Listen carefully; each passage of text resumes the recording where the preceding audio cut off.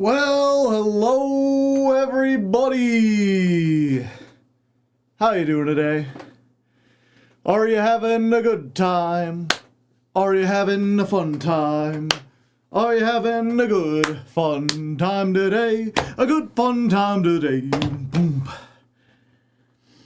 I got more people than usual asking about the songs today. Yeah, I think I forget to mention it last time. Because usually the songs are themed after whatever the deck is played.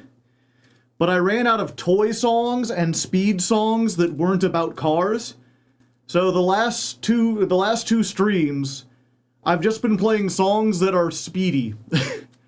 Like songs that just have a really fast tempo. Songs that are like speed in concept, even if lyrically and everything they have nothing to do with it. And today I did, let's see, the first song was Hammerhead by The Offspring. Sonic songs, Crush 40. I already did them. We'll start, so the first one was Hammerhead by The Offspring. Then we did Push It by Static X. Rhythm game songs. I think this last one has been used in a rhythm game. This is Creatures of Deception by Rainbow Dragon Eyes. Rainbow Dragon Eyes, one of my favorite, like, obscure bands. Never quite got the attention they deserve. They are a strange genre. I've heard it called chiptune. I think technically it is chiptune because chiptune is like any music made that's like 8-bit. You know, it uses I believe the Nintendo sound font. In fact, I think there's like a video on here of the guy making music using a heavily modded Game Boy. Or it's not 8-bit, but it uses whatchamacallit. I forget the actual word for it. I mean, I could here, let me play like 8 seconds of it. I'll see if this gets captured. And you can tell me what kind of music this is. Like, there's obviously this kind of like oral like that's not like digital, right? And then as soon as it comes in with like the actual instrumentation,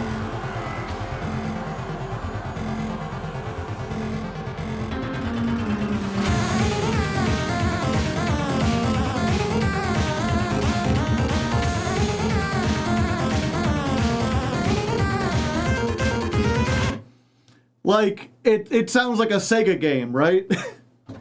Songs have a sound font, yeah. If they're like electronic songs, then they choose like a variety of sounds that mix up. Castlevania, but better. Can you share that link? Yeah. If you like that, he's got a whole album called The Primordial Booze, and everything sounds like that.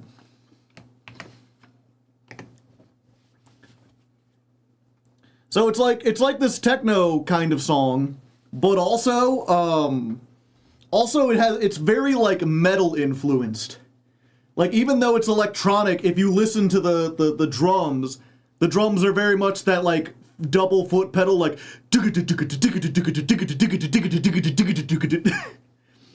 the thing that's playing like a guitar kind of sound has these, especially in the previous song we listened to, Creatures of Deception.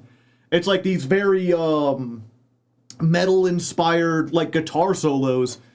And he does sing over them, and he's got like two vocals, like a high vocals and then like a deep growly vocal. What font is Baby Shark? Couldn't tell you. Pretty late here, probably won't be around. Just want to tell you you're a pretty cool guy. I love watching the Masochist runs. Well, thank you, Milos. I'm glad you were able to stop in. You can watch the VOD later or on Raw Hardleg once you wake up. Yeah, here, let me get a thing of a sample of the vocal stylings. With everything you become and all the damage done, taking a risk by failing your punishment. But if I don't, then who will? No one is up to the thrill. So I get to go anyways. like, not the most metal vocals there, although not something you usually when I think of like techno music or chiptune, I don't think of like music's really at all. I'm sorry, vocals really at all. Or if they are, it's like a line from an old like 50s sci-fi movie that they just took out and chopped together. That album cover, holy moly.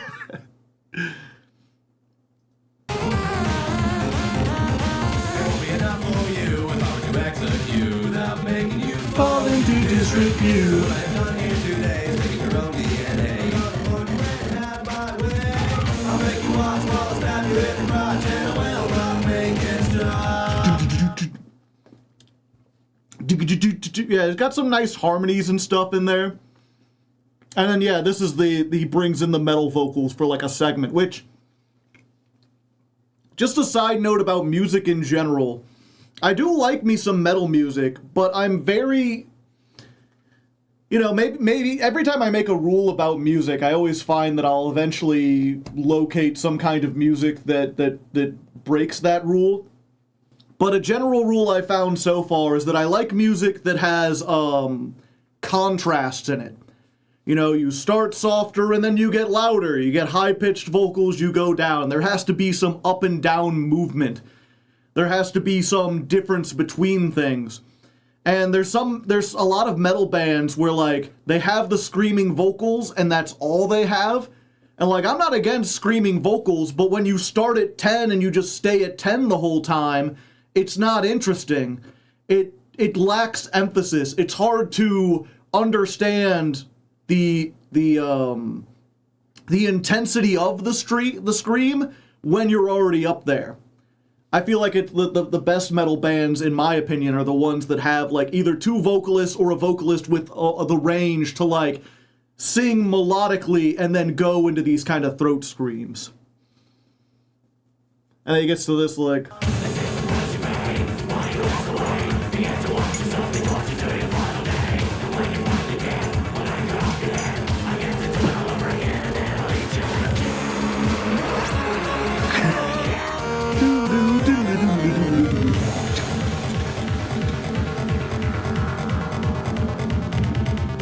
One, two, three, 4, 5, 6.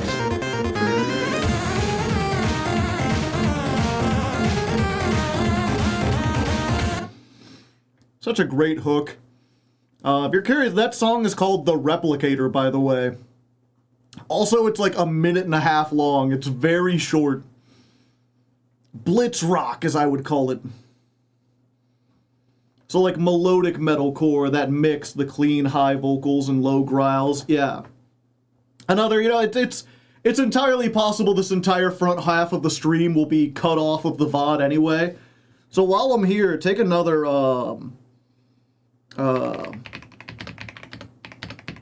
example.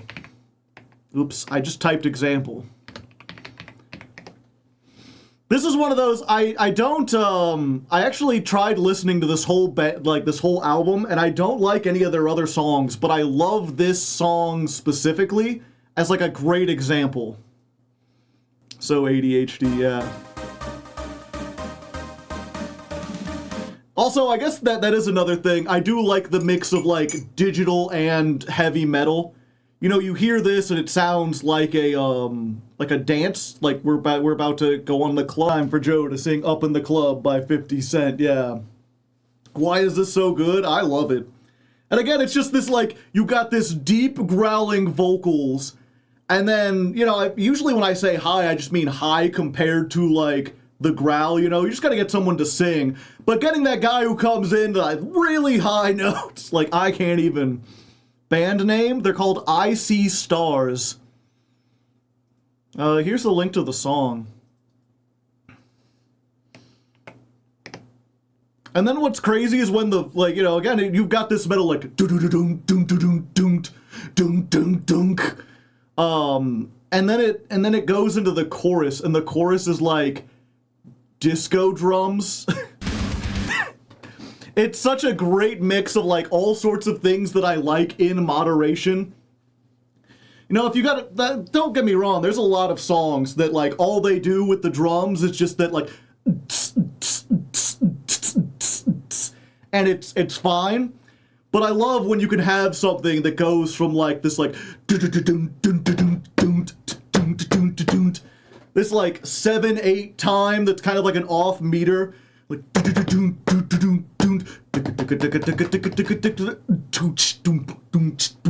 and then just transition into the, like, disrespect your surroundings vibes. Yeah, it's a great, like, driving down the highway at like 80 kind of song. At least IMO. Anyway, my apologies to anyone watching on YouTube if that entire first half of the 20 minutes of the VOD got cut out. We were talking about music and I had to show some stuff. We need caveman metal music. I'm reminded of what was it? There was I forget what the reason was. It was one of those things in high school where we just had an assembly and apparently something had been set up beforehand and either I wasn't paying attention or they just didn't announce it. But it was something where, like, oh, you know, they had a Native American come on and, like, speak about, you know, just Native American things.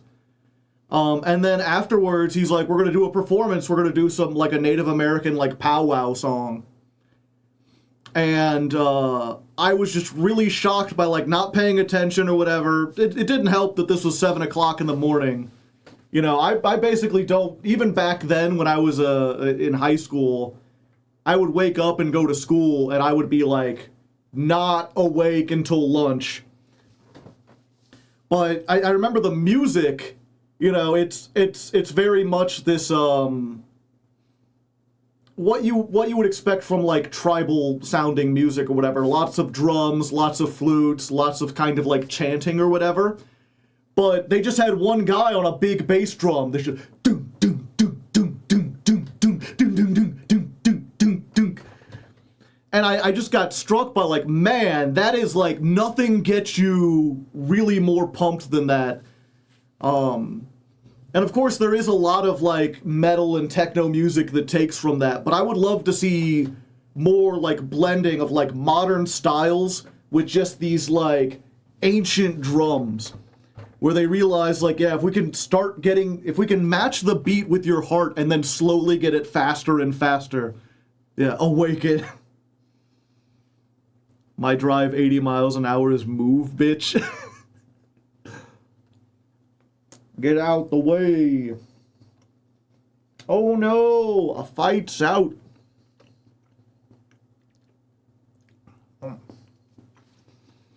Anyway, how y'all doing today? Gotta get our background music, gotta get our sound effects. The heartbeat song. Did he do that native grunt singing that sounds epic? If you're talking about the throat singing, that's like an Eastern thing. I believe it's Mongolians.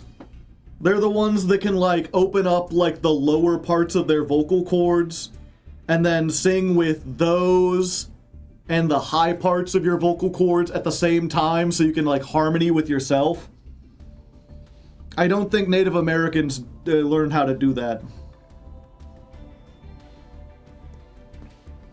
Their singing was, it's entirely possible that it was actual language, but at least to my untrained ear, it just sounded like they were doing, like, ah, oh, like it just sounded ha's and oh's, but, like, melodic. What is this? Do you have, like, a YouTube link? Oh, it's YouTube Music. I see. Great Spirit Extended Mitch, featuring the Hylett Tribe. Yeah, we already came back once. I don't want to risk copyright again, unfortunately. I would love to, though. This would be, I wonder if I can get this off of the YouTube Music app so I can save it easier. There we go.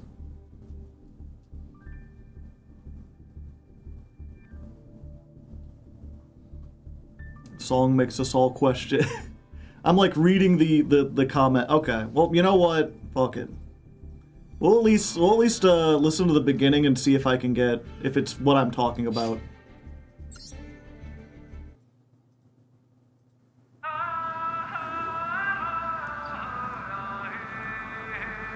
It's like a techno version, and yeah, that's the kind of the lyrics I was talking about.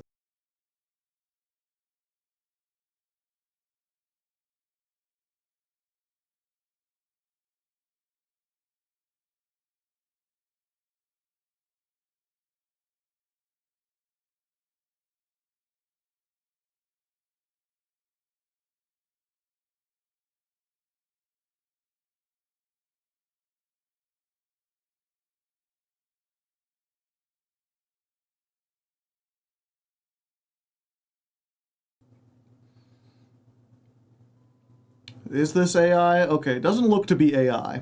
Someone had mentioned that, but it looks like it's on an album that was put out.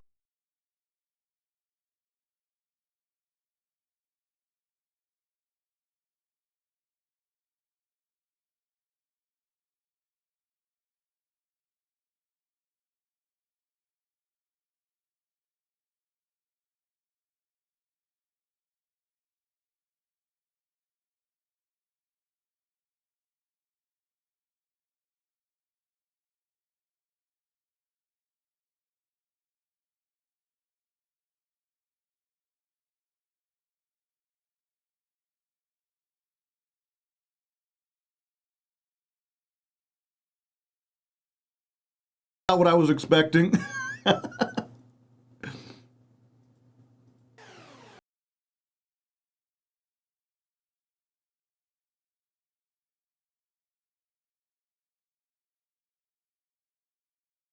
it's got kind of the things.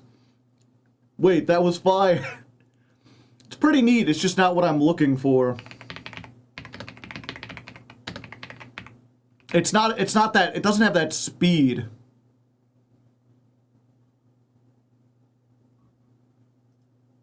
See if I can find music for body and spirit. No, this is like astral projection.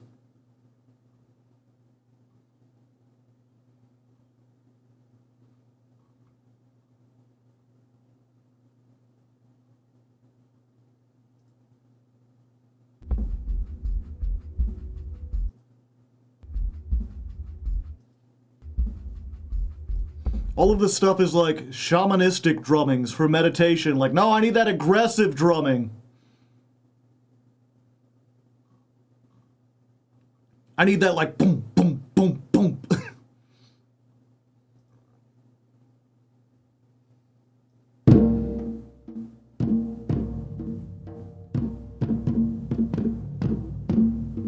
I mean, that's kind of it. You're gonna get faster.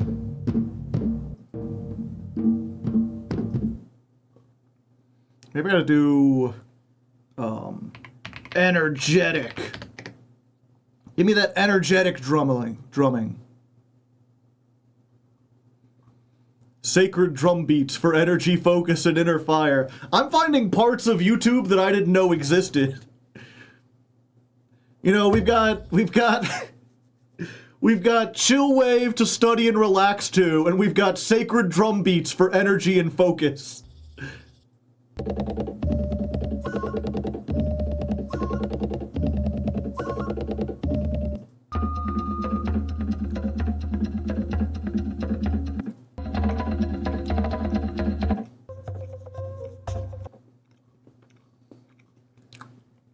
Let me try intense. I'm still getting the chill. I put intense and I've still got in chill ones, and now I'm getting the AI fucking drums. War chant. Let's see if that's it.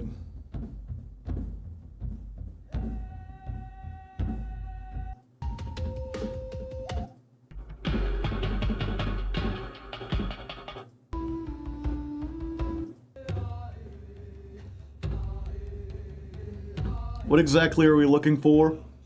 I'm looking for like that 120 beats per minute, like Native American drum beat. Thunder on the Plains. This doesn't. Why is this song called Thunder on the Plains?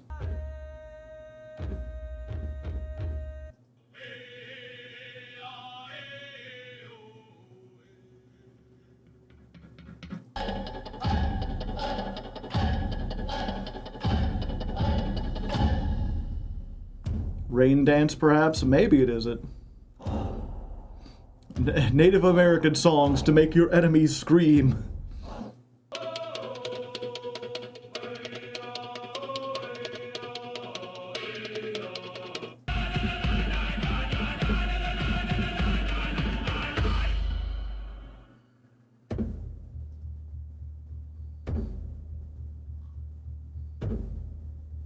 Is this AI? No, original music composed by Native Rhythms of America.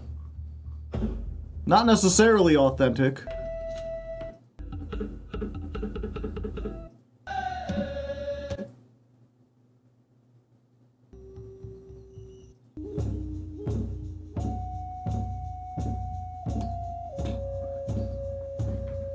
Drums across time. I'm just looking at the names of these songs.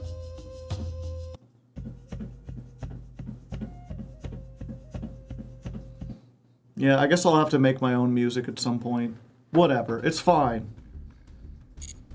I forgot what my point even was. I just wanted to find the thing. Thinking of building Speedroids for my brothers. It would be his first time trying to play Yu-Gi-Oh! I wouldn't recommend it. Speedroids is not a deck for beginners.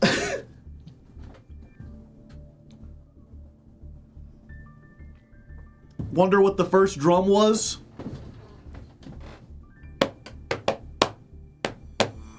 Man was the first drum.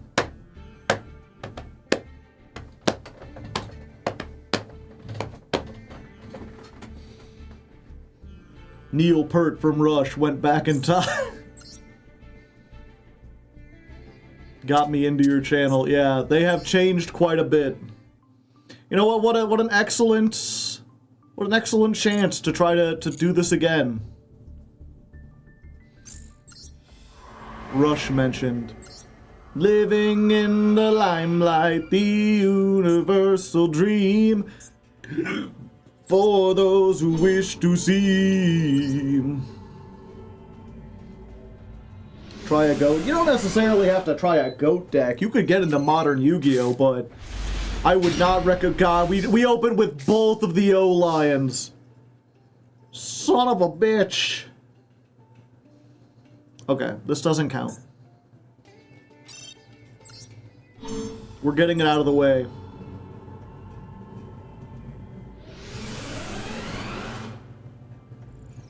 Lol. Lamau. Okay. I think I can make this work. First, let's just get this out of our hand. I don't want to have to deal with it. Summon.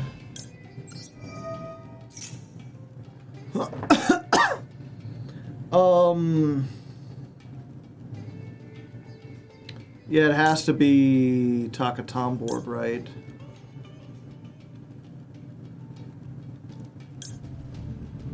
Yeah, we get Takatomborg.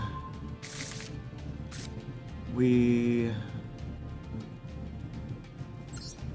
special summon it.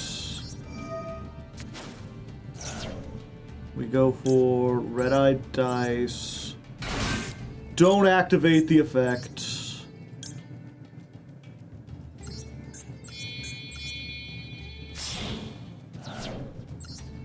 Cork shooter.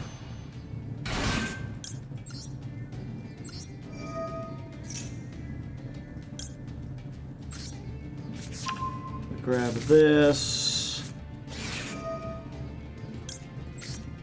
Hey, how's it going?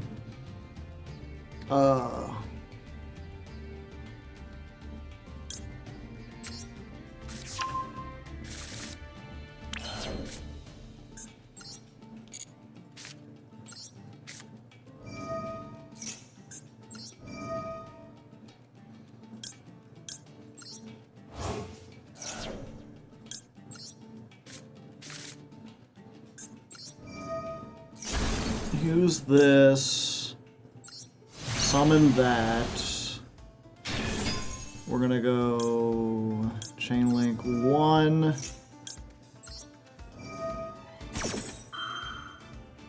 Ryzeal's a good starter, easy to understand.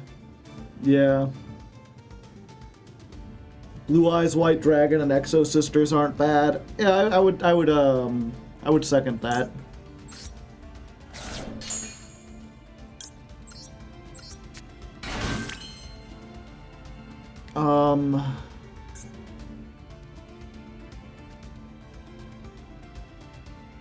Oops, all tuners. Yeah, so then we go... Okay, so first we make our play.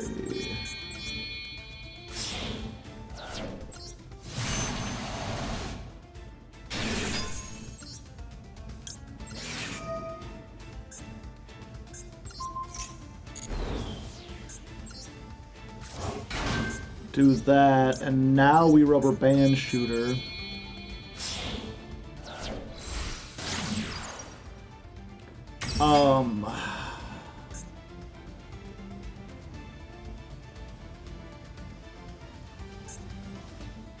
What do we want from rubber band shooter? We've used every special summon so far, right?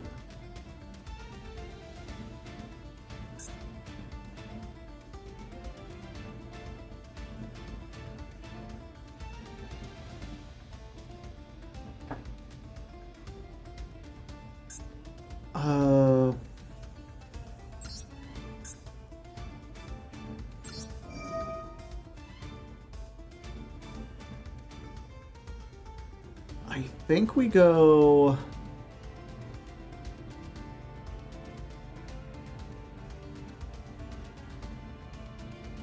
We want to get Den Den potentially into the graveyard, so that would be a 3.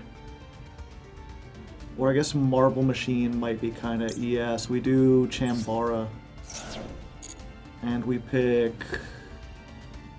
Den Den and Marble Machine.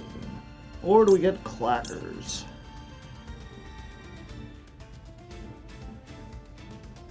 We'll get Marble Machine. Damn.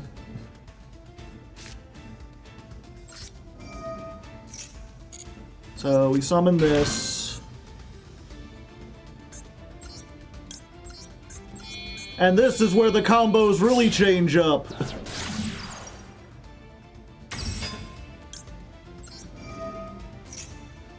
What about Shiranui? He's into zombies, spirits, and airsoft. He grew up with Power Rangers, but Super Monsters make me want to cry. Yeah, Shiranui's, like, it depends what he wants it for, right? Like, if he's just playing against you and you have a deck that's as weak as Shiranui's are, then you could do it. It is like a simple combo, but it's an understandable combo. Although it's not going to teach him synchros very well. But if he wants to play on the ladder, Shiranui's is not going to cut it.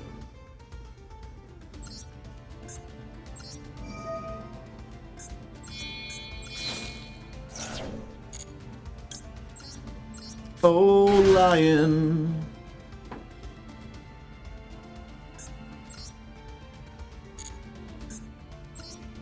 Okay.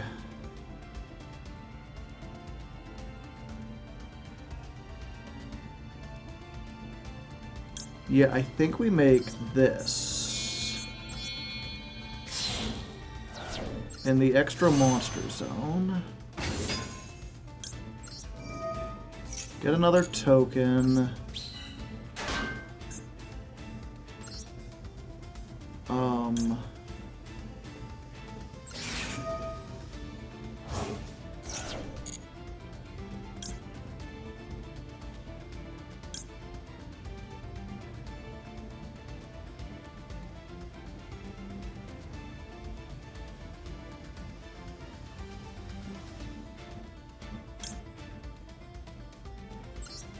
Yeah, I think we just... Oh, I did the wrong one.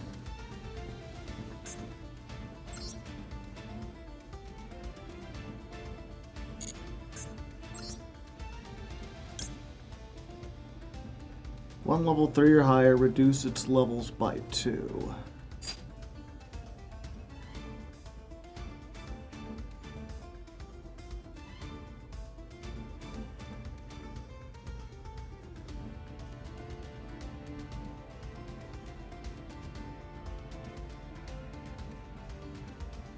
Yeah, that doesn't help us.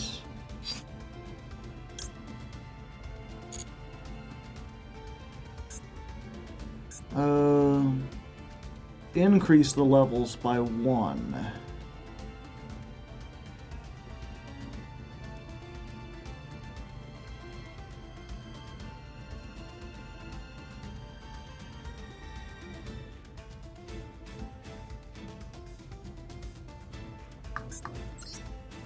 This deck gets so complicated.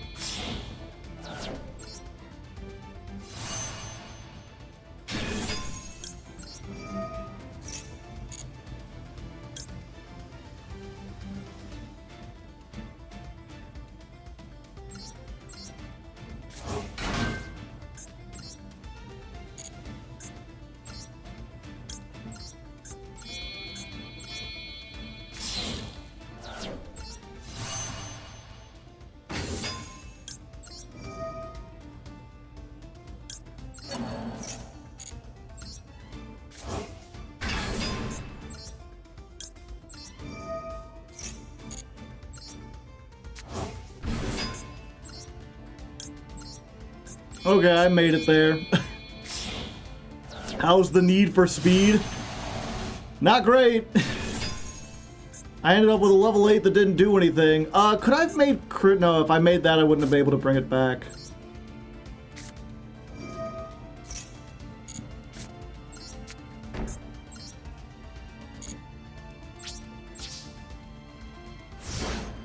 Runic Typhoon. Runic Typhoon's pretty good. I wish they did something with it, yeah.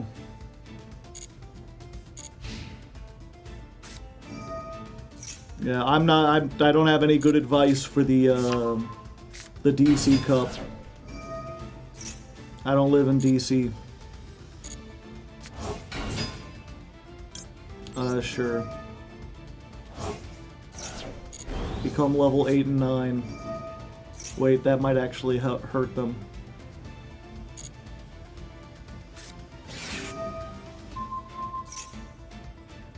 I mean, no, I can't allow you to do that.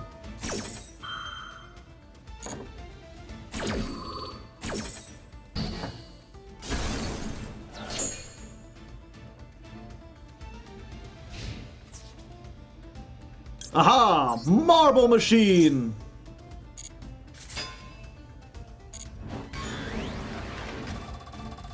All I did was take more damage. I don't know why I thought that was a good idea.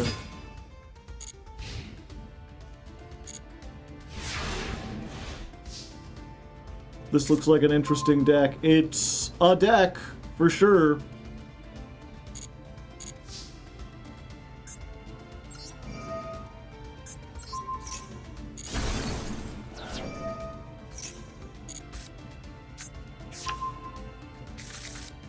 Not Mystic Tomato.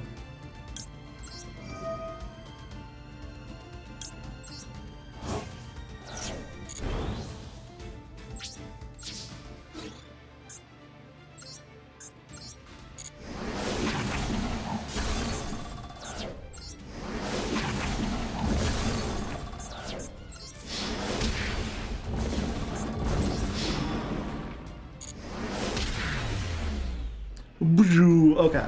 Let me try this one more time. Let me try to remember the perfect combo is Terratop plus Clackers. If I can get Terratop and Clackers, then I'm good. I still managed to make... That's where I'm getting better at, like, fumbling my way into plays. This is a way to get to Terratop and Clackers. I just use this to get Clackers. We doing the Dawn version? We're doing the Dawn version. Okay, special summon. activate. I've already forgotten. Fuck.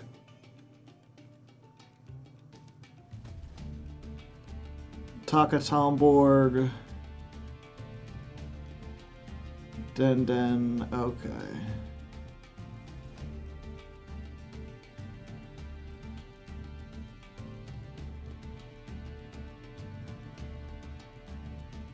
Yeah, okay. Go for Takatomborg. We special summon. We use the effect. We get Den. Then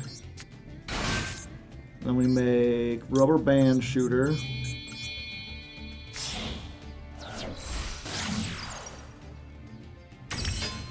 Then we activate the effect. And... So normally we do Chambara and we go for Red-Eye Dice and the level 4. But we don't have those two. So instead we're going to go for this and we're going to get the level 4 and the other level 4. Okay. Then we activate Den. We bring back the thing. We use the effect to look at the top card of our deck and maybe add one. Didn't want to do that. Okay. Fortunately, we play 2, so it's fine. Then we make this. Yeah, it's one of those things with the combo. You go for the dice and the Piper, the level 4 tuner. And if you get her, then you normal summon her and do the combo. And then later on, you'll use dice, or you'll use Den to summon the dice. If you get the dice, then you use Den to summon her and normal summon the dice. So whichever one, you do pretty much the same thing. What do Mecha Phantom Beasts even do? They make tokens, and all of their monsters gain levels equal to the levels of tokens you have, which allows you to make really interesting synchros and ixies. Normally that would be gone. So we make a Goida here. In the extra monster zone. Ever consider Small World? No. I mean, not in this deck. So we make this token. Then we normal summon the Red-Eye Dice. We use this. We turn Hagoida to a level 2. Then we make Cork Shooter with Red-Eye Dice and Hagoida. We use the Hagoida effect to bring back all the materials.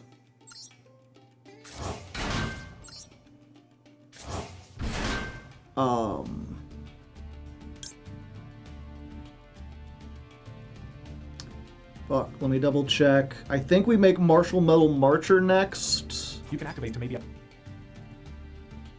Moha combo in the background. Okay, did that right. Normal summon the dice. The dice makes that level 2. Yeah, you Cork Shooter for that. For the main combo. Yeah, okay. So we use this. We make this level 2 again. Then we make our good friend Martial Metal Marcher. In the extra monsters zone. Marcher brings back... Fuck, what does Marcher bring back?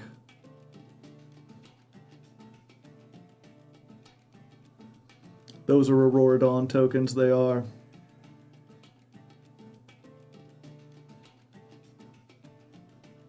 Oh, yeah, this is why we sent this, so we could bring this back. Then we make Clear Wing Fast Dragon.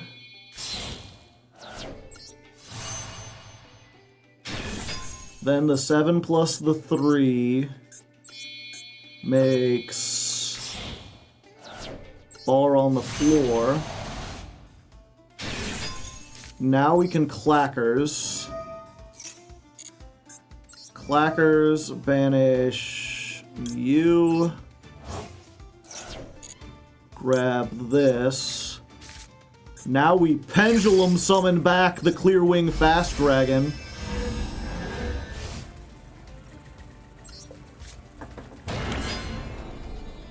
Then we activate this.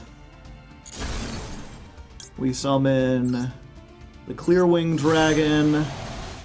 Pendulum summon Jump Scare, exactly.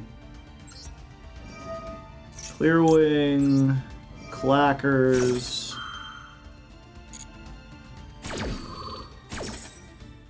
We go for Clackers here.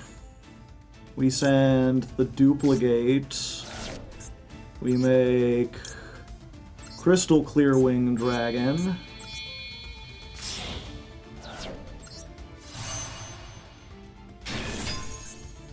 Then we make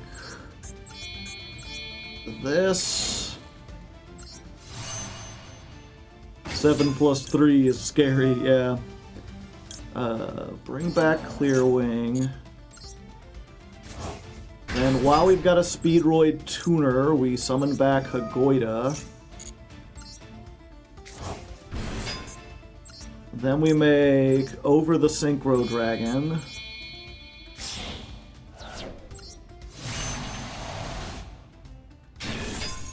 Then we make Duplicate, target the Hagoida, because it's the only Speedroid we control. Then we use that to make Crystal Wing.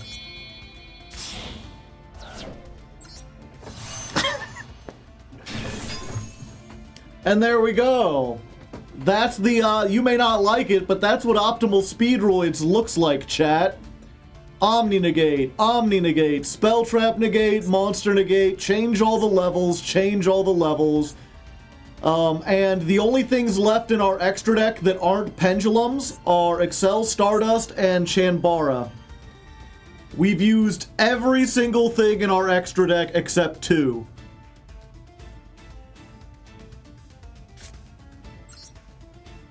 Pendulum Scale.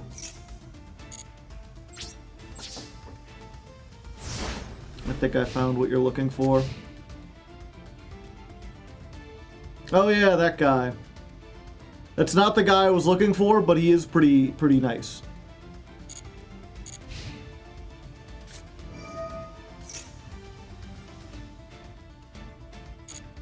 Speedroid plays through one hand trap like it's nothing. It's Charmies in the Bug. That's the thing, like, through one hand trap, depending on what we have in our hand, we can sometimes continue to make this board, but 90% of the time, one hand trap means we're ending on, like, Baronne de Fleur. Like, we can play through it in the sense that we can still do a thing, but every hand trap takes all away, like, three synchros from our end board.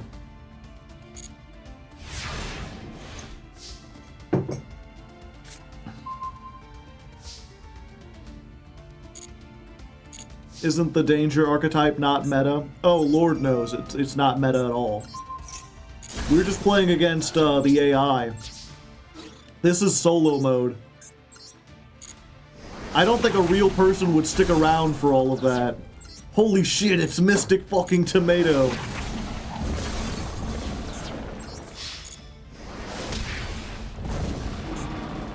Yeah, and then we got well over lethal.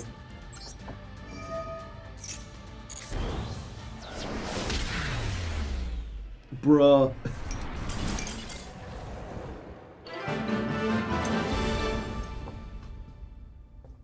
Dangers had their day in the sun. I like the old school, the Japanese Mystic Tomato.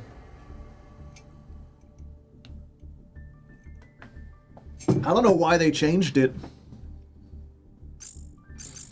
Yeah, so that's the deck, chat.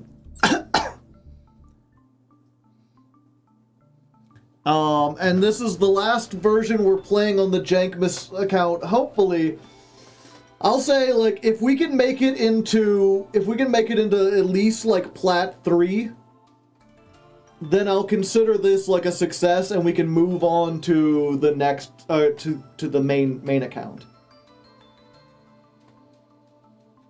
You don't like the veiny tomato ton. I do not. Is Droll the reason Dangers fell out of favor? No. I mean, Dangers were semi-limited for a while. So they fell out of favor because without having a bunch of them at multiple numbers, they weren't consistent enough to see like a whole lot of play. Some of them were semied, and some of them I think were I think Nessie was like limited to 1 for a while, right? Can't we just consider it a failure to switch decks? I feel like I gotta show at least 3 versions of the deck. We had the one that we played for the first 3 episodes.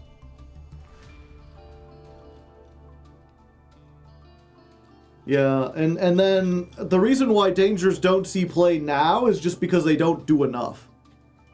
I've talked about this before. A lot of people talk about tier limits being like the height of power creep. And don't get me wrong, they were, but they weren't in such an obvious way as Kashtiras.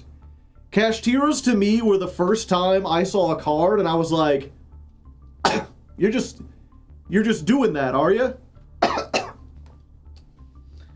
You're just doing all that. Because, you know, prior to Kashtiras, we had a word for cards that summon themselves for free, cards that going second were some kind of removal, and cards that searched another cards. They were, you know, we had Stratos, we had Cyber Dragon, and we had Pankratops. And Kashtiras were the first time that they, like, every card in the archetype was all 3 of those at once. You know, Kashtira Fenrir was a better Pankratops than Pankratops, a bigger Cyber Dragon than Cyber Dragon, and it searched any monster in the archetype, including itself. And every deck that has had to compete against that has had to have some element of that. So the fact that the Dangers are like, oh, you reveal them in your hand and there's a chance you get a free random body on the field while drawing a card. It's like, okay. Or I could special summon something for free and then it will search a card that I want guaranteed. Have you ever playtested versus the optimal Fire King or Mermail decks? Yeah. When I'm playing, it depends on what kind of deck I'm playing, right? Like, if I'm let's say, for example, if I wanted to play Sky Strikers. Sky Strikers is not a deck that really wants to go first and build a board. It's kind of a go second deck that has toolbox elements. You're searching out whichever Sky Striker spell cards help you in whatever situation. You're deciding which effect of 0 to use based on the situation. Generally, they want to go second because they have really high OTK potential. So if I'm playing a deck like that, then I would play against the Fire King solo mode because they can put up like a decent field with hand traps for me to play into and test how I do against interaction. This is Build a Board Workshop. The hardest part of this deck is figuring out how to do the combos when you're uninterrupted. The second hardest part is when you're interrupted, but you gotta do the first part before you can do the second part. So I just pick whatever solo mode because I know they won't interrupt me. The only ones I don't pick are Fire King and Digital Bugs. Because if you don't know, Digital Bug, the solo mode before the Fire King one, that was the one you tested on if you wanted an interactive opponent, because they have Max C and Inperm. Modern Striker can easily go first. I mean, they could, but even if you do go first and build a board, it's not a very involved combo. Is there a way to effectively reverse power creep? Reverse it? No. The closest thing that you can do is either drastically alter the way the game is played or create, like, effectively a new format. Like, if Yu-Gi-Oh! Did set rotation, where they said, hey, in, like, 3 months, the current stuff is going to be... in 3 years, the current stuff is illegal and we get new stuff. You ban a bunch of cards, yeah. Ban everything from the last 3 years. Has Genesis helped at all? Yeah, Genesis. Genesis is a great example. Where you go in and you say, you know what? Fuck pendulums and links.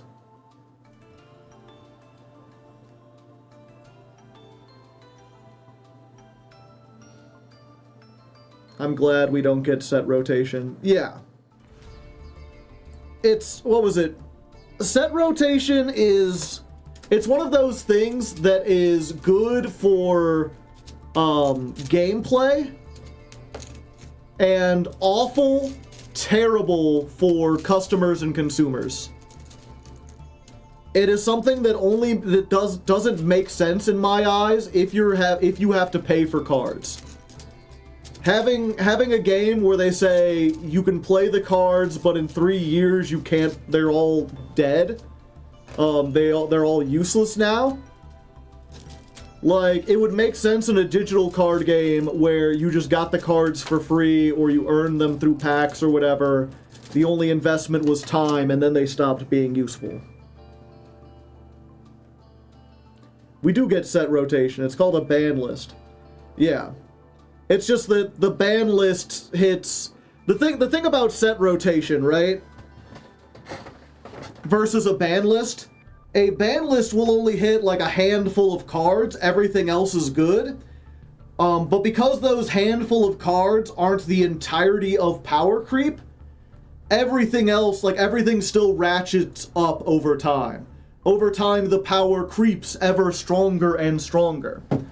With set rotation, you can set it up so that the power never actually raises, or raises at an incredibly slow pace, because the cards you release now don't have to compete with everything else.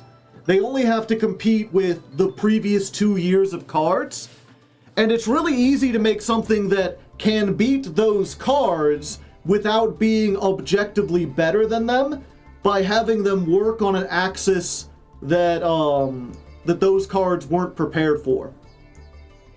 I actually made a video about this talking before where I'm like, Yu-Gi-Oh! Has done this to a certain degree. In fact, you can even see them doing that alongside power creep with Kashtira, where what they did was they made Tearlament, which is a graveyard-heavy deck, and then they put out Kashtira. Kashtira isn't more powerful than Tearlament in a vacuum, but because it beats the graveyard, it tops like, you can't play Tearlament in Kashtira format, even though it's an amazing deck, because you will get everything banished. Your entire graveyard will be null and void. It's so easy for them to play every single thing that fucks over the graveyard. And then, of course, the deck that beats out Tearlament, the one that that beats out Kashtira, the one that comes in, doesn't necessarily have to be strictly better than them. It just has to, like, so for example, Kashtira was really bad at swarming the field. It really only got, like, the one big boss monster, maybe another guy on board. Like, they would have 3 monsters tops. So if you had a deck or an archetype that had a whole lot of field destruction, where you could easily just wipe the board and then continue your plays, then that was stronger than Tearlament. And then, of course, you beat that by releasing a bunch of cards that, like, can't be destroyed or float upon destruction. Like, it's easy to use the mechanics of the game to create a situation where every deck beats, or every new set released beats the previous set without being an objective rank up in power where cards are doing more for less. You know what I'm saying? Yeah, rotation is rock, paper, scissors. Whereas the ban list is like, let's ban the most powerful rock, but rocks are still strong, so everything we have has to be, like, it still has to be slightly bigger. Why 2 Clearwing Synchron? Because if all I open is Terror Top, the combo I do to get my whole field requires me to go through 2 of them.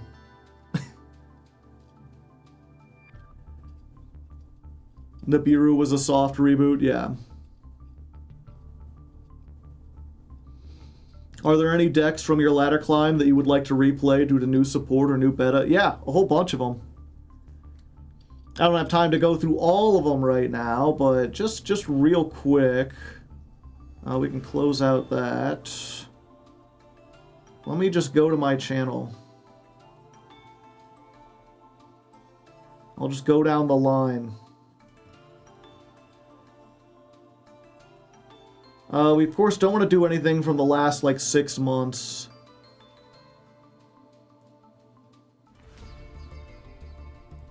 Let's see. Magical Muskets, no.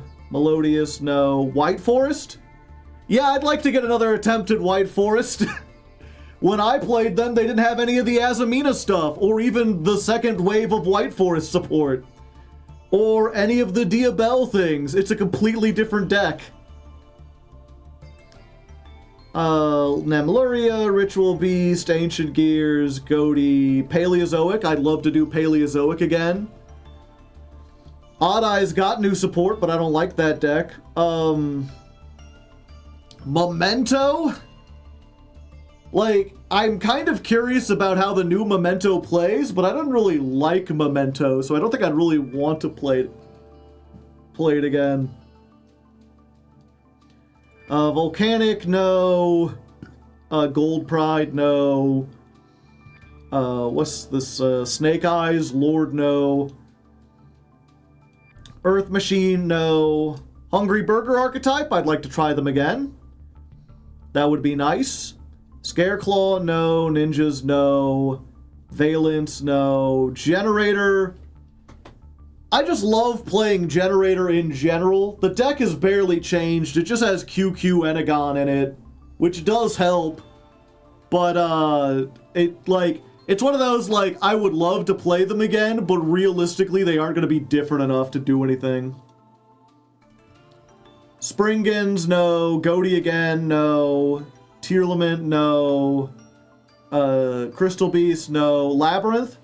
It's probably outdated now, but I would like to try Labyrinth again. We didn't even, when I did Labyrinth, they didn't even have, like, Lovely Lady. They didn't have Big Welcome. They didn't have the Butler. The deck is, like, entirely different. Libromancer, no. Predaplants, not yet, but there's new Predaplant support coming.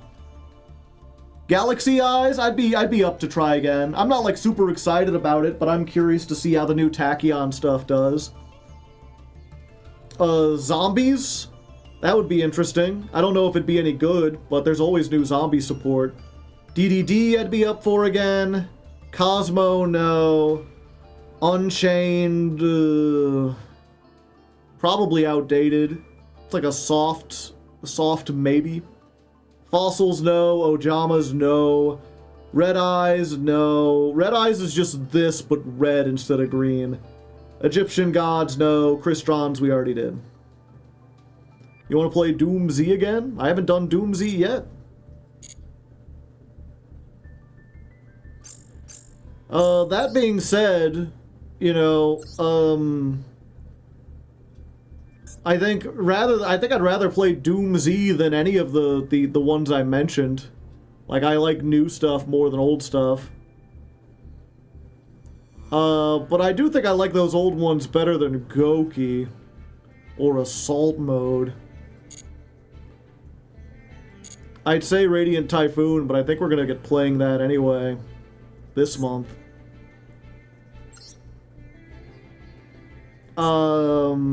K9? Yeah. I thought K9 looked really cool pure. I would love to play K9. I would love to play Vanquish Soul. Vanquish Soul was a deck I always thought was cool, and it just never quite got good enough to win the thing. and then they became meta and everyone hated it. Borreload, the Rockets. I would love to play Rockets again, even if it is just Dragon Link. Not Scrap though. Scrap is just Speedroids, but light monsters.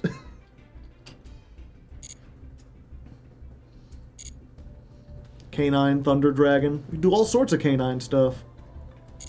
Live Twin. I still wanted to play Art Mage, but we never got a chance to do Art Mage.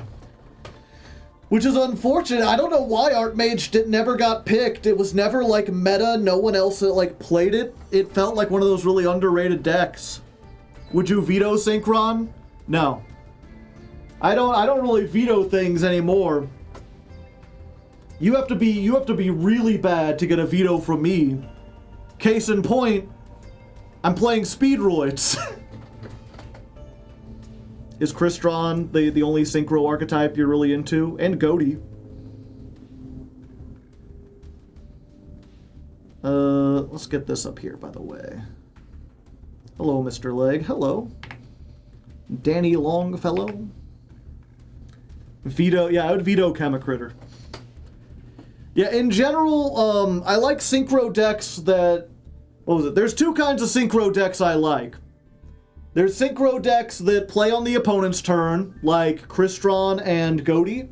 Those are really fun. They're like a synchro toolbox. They're interactive with the opponent. And then there's synchro decks that are simple. Those aren't like as fun, but at least they aren't like a hassle to play. I'm thinking stuff like Sword Soul, stuff like Centurion, where they just kind of do the same plays every turn, but like, you set up your play, and then you see if your opponent can beat it. It's more about being consistent than remembering, like, like, what was it? Their game plan is make 2 negates and have follow-up on the next turn. So they have to beat those, and then either kill you or establish something else. Otherwise, you can rebuild and do more stuff on the following turn. As opposed to Speedroid, where it is the first turn, build everything you possibly can, and hope that they cannot break your board, because if they do, you have 0 recovery. And it's the same way with Synchron, it's the same way with, what was, we were just talking, there's another Synchro deck I just mentioned. Red Eyes, yeah. Red Eyes, Synchron, almost any 5Ds era deck is just like, and then I synchro summon, and I synchro summon, and then I synchro summon, and I keep synchro summoning. And then I end the board, I end my first turn with 12 synchros on the field somehow. I've taken up your monster zones. And if you can get rid of those, I've used my entire extra deck. Yeah. Adamancipators? I do like Adamancipators. Those are another, like, you know, you Adamancipators, you make like 2 or 3 synchro monsters. It's not a consistent combo because it's kind of like random. You're not doing a big long thing. It's just Earth monster, grab a non-tuner, synchro, summon an Earth monster, grab a non-tuner, synchro. Synchro decks in general have a bad habit of being super boring, yeah. Same thing with Link decks. There are good Link decks, obviously, but a lot of Link decks are just Build-A-Board Workshop. I don't like Build-A-Board Workshop. You need good insects to cash in on your Silksong streams. Do you get any more joy out of Masochist wins than the joy of just seeing one card that can make a whole deck? I mean, I do like Masochist. Centurion. When did we play Red Eyes? It was the second episode ever. Or, I'm sorry, not Red Eyes. Red Dragon. Red Dragon Archfiend versus Red Eyes is 2 various different things, but I get them kind of confused. Either way, we need to get started. Fill yourself up with cats in the chat.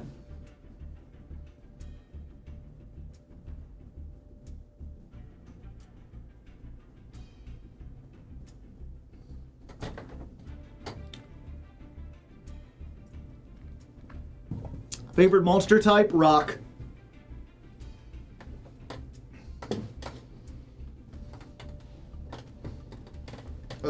actually.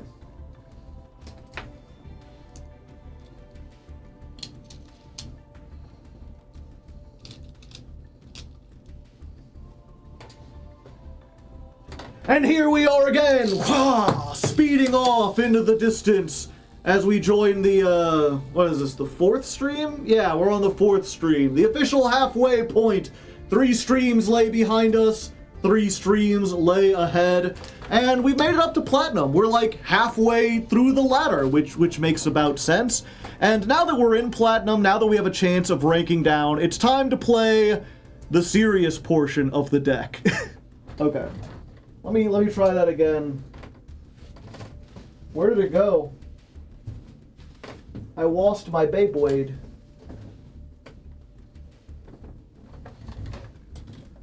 Oh.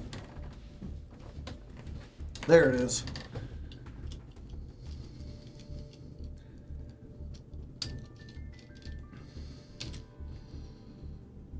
Nova, keep this in. Hello, future. And welcome back, Beyblade enthusiasts! I'm the only streamer on Twitch brave enough to let it rip live on stream. Welcome back to stream number 4. It's the official halfway point. 3 streams lay behind us, 3 streams lay ahead, and we've made it into Platinum 5, which is like the halfway point of the ladder. You know, all the casual ladders are behind us. Now we can actually rank down. We've got a little bit more, and I still want to keep with pure Speedroids, but I think this time we're going to be going a little hard in the paint. We're going to be playing the best version of the pure Speedroid deck, which I'm not too excited about. This is Master Duel Speedroids, which I will say is not as well documented. It doesn't have as many combos. Most of the sheets I could find were specifically for the TCG, strangely. They had all the combos there, and they didn't have, as a result, things like Bar on the Floor or Mecha Phantom Beast Auroradon. These two make a huge difference, and this specifically, along with something like O-Lion, means that the combos here are going to get way, way more complicated. It's, you know, I was just starting to get a hang of them on the last stream, and now we've got a whole nother layer on them. But if we go first, and we do the combo, and we don't fuck it up, we summon pretty much the entire extra deck. Like, we're going to end with like 5 monsters on the field, just a complete full field of like big, huge bunguses, more negates than our opponent has time for. And on the one hand, that's not really my favorite playstyle. It's not really what I like to do, but I'm here to showcase the deck, and I would feel remiss if I didn't go in and try to play the toughest, strongest version of the pure deck before we go over to Radiant Typhoon. So we're going to try this out, we're going to see how it works, at least for the rest of this stream, see how far up into Platinum we can get, and then next time we get really spicy with it. But for now, let's jump back on the ladder. Joe says no, the deck. Okay, so this is Dawn of Stream 4 plus deck version 3. There's another synchro deck we didn't really talk about, which is Punk. Yeah, Punk's weird. Because Punk can do a little bit of that, but also, I'm not sure I would necessarily consider Punk like a synchro deck. Because it has fusions and Ixies. And it's not like, you know, oh, Speedroid has a link. Yeah, but it's a link that locks you into synchros. It's a link that locks you into synchros and was made at a time when you couldn't synchro except to a point that a link monster points to. Like, it's a Vrains era synchro, which means it's just there to facilitate, or Vrains era link, which means it's just there to facilitate synchros. I've been fun playing Blackwing. Yeah, Blackwing is a Build-A-Board workshop, too.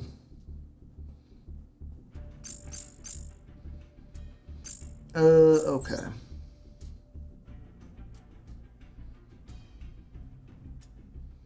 I think you love Draco Tail. Yeah. I've long said it's a pity that like everyone's kind of or that my audience, I guess I should say, has turned away really hard from anything meta, because I feel like the meta right now is extremely fun. I think Draco Tail, Yummy, Canine Vanquish Soul are all really fun interactive decks that can play on both turns, that have novel mechanics with unique ways to play around them depending on what you're playing.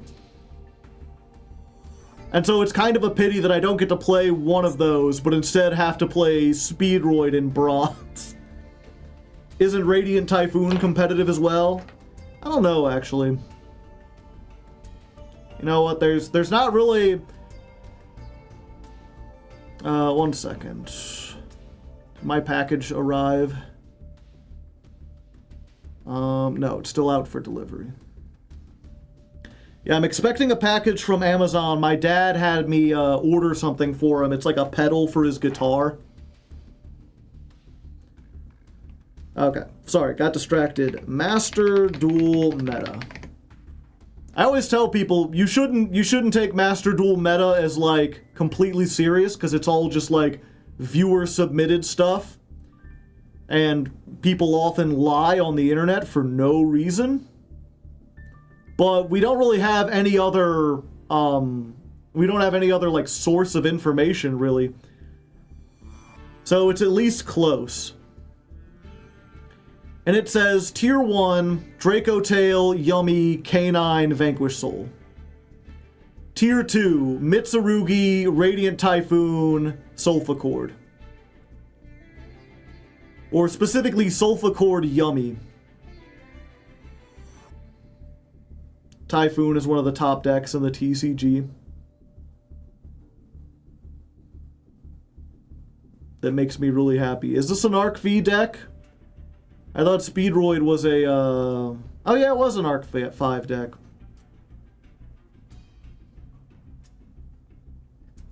Yeah, so Radiant Typhoon, it's up there. It's competitive.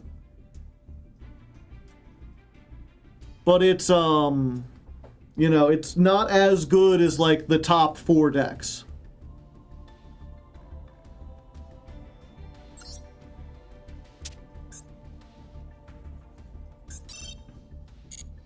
At least according to that. I wonder, do I still have that thing I made? What would that even be in? It would be in vlog things.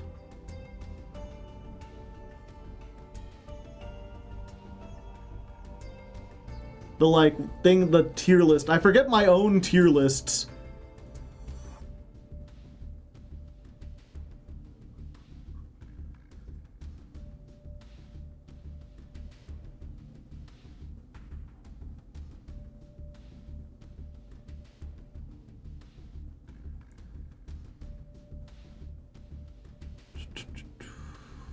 Most of the stuff is from the Max C.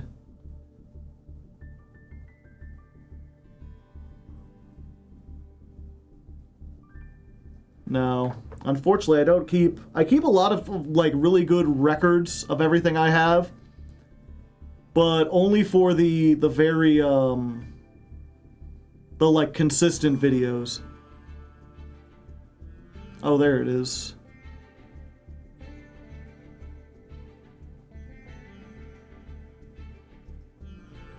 Is this it?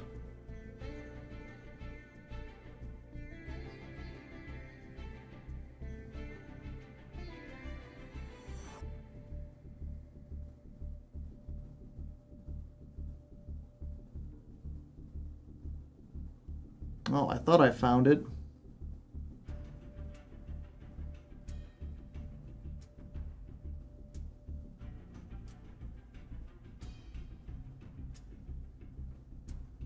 Oh well, it's fine.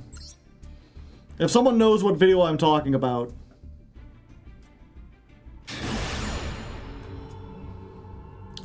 First duel of the day, and it's high stakes, but not for me. Once again, we have not won the coin toss.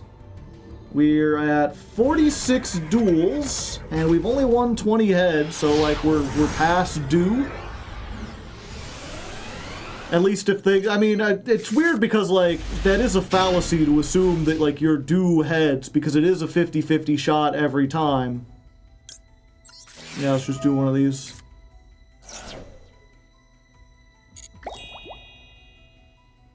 But also, over 100 duels, it does usually even out. We're up against a 60-card deck. Their name is Noob1.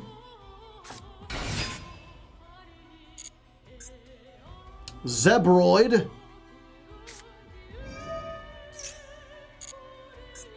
Will of the Salamangrate.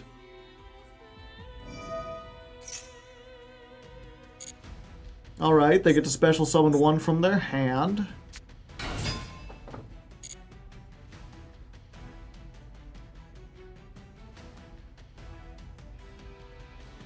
When the Salamans are great. Link, yeah. I want them to link at least once, because if I activated it there, and I'm down 2 cards, it's much easier for them to just be like, no, I ain't gonna do anything, and then I'm just start with like a 2-card hand. During the battle phase, if this has no materials, you could special summon one from your face-up extra deck using this.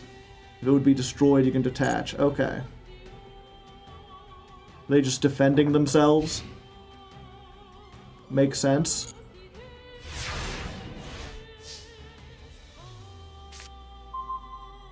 Okay. I know there is a combo with this. I don't know specifically, so we're just gonna free ball it, chat. We're gonna be free. Bum bum bum. Free ballin'. Okay, so we'll get clackers. I think we will use Car Turbo here. Yeah. And a Car Turbo, we're going to go ahead and make this guy.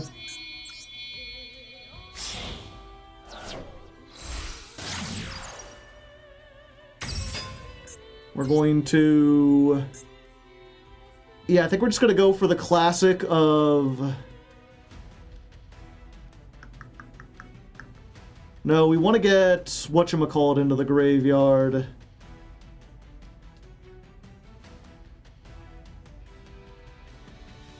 I'm like thinking through everything, because this is not like a standard combo with what we've got in our hand.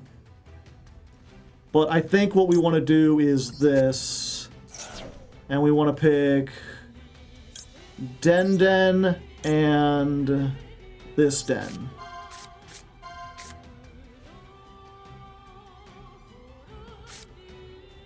Not what we wanted, but that's fine. Because then we can special summon this. We can activate the effect. I'm just realizing we probably wanted to get Den there, but we'll get the red-eyed dice, get that into rotation. And then we make Aurora Don. Don, Aurora Don, doing the Don things. Combos like you wouldn't believe. That's basically what I've been able to learn so far, is that like if you can make your way to Aurora Don, you want to, because that will give you all the advantage in the world. So Aurora Don makes 3 tokens, then you tribute 2 Mecha Phantom Beasts, and you get Lion. And then I think what we want to make here, yeah, we want to go into this, using everything. Make Excel Stardust. Chainlink 1 this to bring back Lion. Chainlink 2 this to summon itself, or summon a token.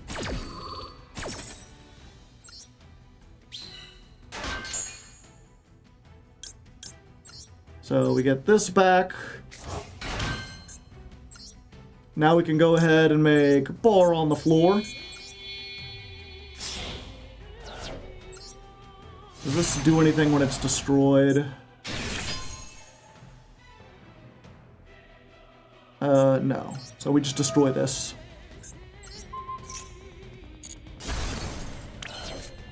Now we pendulum scale.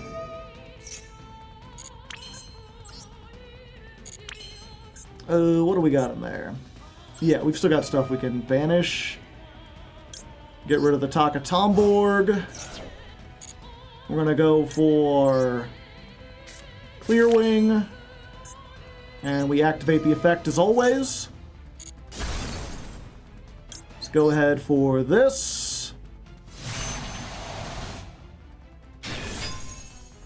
Then we're going to Chain Link 1. Chain Link 2.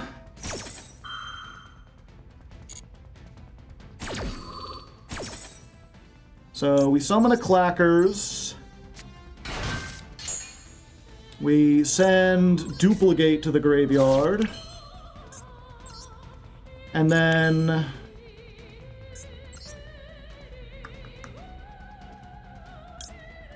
yeah, we have to use this one for what we've got here.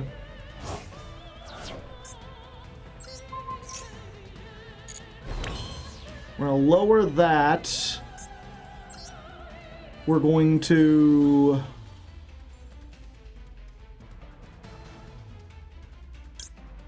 oh, I just realized we messed up a little bit. No, not like this. Yeah, I was like, wait, how do I get another tuner on the field? I don't.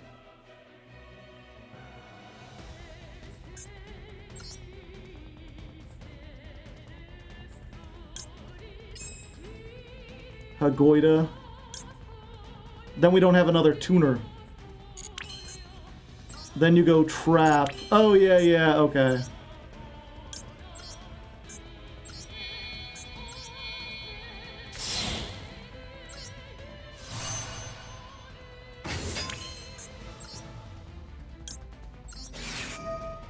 Hagoida, then we go for the trap. That brings it back. Then we make the plane. Yeah, I messed up. I shouldn't have lowered this attack.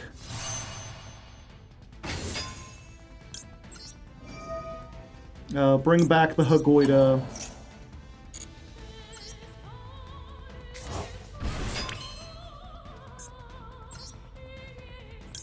We can only make the level 10. This is probably game, though. No, wait, they can stop themselves from being destroyed.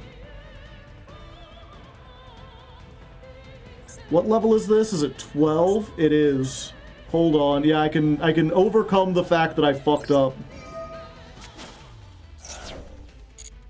Increase the levels of everything, and now I can make this again. Oh wait, 1 second. First of all, because I still control a Speedroid tuner, I can bring this back. So it's just free! And then I can make Clear Wing over the Rainbow Dragon.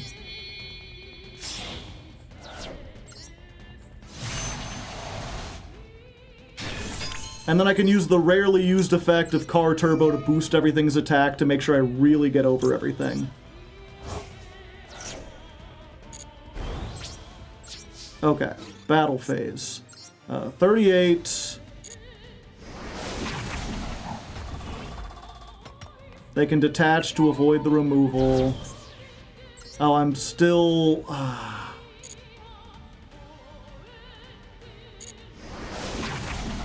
yeah, I'm still 100 off. Oh wait, but every time they remove, they have to get... okay.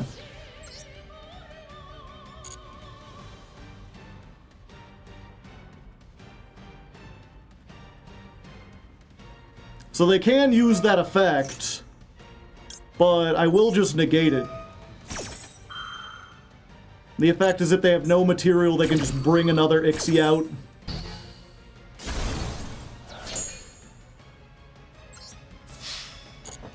And then we hit for 2,800. And we didn't OTK, but we still managed, like, you know, fumbling my way around to get to 2 Omni Negates. And against the 3-card hand, I think that should be enough. At least I hope it is. Flame Buffalo. Discard 1 Cyberse, draw 2 cards. Yep, they get themselves them draws. Getting them draws.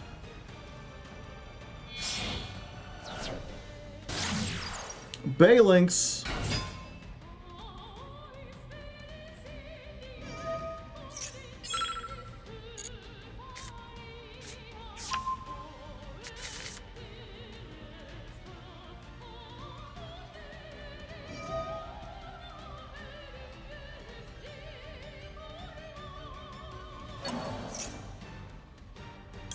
Yeah, I know enough to stop that.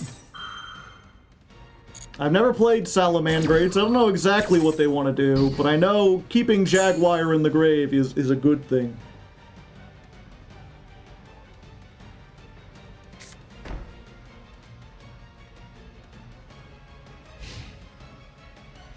Okay, setting a card. So I kind of want to pop that, but if that's the counter trap, all it does is like remove stuff. And why would I want to do that when all you've got is like a 500? We'd go to battle. Just hit him with the old 3000. And there we go, we did it. I should have let Hagoida get in there, but you know, we found a way. Just like Drake and Josh.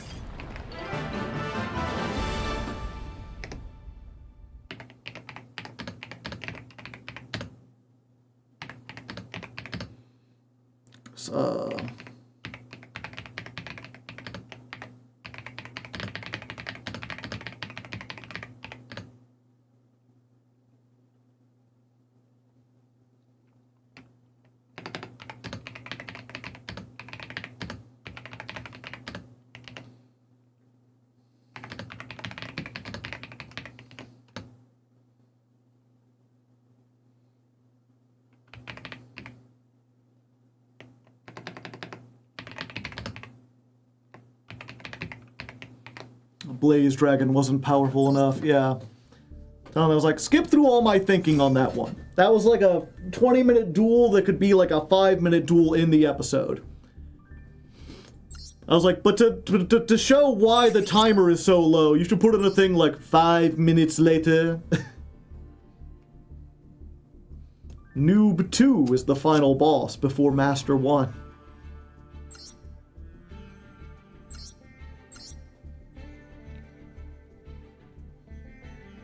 Huh. That's a lot of one-ofs, Johnny. Oh, they play in the ritual too. And spool code?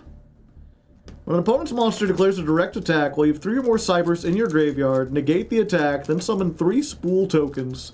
They cannot be used as a tribute for tribute summon. So they really just like, this saved me one time, and so I continue to play 1 copy of it. My opponent, we got down to a real like knockdown, drag out duel, and then all they had left was 1 guy without a negate, and they attacked, and I activated spool code, and I negated it and summoned 3 tokens, and then made all the stuff. Security block. Target a Cybers on the field. Neither player takes battle damage, and that monster can't be destroyed. Why not just play Wabaku?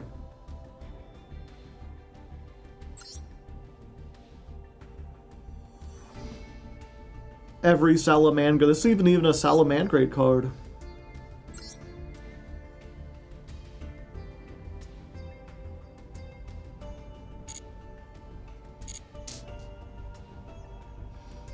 It's an anime-accurate deck. That does seem like an anime card. Oh, what did I get on my Lifetime Achievement Award? Special summon a monster.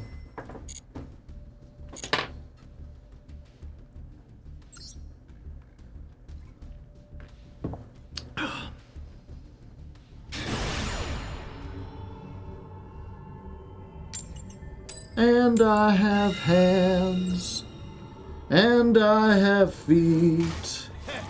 I'll never die. I am a freak. Hello, I'm here, I'm waiting in the walls. I know I might be small, but I am a freak. Okay. 1 card combo. Let's go. Speedroid Terratop. Activate the effect. What do you have for me, Joy Boy? They've got something, which means I will not be able to do my 1 card Terratop combo. But I do have an extender, which means I think I'm still good, perhaps? I could do something.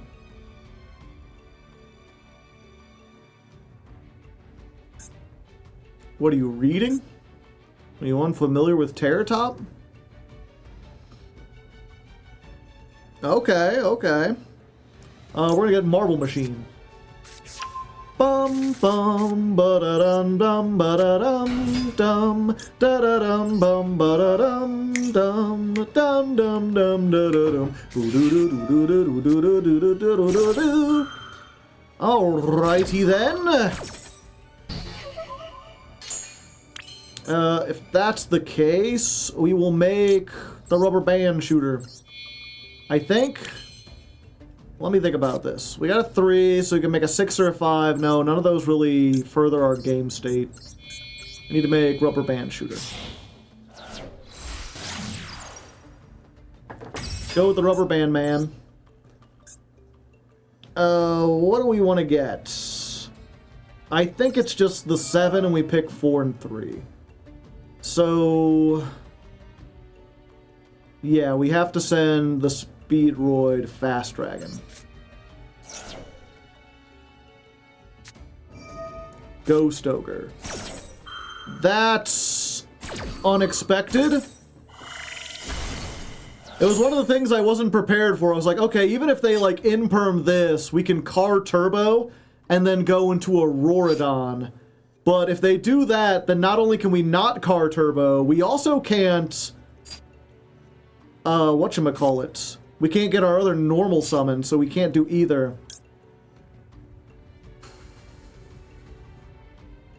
I sent to 7. Could do it like that.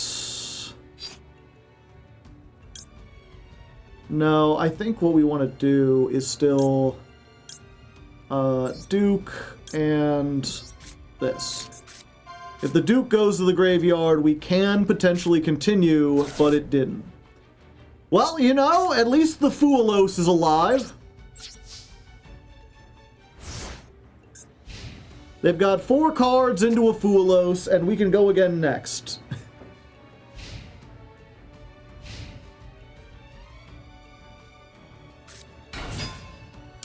Ah. I didn't think you were still around. How retro. I'm probably dead regardless, but I guess we'll see.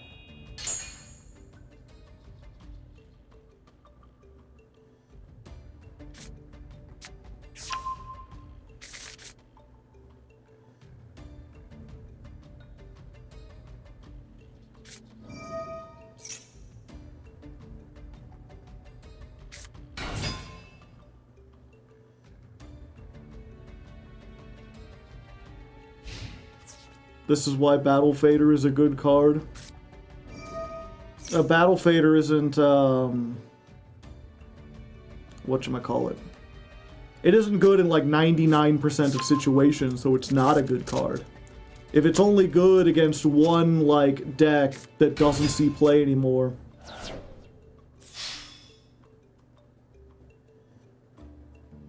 Inshallah, we will draw the Imperm. I think that's our only hope. Even that, I think we're done for, though.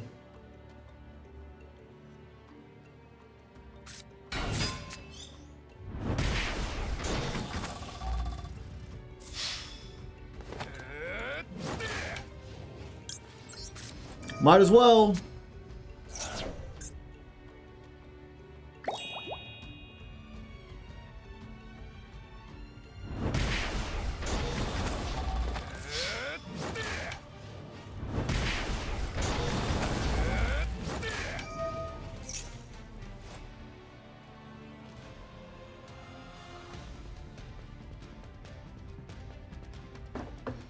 Yep, we lose this one. The last man still playing Tenpai.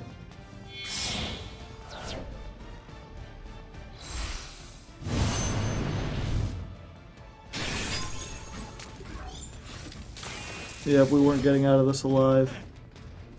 Maybe their Wi-Fi dies. Droll! Sure.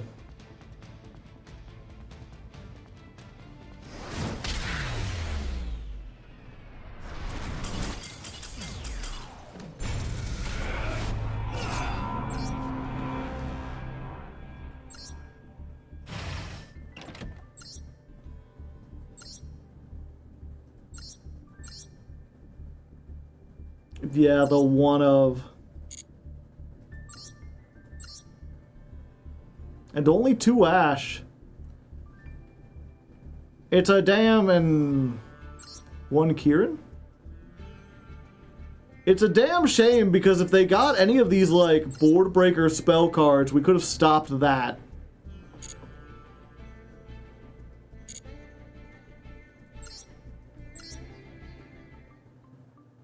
No cross put. What a brick fest.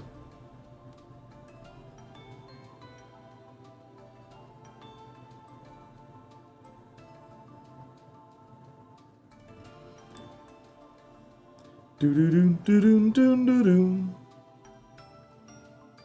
I won't say anything, thanks.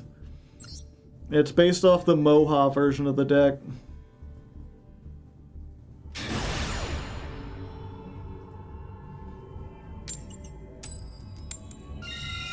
Alright, we get to go first again. Going first makes me feel alive and whatnot. Should we consider Speedroid Menko? No. What's our game plan going second? Hope we draw hand traps. Hope we draw enough hand traps to slow or stop our opponent and then go from there.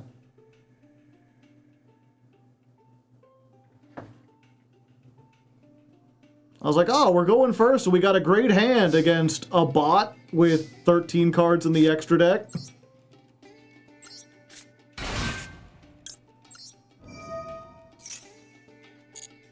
Let's go for this. Let's get this.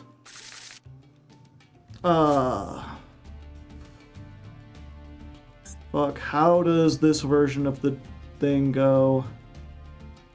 I know the old one. Now we need to get to clackers.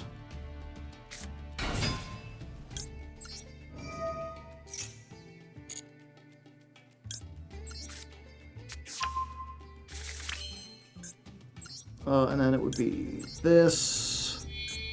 Oh yeah, now I remember. This is the weird one.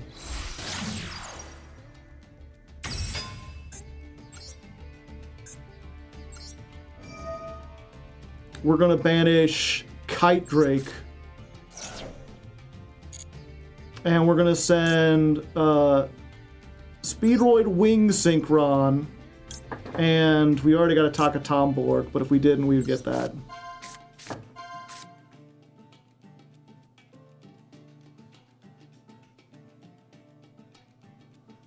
Will our bot opponent select a thing?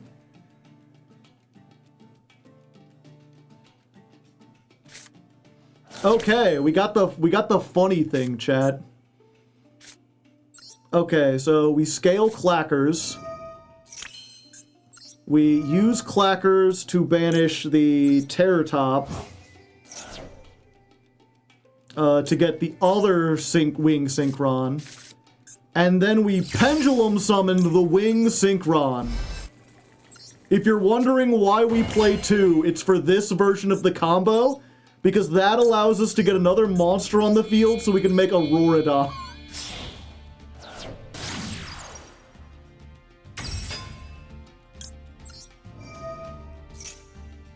And then Auroradon gets the tokens.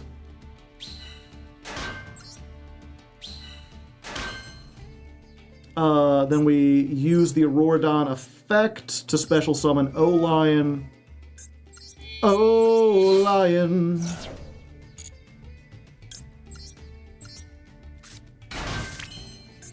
And then we're going to use all of this to make the Excel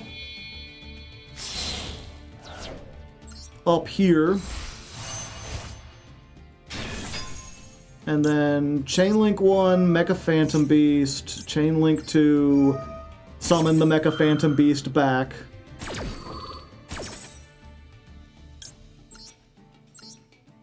So we get this, we get this. Then we can make bar on the floor.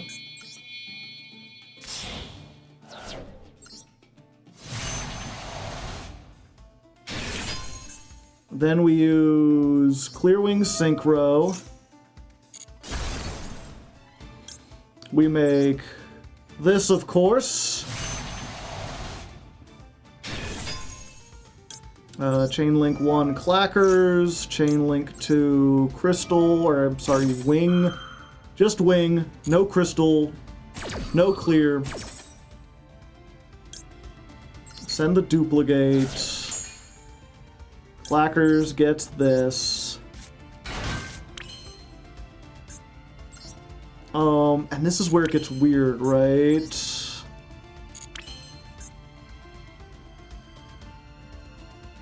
Yeah. Because now we make Chambara, of all things.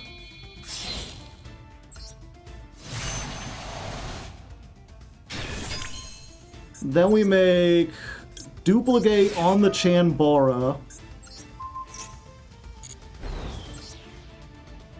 Oh, we actually don't need Chambara here. But we could.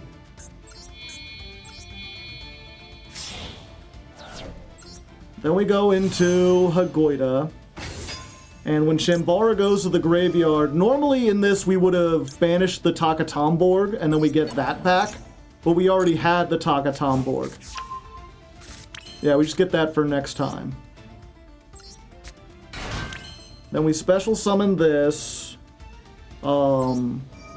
Activate, we get Red-Eye Dice.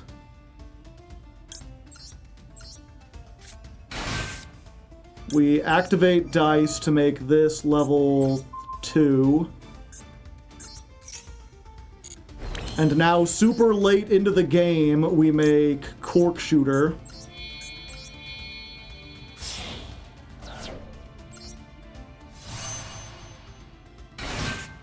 Cork Shooter's effect will bring back the two things that we made from it. So we get the dice, and we get Hagoita. We use the dice to make Hagoita level 4.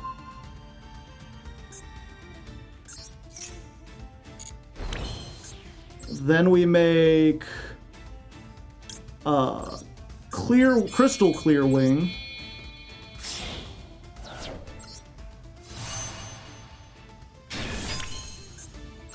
Then we go into the glider with these. The glider brings back Crystal Wing, which you've seen before. Once you get to glider and you've got this in the graveyard, you're just like set. And then just for level manipulation shenanigans, we bring back the Hagoita as like another potential disruption.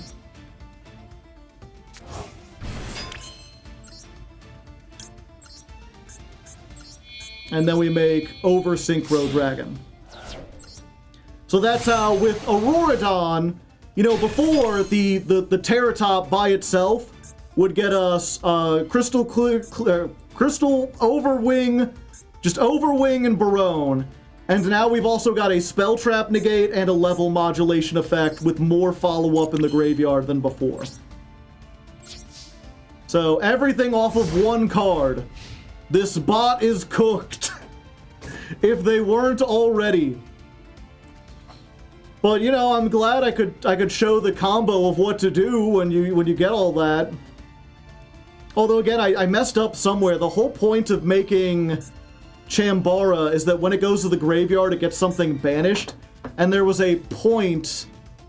I think I was supposed to pick Yeah, I think I was... Oh, yeah, that was it. I was supposed to pick Taka Tomborg and the level 5. The clear wing. The other pendulum. And then I get that, and the Taka Tomborg goes to the graveyard. Oh, is this not a bot? I'm so sorry. Is this just someone with, like, the Sword Soul starter deck? Moye, no effect. Yeah, if they no effect, then it's like, well, fuck. This isn't the best end board? No. The best end board that I know of, you have to get Terror Top and Colonel Clackers in your opening hand.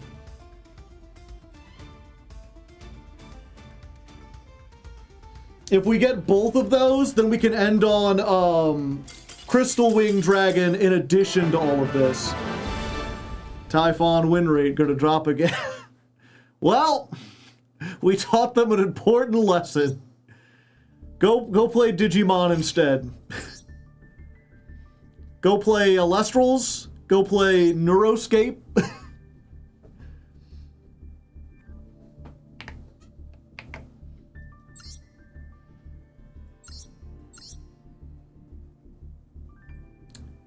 No, this was a bot. This was a bot. Okay. We've seen this before, where they have the one royal obelisk. It's weird that they surrendered, though.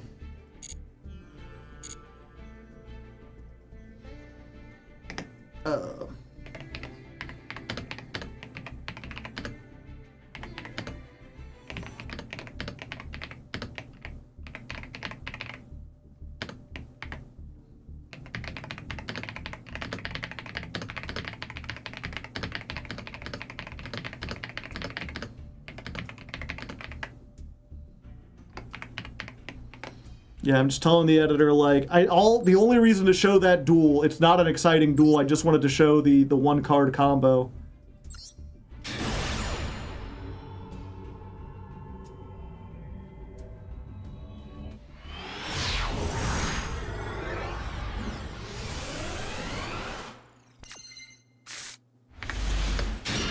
I mean, real quick, was this the 2-card combo? No, this didn't have clackers.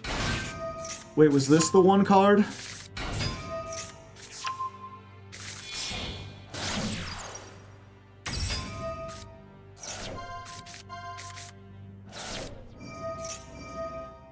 Yeah, this essentially did the 1 card. Oh wait, this is the one I just did. 1 second. This was the one I was confused about. Has been discontinued. Yeah. A damn shame. But I guess it's a good thing I didn't get invested into it. I always thought something, you know, I didn't want to say anything because I've never made a game before. Like, I don't know the difficulties of actual development.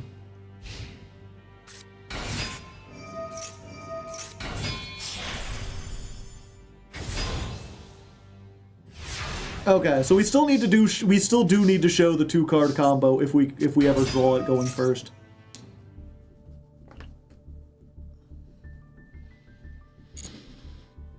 Yeah, I've read the thing. I still didn't quite understand it because it was full of a bunch of like legal information. But if you aren't familiar, 1 second. Increase the duelist level, 50 whole gems.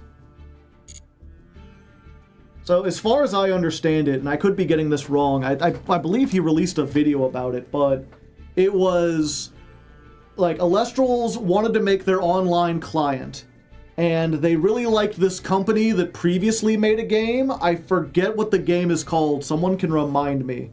It was another like online free-to-play like card game. And they were very excited because like, oh, we're getting the developers of this to work on that.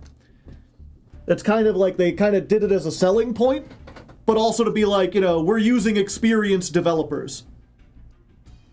And apparently, while they were in the process of contracting those developers, the company was being sold off to another company. And that company did the same thing that, like, most companies do, which is, especially in the games industry, which is, oh, you know, we're going to take over and we'll help manage your finances a little better, but you're going to be able to keep your team, you're going to be able to make the things that you want.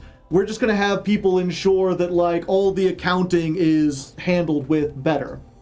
And then they came in and they went through with the purchase and they bought it, and then immediately, like, started kicking people off the team and cutting benefits and cutting hours. And then apparently at some point stopped paying people altogether. Like, paychecks just weren't being sent in. And it's really unfortunate because, you know, the guy, A-Drive, who runs Alestral's Clash, is basically like, I was talking to this company not knowing they had been sold to another company. And so halfway through development, I'm suddenly being told, actually, you need to talk to this guy at this other company who now owns us. And that guy's saying, oh, due to budgetary constraints, we can no longer meet all the contractual things. Like, we need to work on something else, so we can't work on Clash for 2 months. And he's like, I have a launch. Like, this game needs to be out. What do you mean you can't work on it for 2 months? And they're like, oh, we're just settling some contractual disputes. We'll get all this in. Don't you love laws that are supposed to protect employees? Yeah.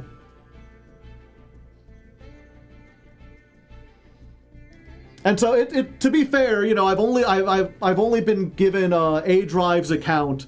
But for, you know, every interaction I've seen with him, he seems really genuine. He seems to really like the game. He if Alestrals has any problem, it's listening too much to the fans. It's the fact that, like, the fans complained and they made, like, an emergency ban list, and then like a month later they undid part of the emergency ban list because other people complained. And it turns out the first people who complained were right, because then they had to re-emergency ban list it. Is that why Alestral's online client is so rough? Yeah.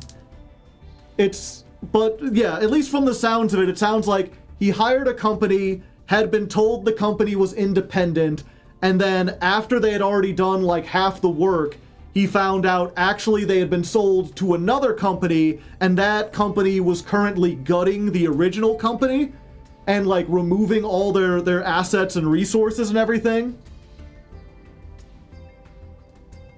And so like it feels like he got the runaround and had the rug pulled, and he's like, because of contractual obligations, I couldn't talk about a lot of this, so I just had to be like, I'm sorry, development is taking longer. Like he's like, I couldn't address the fact that, like, yeah, the client doesn't look great, it doesn't have the cards in it, and I feel as though a card game, like, of all the games you could make online, or all the games you could make digitally in general, a card game should be the easiest to program. You don't need to worry about physics, you don't need to worry about AI.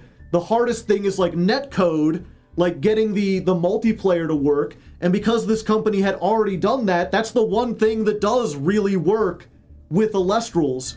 But the big problem with Clash was they couldn't get any cards coded, they couldn't get enough of the cards coded in, and the aesthetics just didn't look right. You know, cards would come down and they'd have no weight, there wasn't really sound effects, there's only like one song, all the visuals were really off.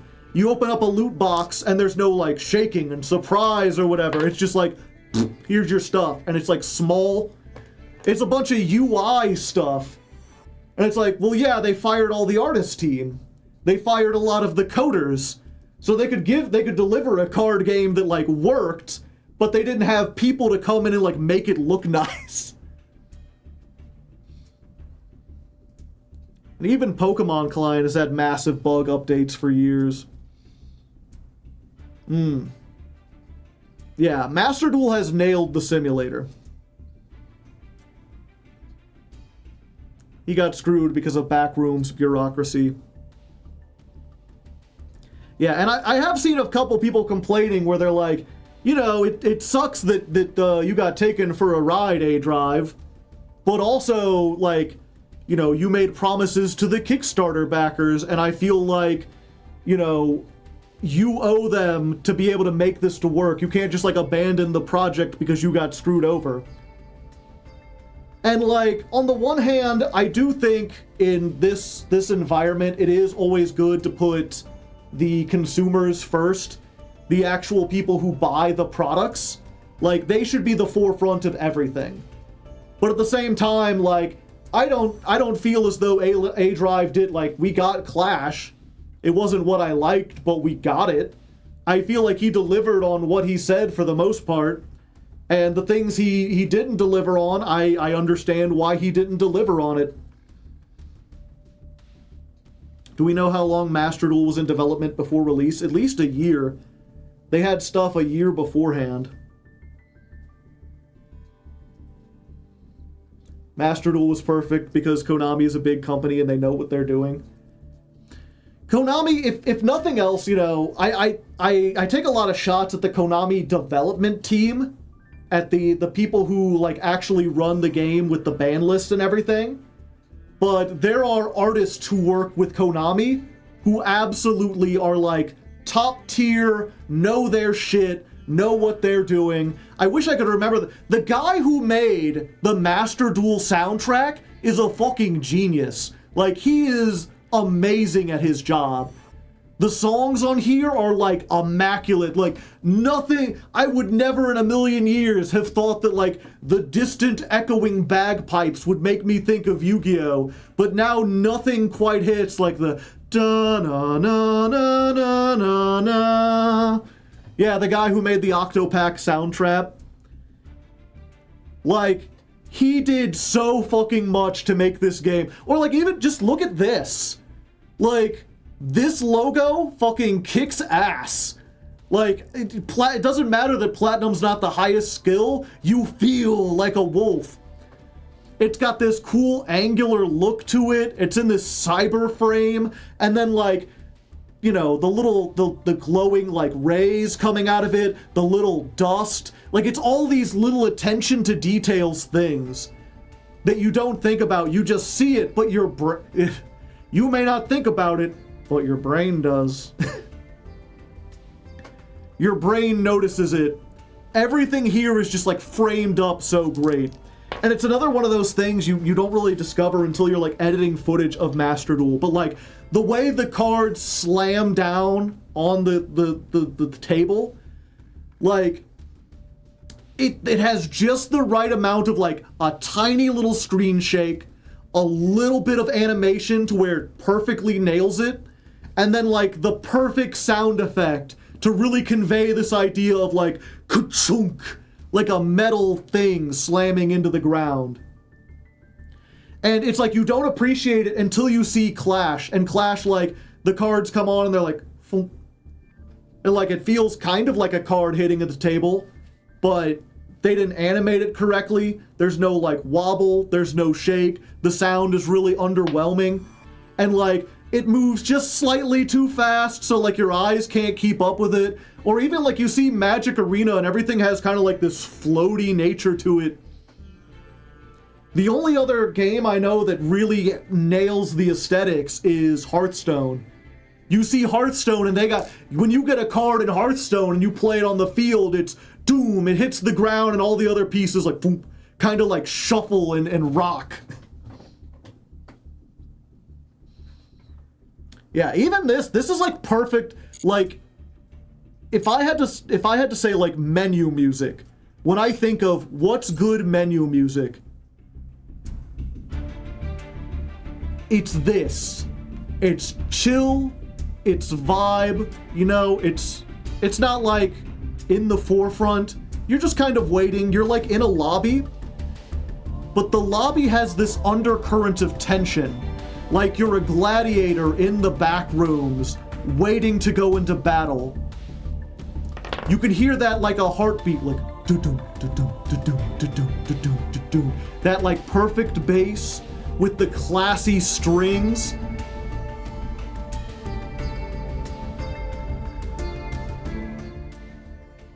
Everything kind of like builds up, but it never like resolves. There's no climax to it. So you always feel kind of like, yeah, I'm gonna jump in. It makes you eager to move on. Like from a music theory standpoint, it is way better than Master Duel deserves.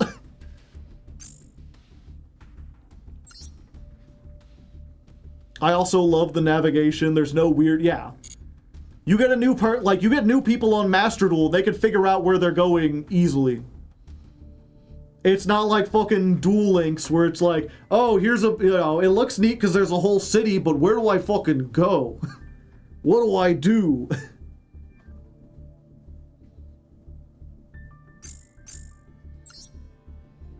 They should add weight to the cards with summon animations.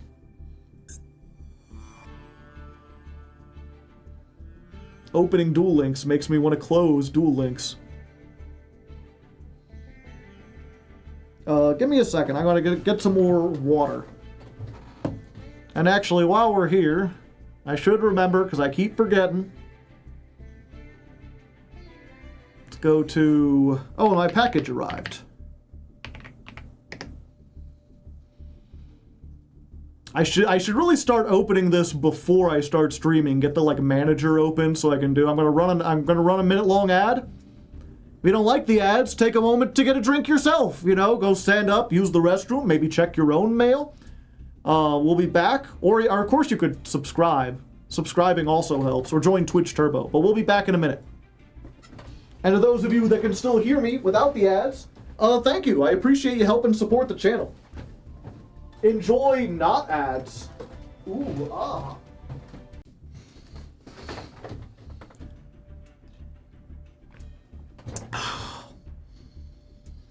Can we go any faster? Maybe. 5 hours in a stream and I still smell unstoppable. Hydration is key. Hardleg thanking me for subbing. Me who has a gift sub.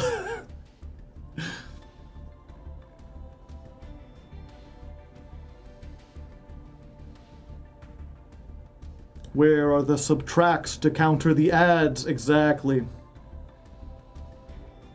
Advertising makes me... Yeah. I hate ads. I believe are a blight upon society.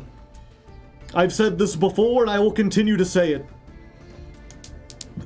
In a perfect society, advertising would be... If not illegal, it would be heavily, heavily, heavily regulated. You would be allowed to tell people you have a product and you would be able to show off what the product actually looks like. And that is it.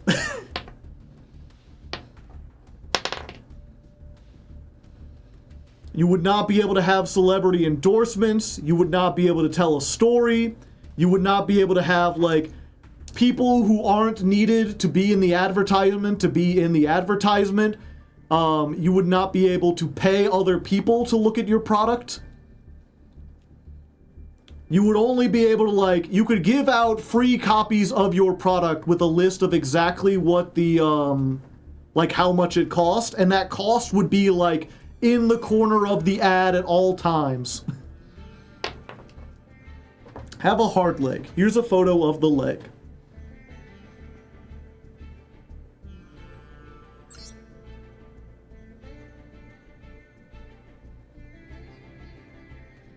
In China, they have AI run streams that are just ads 24/7.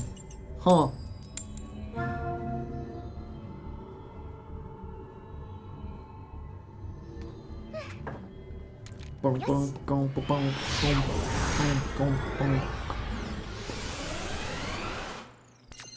Haha!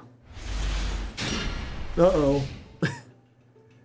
Oh, I got the Foolos.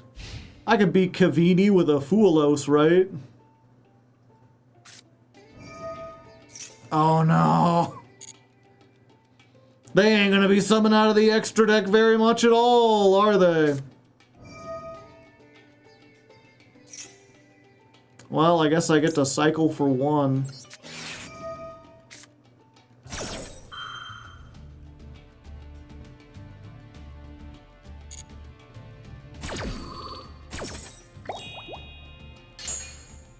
Please give me a starter.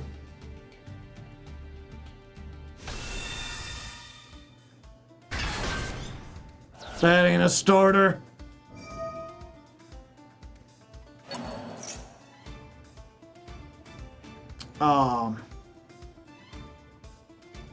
Oh yeah, they don't have anything to get off of it. Yeah, we just ashed that.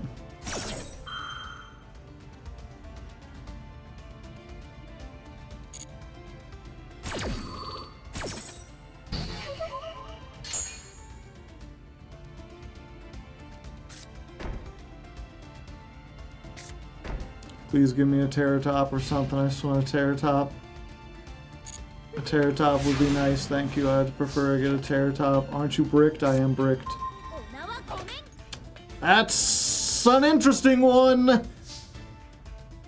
This might get us out of it, or it might kill us all. Let's roll them bones, baby. I don't need 2 drolls. Forget if I've used this yet. Discard a card, roll a 6-sided die, special summon 1 or 2 Speedroids whose level equal the results but negate their effects. Anything but 1.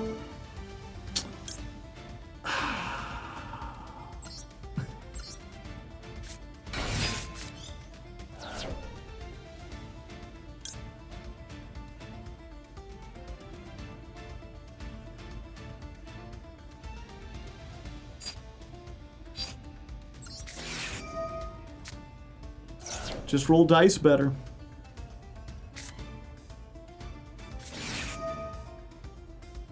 Okay. Gotcha. Well, that outs that. Why are the Speedroid searchers so bad? I mean, I can at least clear this off. Battle phase, battle phase, battle phase. Back it goes. This card is added to the extra deck and you control 2 more. Yeah, that don't do anything. We'll set this. Your move, Cavini.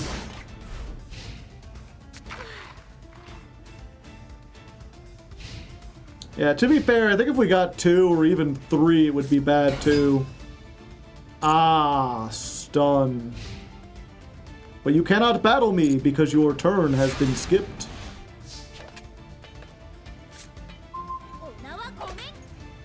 Okay. I can't add cards from my deck to my hand, can I? Well, what if I could now? And I can turn off that back row, too. Or not.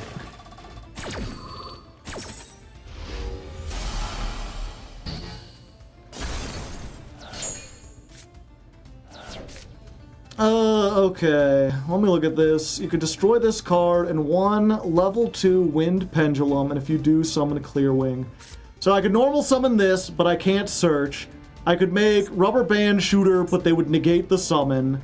So I think the only option I really have is to scale up both of these and then activate the effect. Because that's an effect that summons and not a inherent summon or a built-in summon. Which means I can get this out and they cannot negate it. Then we can battle.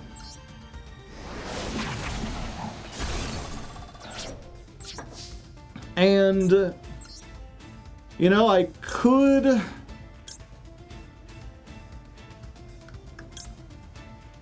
negate all other face-up cards your opponent currently controls. You know what? I think we do that to permanently negate the fountain. I was like, I think it's better on this because this stops anything that targets. Why not attack for dice for 100? I forgot. Okay, so let's go for this. It's bigger. Negate all other cards on the field. Okay, so that's just permanently negated. They can't draw off of it anymore, and they can't activate stuff during my turn. This is capable of being destroyed, but if it is destroyed, I get to search a Terratop.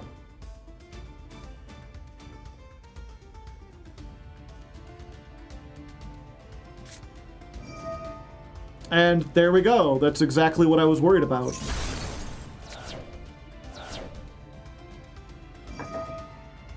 Ha, you think you can draw. Sorry, only I get to get cards today. Let's go. Nope, you're negated forever.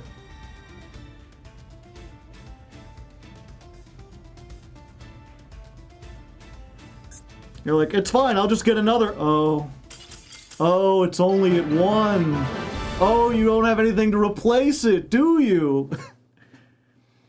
If I sent it to the graveyard, they might have had a way to get it back, but by putting it on the field and making sure it was negated, there's basically nothing they can do about it.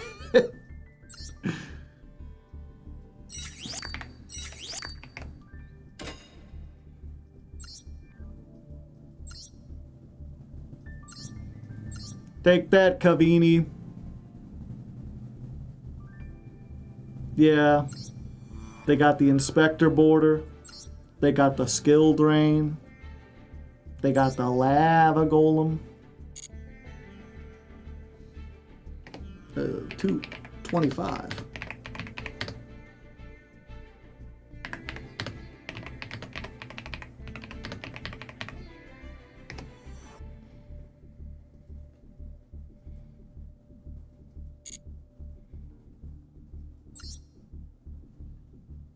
Yu-Gi-Oh! Needs cards that unnegate. I would like to see something like that. I feel like they would have interactions with cards that, like, can't be comprehended. I think it would very specifically, like, if we were going to make a card that says, like, target a negated card and it's not negated anymore, it would have to specifically say, like, target a card negated by your opponent. Because otherwise you have stuff where, like, tour guide brings in a card and then that card tries to activate and then you chain the thing that unnegates it. And then your combos just go crazy. Alright. This is not a starter. I think what we do is we just do the wheel. We're gonna start with the wheel of enormous proportions. We'll send that off because it has a graveyard effect. 1. Every time with the 1! Yeah. I think we activate this. We bring that.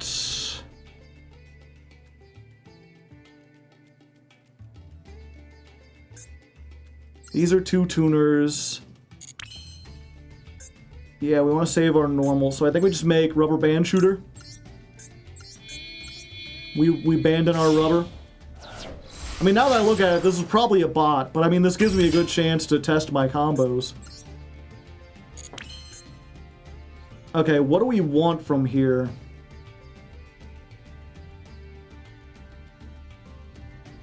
Okay. I think I know what I want for Christmas.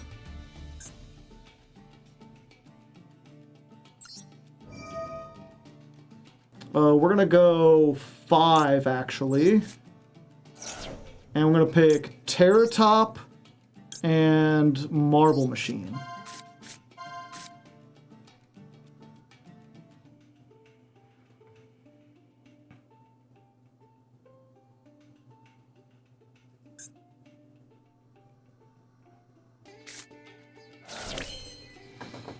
All right. Then we... No. We do this. Normal summon. Activate. Get the Terratop back. Terratop gets Colonel Clackers.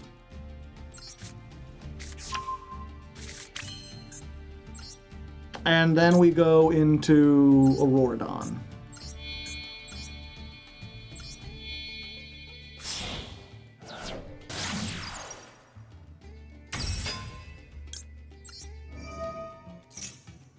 Tokens, tokens, tokens all day long. Tokens, tokens, tokens, and I sing this token song.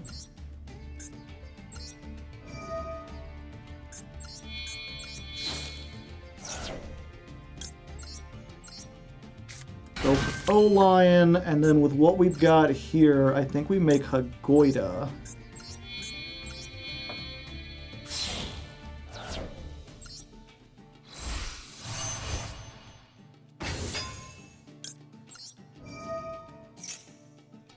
We get this back. Yeah.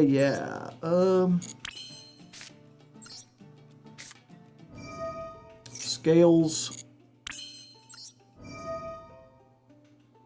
Banish this. We're gonna get to you.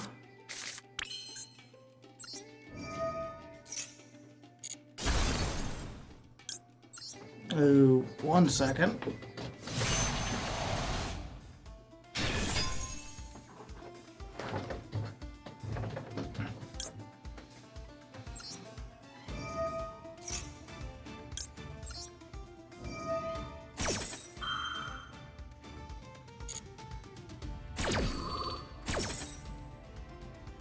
I'm gonna do this. We're gonna send this.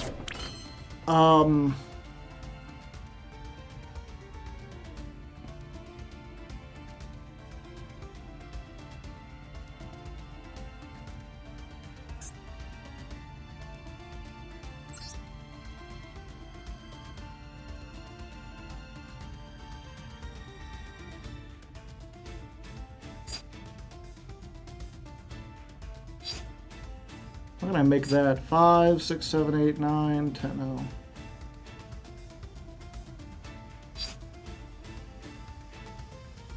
How do I make 8? Oh, that way.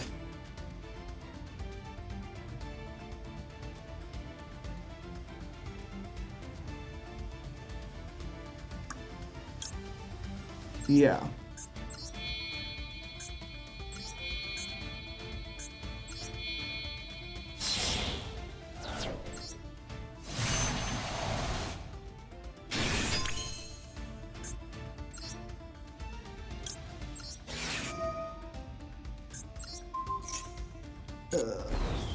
Oh, I needed to use this. What am I? That's fine-ish.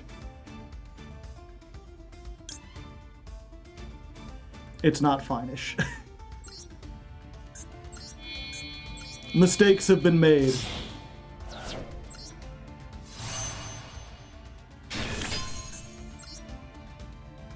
Yeah, there's someone's like, oh, you just click buttons and you make your way into things. Like, I could have had this and something else if I hadn't messed up. This is a seriously difficult deck to try to navigate the lines through. There's so many options.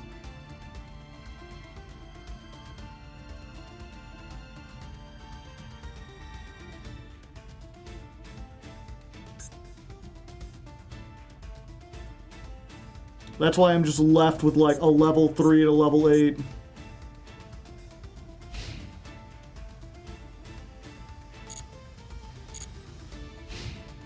Synchro deck with level modulation is hard.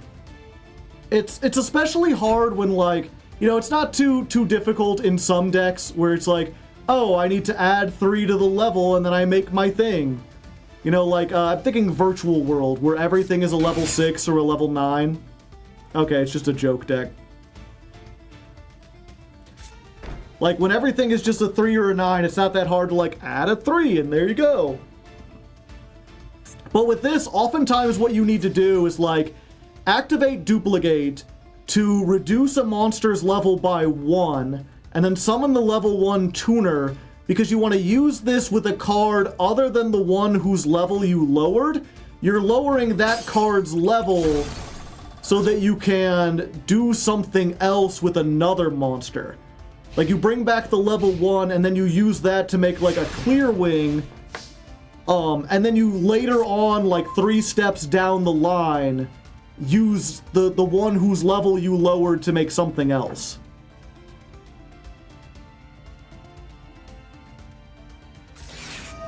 Disturbance strategy.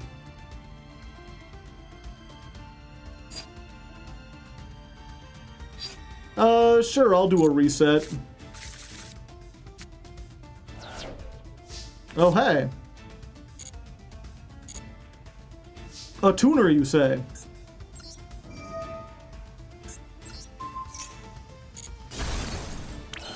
Mirror of Oaths. Interesting. Sure.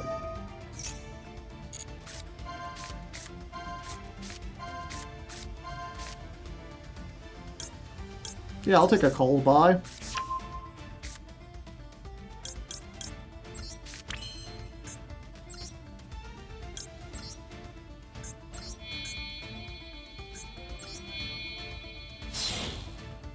Slowly grind missions. Is that 8,000? Yeah.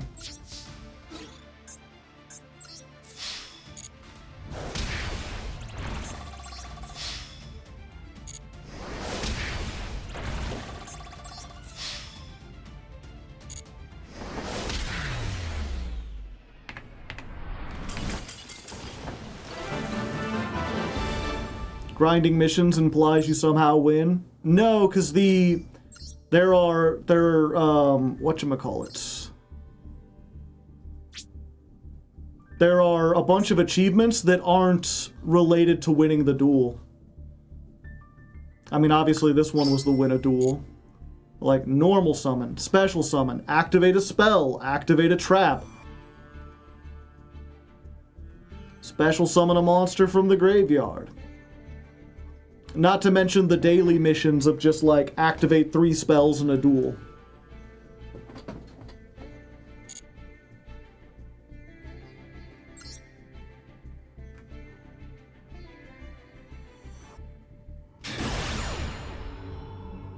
Alright, one more win and we rank up. We're almost into Platinum 4.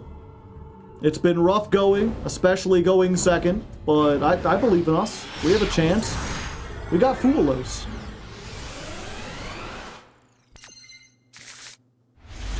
We didn't open Foolos. We opened the trap, we opened the awful search card, and we got like the best extender in the deck. But this Ash is gonna have to do a lot. And they got I wanna say Draco Tail. Oh, it is Draco Tail.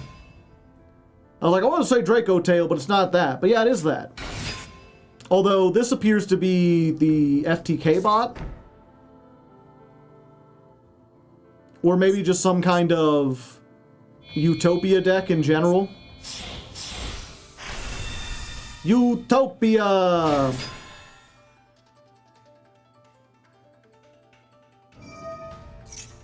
I do not want you to have a rank up magic.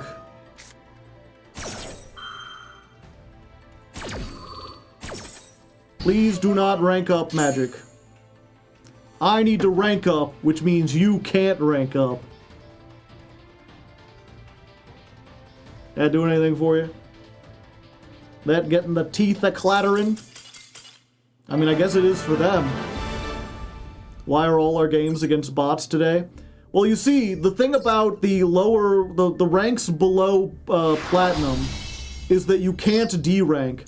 So as long as you win games, you will eventually move your way up into Platinum 5. And then once you get into Platinum 5, you can D-rank, or once you get to Platinum 4, you can D-rank back down to Platinum 5. So every single bot in the game will inevitably make their way up to Platinum 5 and then get hard stuck there because they can't stay, like even if they can win enough games to get into 4, they just get knocked back down into 5 again. It's like the great filter of all the bots. It's really hard to see any above here. I imagine that things are about to get much more serious.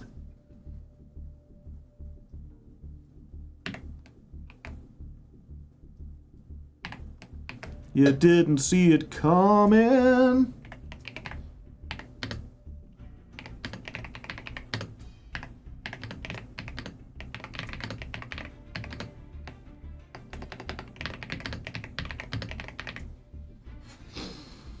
There's a couple in 4, but after 4, there's almost none. Yep, that was the FTK bot. If you haven't seen this before, I feel like, you know, you're out, but it's Manipulator of Souls.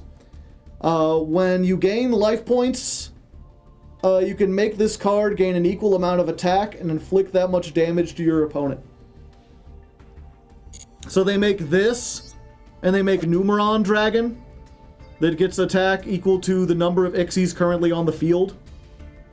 Well, so what was it? They make Utopic Dragonar, and Dragonar summons this, and so it gains 12,000 attack, because this is a rank 12. And then they have Manipulator of Souls. And then when they activate something like Mystic Walk, they send this to the graveyard, they gain 12,000, and you take 12,000. That's a strange smell. Give me a second, chat. I must investigate a strange smell. I don't know how to describe it, chat. It's like a spicy stew of some kind. And I'm not cooking any spicy stew. And as far as I can tell, my neighbors aren't barbecuing or anything. So who knows what it is? Whoa!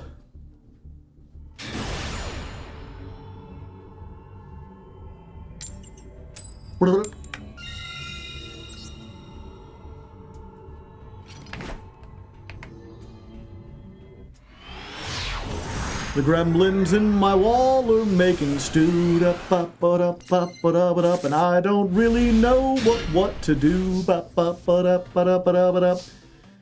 I wish that they would share, or at least that they would care, that I don't want all these lobsters in my walls. There are goblins in my wall, they're making stew. One every time! Every time it happens, all the time. Okay, this is really, really weird, but it does work. I think. I mean, it's not a standard combo by any means, but we could special summon this from our hand because it's a tuner.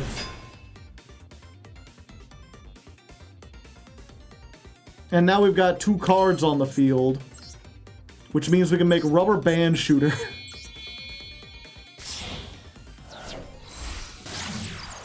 So we Rubber Band Shooter. We try to activate the effect.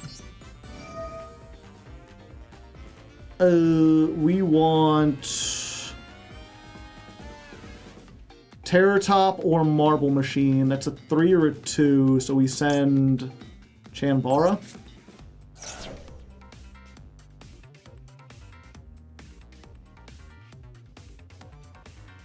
Yeah, so either Terror Top or Marble Machine. Both of these are kind of 1-card combos. Terror Top works. But Droll ends our turn. We can't do anything under Droll.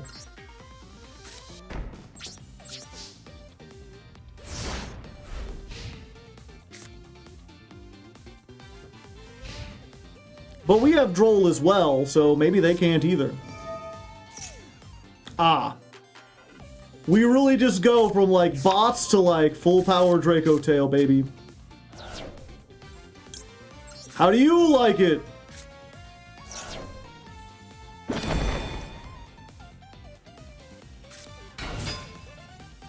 Could we have made a Rorodon? We could have. I don't think it would have helped us without the search.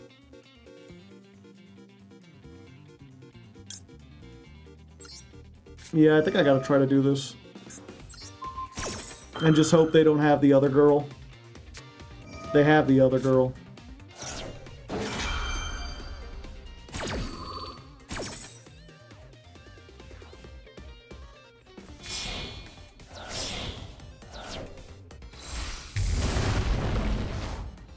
Yep, and then it's just over. We can't come back against this when they're going to be like, Add 3 cards back, set a card, pop a card, and I think they get to fusion again, right? Because that other card is...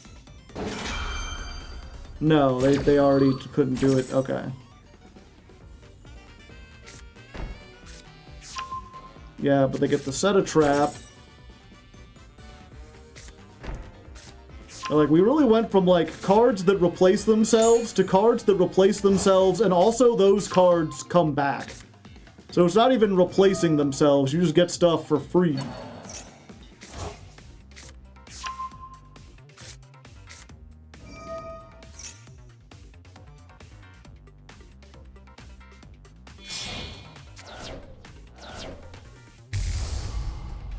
Ghoulamel. How ghoulish. Yeah, I think we're done.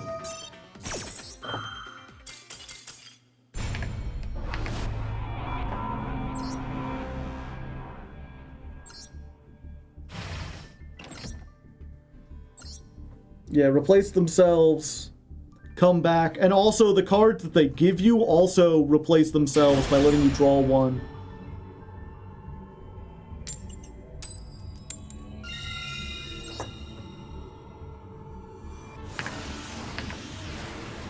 Yep, that's the unfortunate thing about this deck. It can be really strong going first, but it loses to all the turn-ending cards.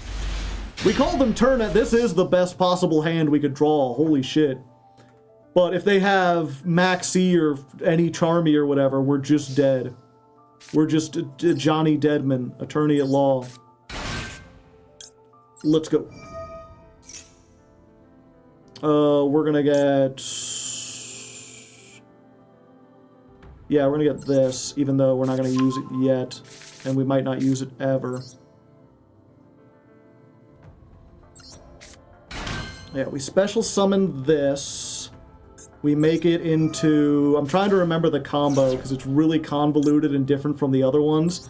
Well, we want to get Den Den Daiko Duke into rotation. Then we make Rubber Band Shooter.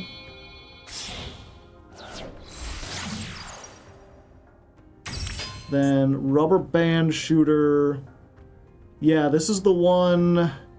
Normally we pick 8 because we do the Clear Wing and something else. It doesn't matter. They saw where this was going and they had no Tran Traps and they surrendered. I would not be surprised if we never got to show the full combo.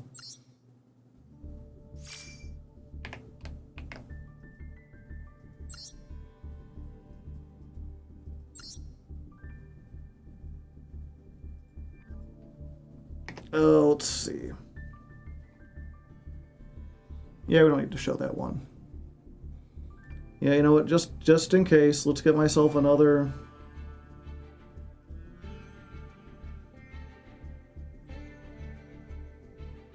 Where's it at? Is it this one? For the main combo. For the main combo, you'll need Terra Top plus Colonel Clackers. Special summon Terra Top. Activate to search take town board. Special summon it. Activated to tribute to summon Daiko Duke. Link into Rubber Band Shooter. That's how far we got. Activate the second effect to banish Chandra to reveal both Piper and Red-Eyed Dice. Oh, I was wrong. It doesn't matter which one is added to hand. Dice. Activate Duke to summon Piper from grave. Or if Piper was added to hand, just normal summon it. You can activate to maybe add something to hand, but it doesn't matter. Link using Piper and a link 2 into Mecha Phantom Beast or Oregon. Activate to summon 3 tokens. Activate the second effect to tribute itself and a token to summon Old Lion from deck. Synchro using it and a token into Higoida. Activate Old Lion to summon a token. Now normal summon dice. Or if it's in grave, activate Duke to summon it from grave. Use its effect to target Higoida. And make it level 2, Synchro into Court Shooter. Activate the second effect to bring back the Synchro materials. Activate dice again to target Higoida and make it a level 2, Synchro into Metal Marcher. Activate to revive Piper. Synchro into Fast Dragon using Piper and a token. Now Synchro into Baron using Fast Dragon and Marcher. Scale Clackers from your hand. Activate it to banish Terra Top to scale Wing Synchron from deck. Pendulum summon Fast Dragon. Activate Wing Synchron to destroy both scales to summon Clear Wing Synchro Dragon from extra deck. Activate both. Wing Synchron sends Duplicate while Clackers summons another Clackers from deck. Synchro into Crystal Clear Wing using Court Shooter and Clear Wing Synchro Dragon. Activate Higoida to revive itself. Synchro into glider. Activate glider to revive clear wing synchro from grave. Synchro using it and glider into crystal clear wing over synchro dragon. Activate duplicate to target Hardleg to summon itself. Synchro using the trap and fast dragon into crystal wing synchro dragon. This end board has Baran Omni negate over synchro dragon Omni negate, crystal clear wing spell or trap negate, and crystal wing monster negate, as well as Hardleg to increase the levels of opponent's monsters to disrupt a synchro or an Xyz play for a total of 5 disruptions. If you just have to. I'm never gonna remember that, chat.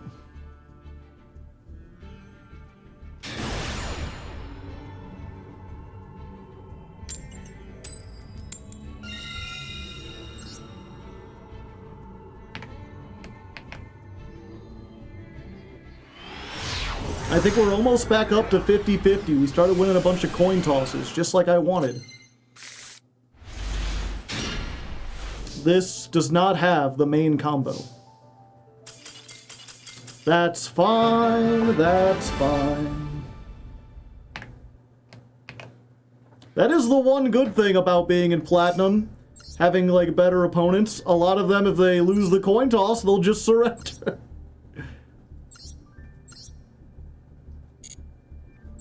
Oops, what was that? The man with debunk. Someone really, really, really doesn't like Draco Tail.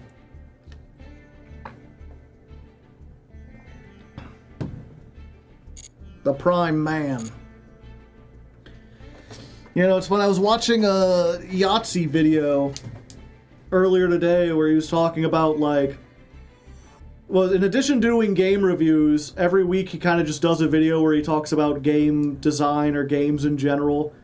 And he talks about, like, you know, you can just not play games. You can quit from time to time. Yeah, the quitting one. Where he talks about, like, he had joined the New York Times crossword thing, which gives you, like, a daily crossword. And it keeps track of your streak. And he's like, I had a 600 game streak. For nearly 2 years, I had done the crossword every day. Yahtzee the Game Man, yeah. Like, I'd done crosswords for nearly 2 years. And then today I was just, like, too tired and too exhausted. I had all these other things. And I just was like, well, I don't feel like doing it tonight. And he skipped it, and he's like, my streak disappeared. And you know, it was an amazing thing afterwards to look back and realize I don't think I'd liked doing the crossword for the last, like, 8 months or so. Like, whatever lust I had for crosswords had been sated a long time ago, and really the only reason I kept it up is because I already had, like, a 400 thing streak, and I just didn't want to let it go. But now that I did, I found out, like, it made me realize how much I was kind of dreading to do the crossword every day, how much it felt like work, and I was only doing it because I wanted to see number go up. Does he still do 0 punctuation? What was it? The 0 punctuation, the company, they, like, sold off a bunch of shit to, like, AI and, like, gambling studios. And so Yahtzee and all his coworkers were like, fuck you, I quit. And then they started their own channel called Second Wind, where he basically does the exact same stuff. They do the exact same things they were doing, just with slightly different branding. Oh yeah, The Escapist. Sorry, The Escapist was the channel. The Escapist went to shit, so he left. And he does 0 punctuation still, but it has a different name because, like, The Escapist owns 0 punctuation, right?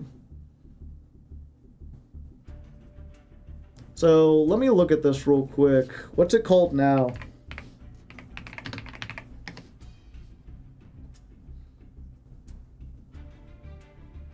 Fully Ramblematic is his review show. And that is just, it's just 0 punctuation with fundamental differences. Or I'm sorry, yeah, fully Ramblematic. Semi-Ramblematic is his not game reviews. I haven't heard the name Escapist in literal years. He was one of those guys, when he was on The Escapist, there was so much stuff on The Escapist that, like, I didn't have any interest in. So I never subscribed, but it was like every 3 or 4 months I would remember, oh yeah, Yahtzee does good stuff. And then I would just go back and, like, binge, like, 6 months worth of, zero punctuation reviews. Either that, or if, like, a game came out that, like, I actually liked, I would go and, like, see what he had said about it.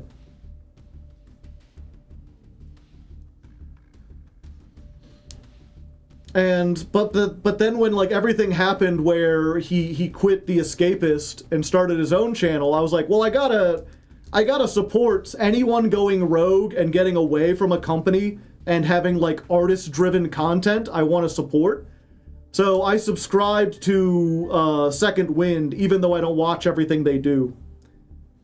Although, you know, I have been watching some of the non-Yahtzee content, and, like, the other videos are still good. They are still interesting. I remember originally when he used copyrighted music instead of a proper intro, yeah. Did you watch his review of Blueprints? Did he make one? Yeah. He really liked it. His review was part of the reason I got it. But he likes puzzles in a way that I do not. Anyone remember Movie Bob? I don't think I ever watched him.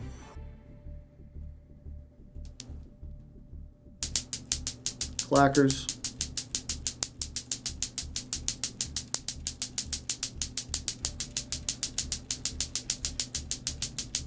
Welcome to the Clackin' stream, chat. Call me Colonel Clackers. That's what I should have done, is get like a Colonel's helmet instead of like a Beyblade. Damn. Oh, I do still have the Beyblade. Can you see this over here? While we're on a little break. While we're on a yapping break. Let me see if I can... There you go. Look at it go, chat.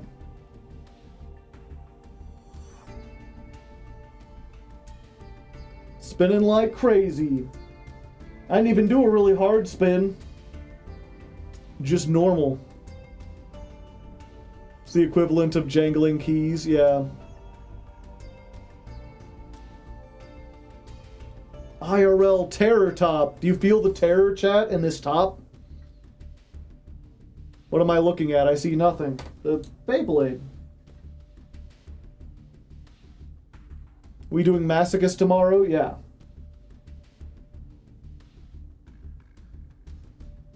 Oh, I'm scared. But where's the Takatomborg? I don't even know what a Takatomborg is. Is that a Shogun Steel? It is... Night Lance. From Beyblade X. Oh, it's starting to wobble. It's finally running out of energy. They take like a solid minute and a half. It's crazy. Not Storm Pegasus. This was the cheapest one I could get.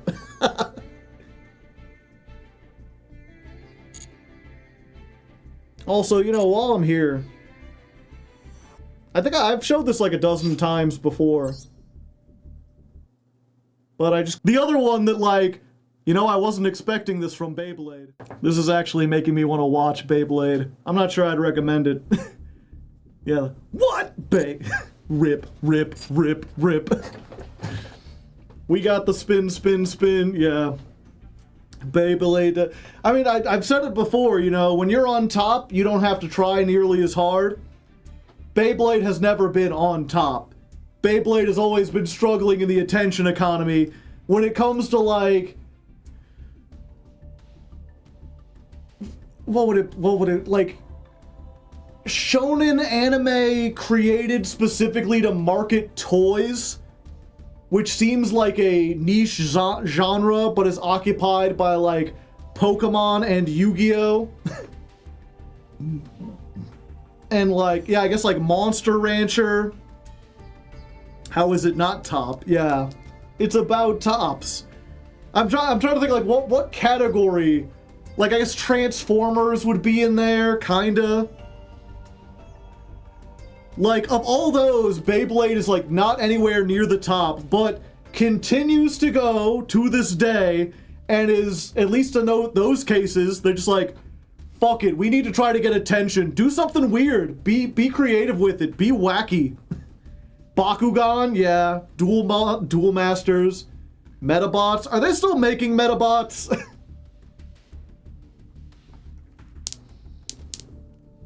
Chaotic, yeah. A lot of those, like, to be fair, unlike Beyblade, a lot of those are no longer going anymore.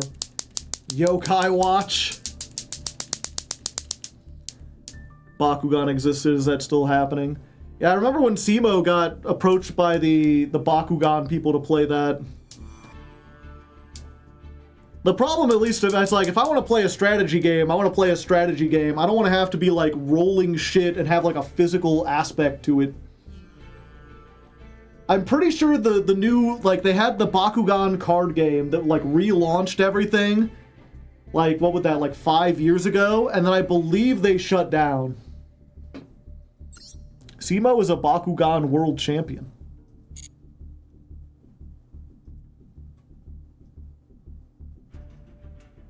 Yeah, the competitive Beyblade thing is still very much alive.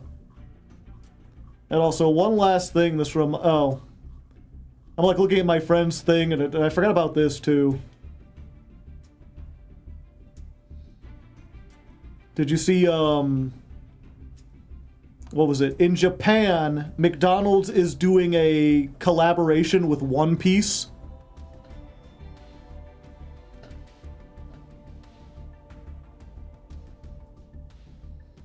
They got the McD Luffy.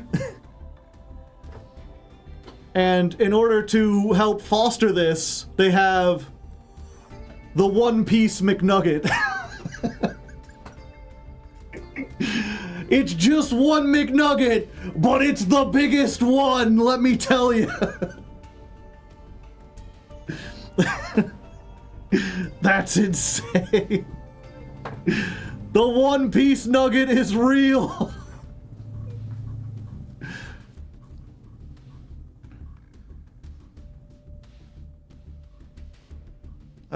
Where's it at? My friend showed me this.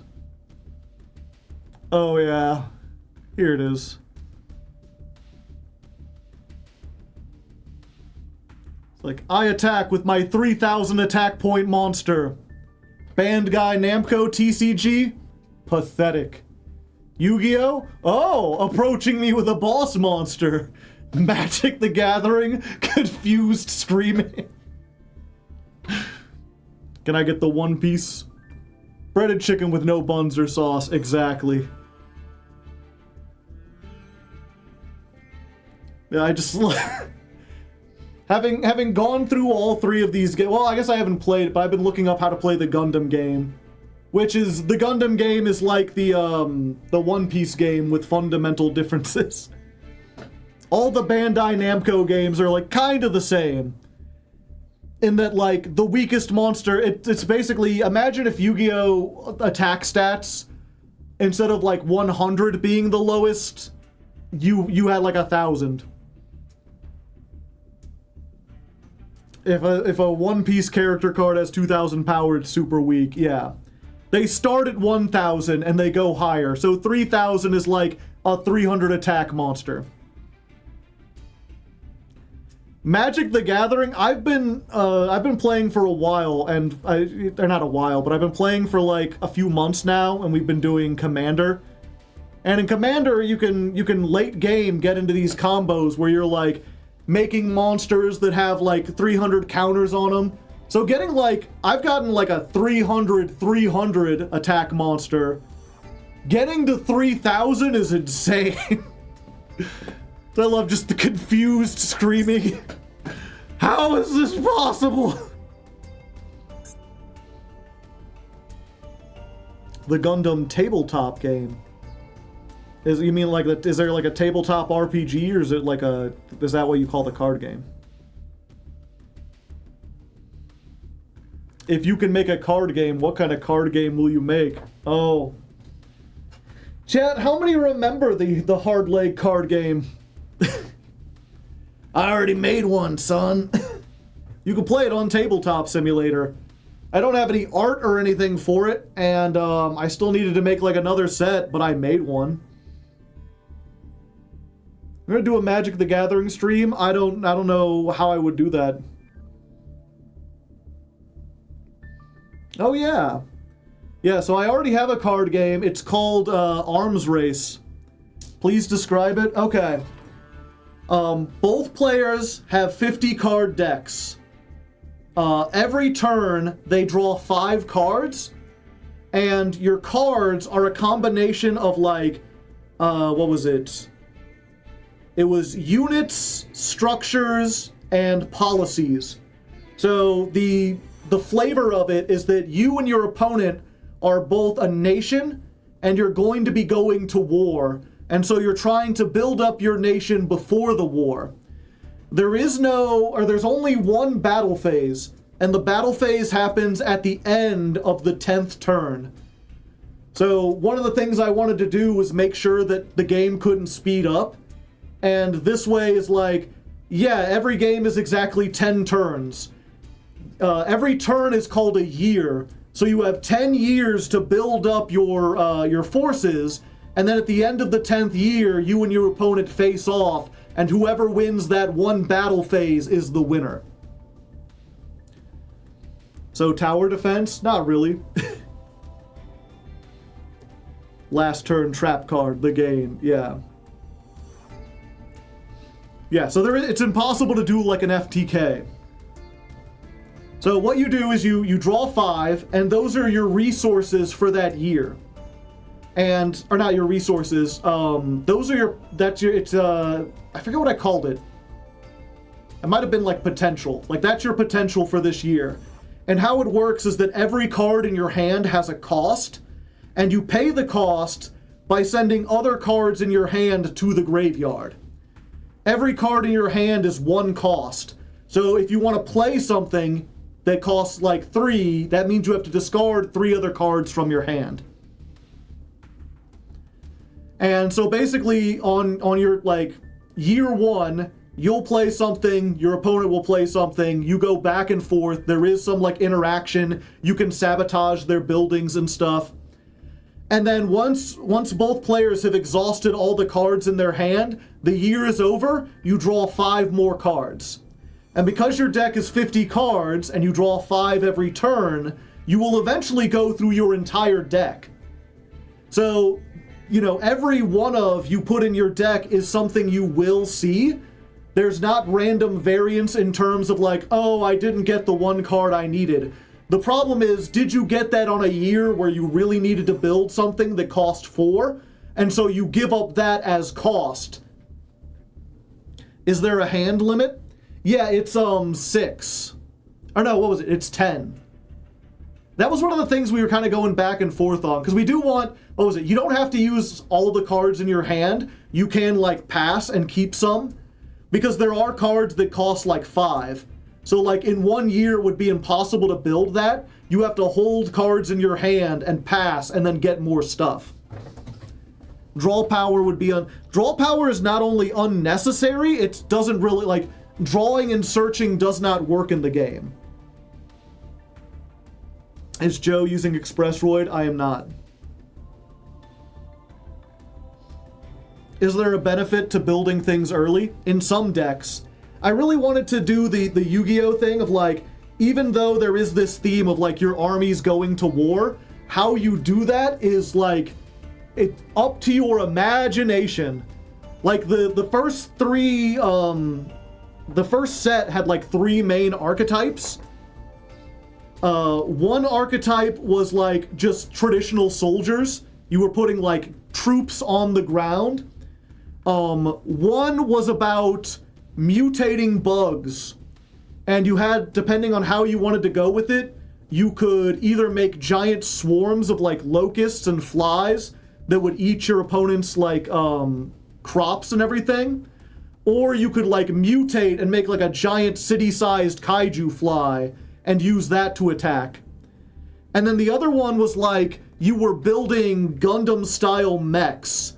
So you had to build factories, and in order to build the pieces of your mech, you needed to maintain those factories. So you had to be kind of defensive. But if you were able to construct like 3 pieces and assemble the Gundam, then you could go in and it would be way more powerful than like all the armies and troops and stuff. So I can move to a different country for tax purposes. Sir Fit has redeemed a honk. Critter, you got something for Sir Fight? Sir Fit? Thank you. How about one play stun? Yeah.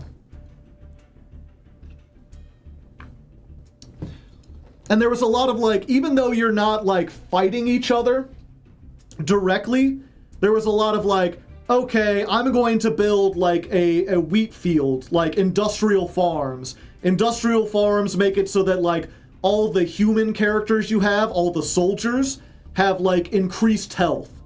So, you know, oh, this is buffing this. If the farm remains around at the end, then I'll have a huge advantage.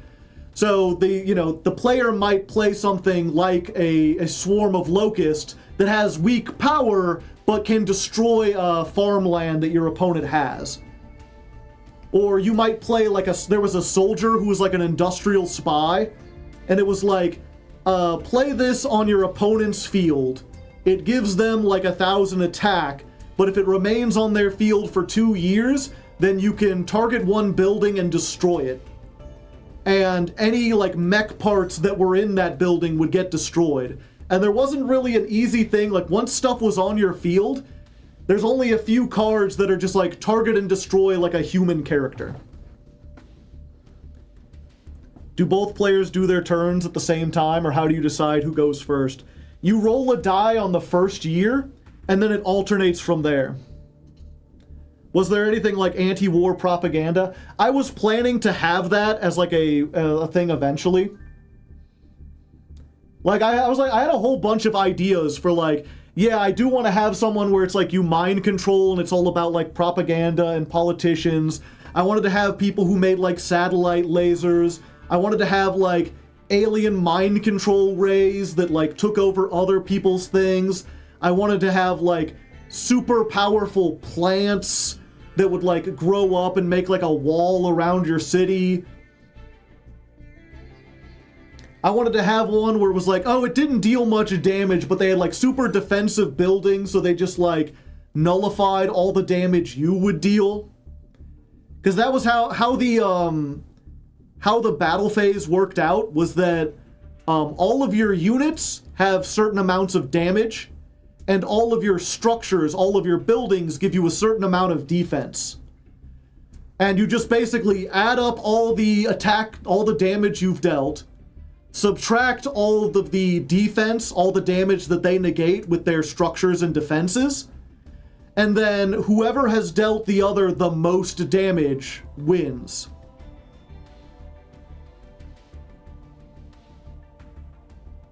Does Gozen match work in Speedroids? They're all wind. Yeah, but if we go first, we already win, so there's not really... Yeah, Bunny's already got it.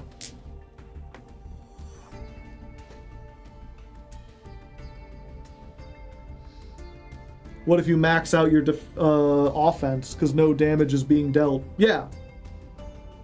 That's what I was saying. There is, like, maxing out your defense and then having, like, just enough offense to like deal like what was it was max out your defense and then have like one thing that is like ignores defense that can attack your opponent directly. That is like that would be like a legitimate archetype option. Would be like the turtle strat. You just have like missile defense shields and stuff. Because you did have things where it's like I remember the military faction had like airplanes, and the airplanes were like it ignored ground defenses, or like it removed a bunch of the benefit of your ground defenses when the battle phase starts. But you could also build like anti-aircraft things that like when the battle starts negate all of your opponent's aircraft.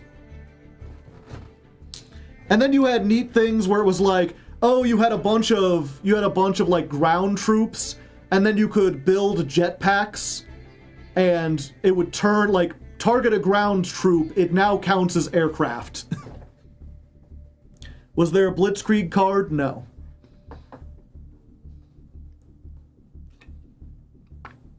That was the one thing we don't do. But yeah, that's why we made it, you have to deal some damage to your opponent. So like, there is a strat about like turtling up and then being able to deal like just a little damage while your opponent deals none to you. But you do still have to deal some damage. You can't just turtle. Because if you deal no damage, then you can't win. It's a tie at best. But who knows, maybe we'd change the rules or whatever. But that's, if I ever made a card game, I want to work on that because I think it, I think there's a lot of neat things that it does.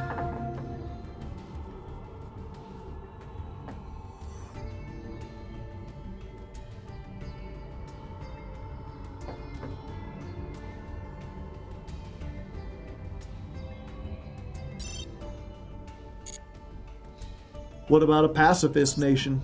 It'd be hard for them to win a war. They'd have to like, that would be like the propaganda nation that like tries to convince them not to fight. It just like weakens all the soldiers so they don't deal any damage.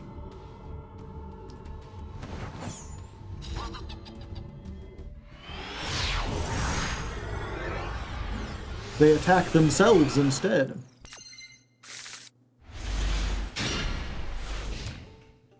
Nibiru's gonna have to get us out of this one. 60 card deck. Atlantean, how retro.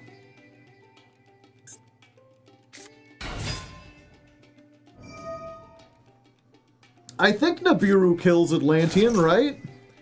The problem is Colonel Clackers doesn't do anything.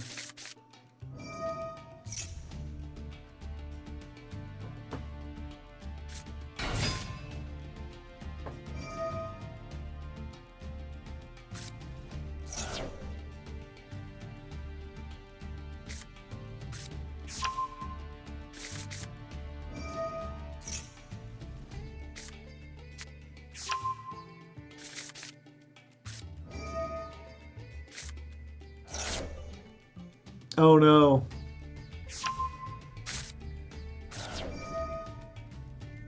Well, so much for Nibiru.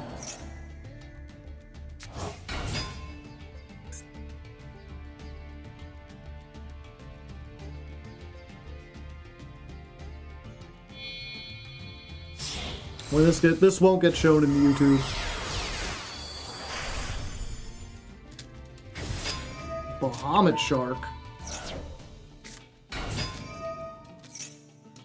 Le Virtue.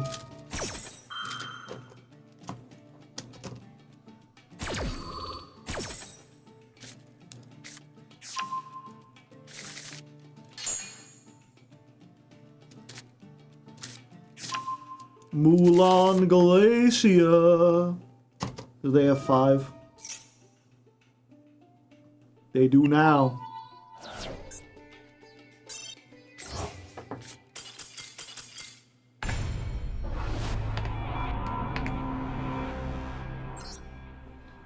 What is that little level 2? It's Colonel Clackers, of course.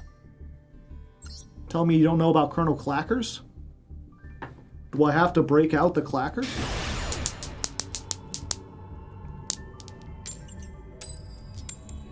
Oh. Ba-na-ba-na-ba-na-ba-na-bum. Going first, I break into hives. I think I might be allergic to nuts. 'Cause I've drawn the nuts, baby! Ha-cha-cha-cha-cha! And they knew it.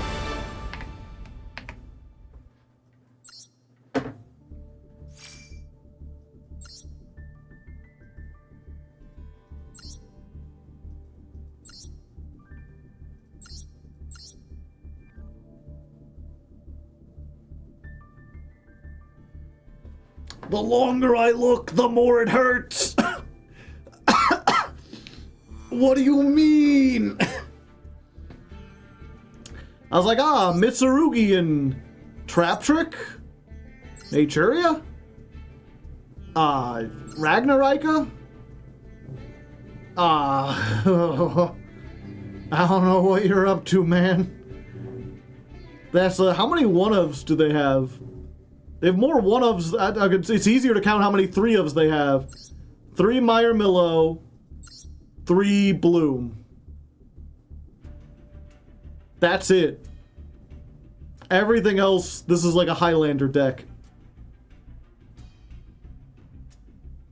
With all singles except 2 cards. What was it? Those 2? And Dionea is apparently worth playing at 2. Dionea and Mantis. Because you want to see it sometimes, but not all the time. You don't want to see Habakiri every time. I guess they're hoping to search it with King of the Feral Imps.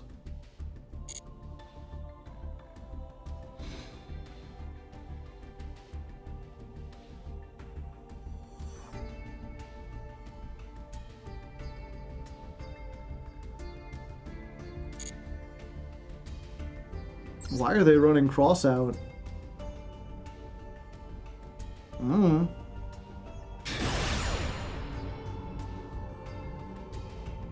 Oh, hey. This guy reviews stuff.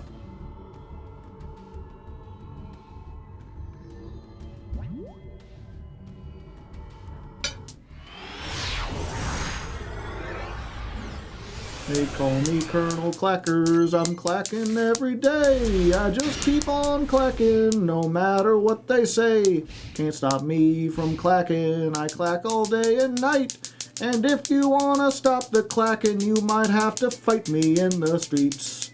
Fight me in the fields, fight me everywhere I go, just don't give me potatoes to peel. They got full Speedroids here, they're roiding all the time. But I just keep on clacking, cause I don't write to rhyme. Quentin Tarantino? No, Quentin reviews.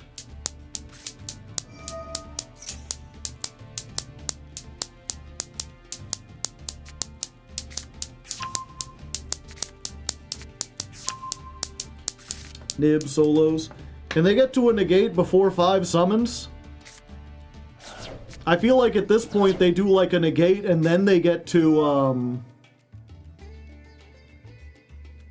whatchamacallit. The junk speeder. At this point I wait for them to junk speeder and they get every single guy in the graveyard and then we do it, right? Do Speedroids have good discards besides Daiko? Nope. You only activate 1 per turn. Huh.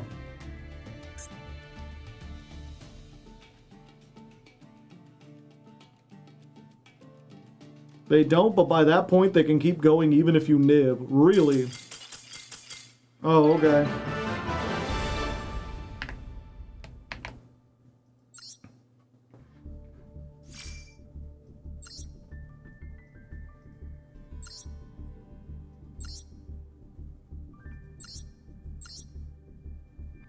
Looks like our deck was the superior synchro deck.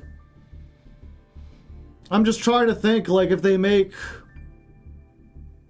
Junk Speeder, they're gonna get Jet Synchron. I guess they could bring that back. It's, what's the thing especially? You could summon as many Synchron tuners, but they have to be different levels. Scrap Sync, okay, so they couldn't get this one and that one.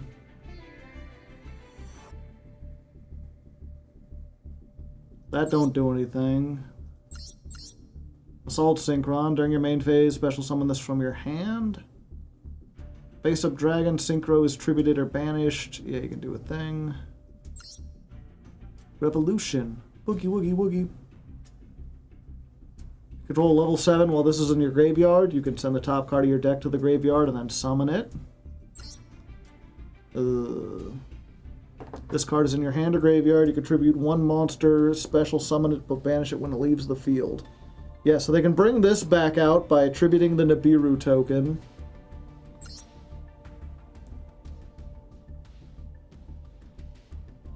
If a monster you control is tributed except during the damage step, you can special summon this from your graveyard or hand, but banish it when it leaves the field.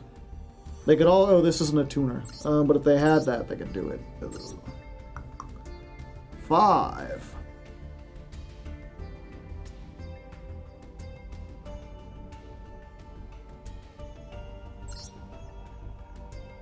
Target 1 tuner or 1 level 7 or 8 dragon synchro, special summon it, but for the rest of this turn. Target 1 synchro you control, reduce its level.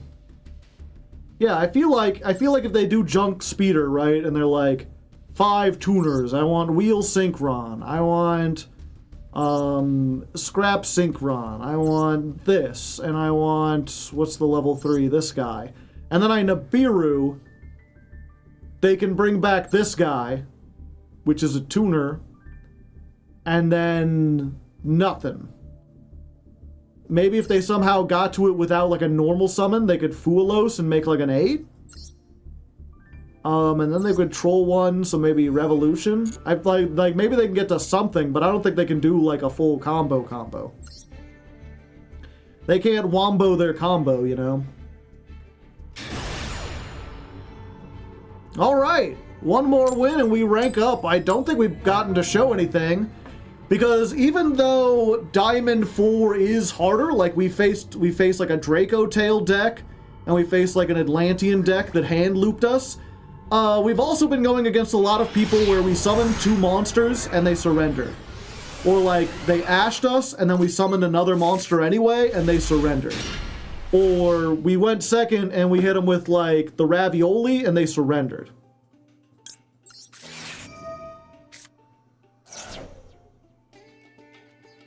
Let's see what JJ the jet plane has to do.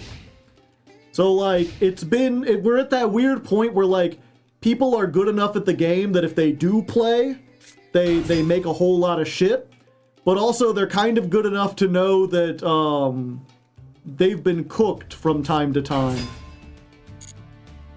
And then when they are cooked, bad things happen. Oh, brother. Maybe I should have impermed that. I feel like I'd rather save it for my turn.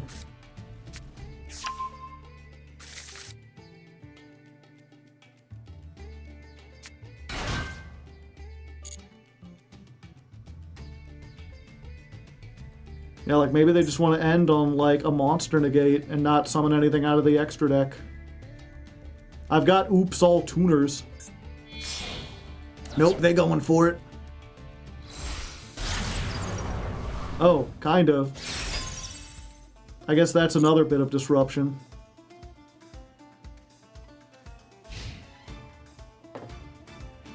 Okay. So they've got a monster negate, they have SP banish plus whatever else.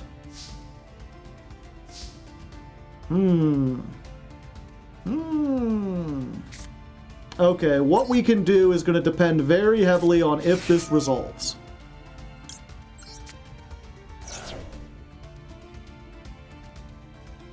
Okay, we got Terracotta.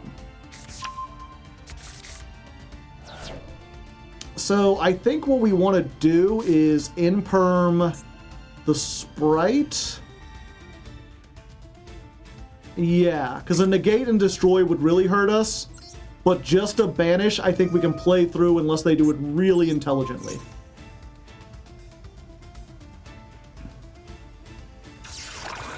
So we negate that, and then we begin the comboing. Gonna do this.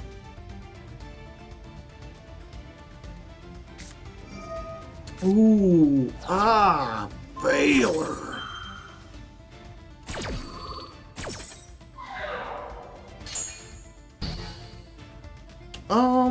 Okay.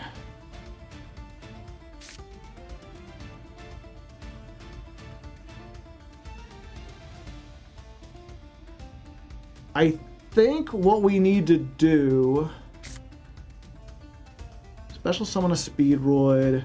We don't have any level 6s anymore. We've gotten rid of them because they don't do a whole lot. So we do need to normal summon Fuelos. And then activate Car Turbo.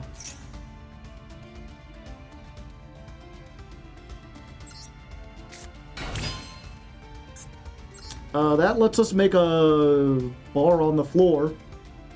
We just make bar on the floor. The alternative is Clear Wing, Rubber Band Shooter, then we can't normal summon if they banish that. Yeah, I think we just Barone to floor. It was risky to normal before special summoning. If they use this on the normal, then we're clear to go into Rubber Band Shooter and we don't have to worry about anything. Yeah, I think we just bar on the floor. Because we're not really in a position to do a whole lot more comboing, unfortunately. Not while this is here. So we'll battle. We'll attack over this. We'll main phase 2. Blow up this so they can't negate me next turn.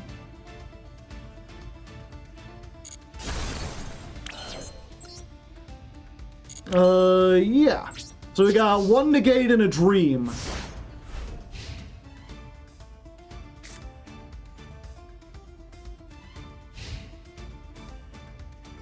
Nope.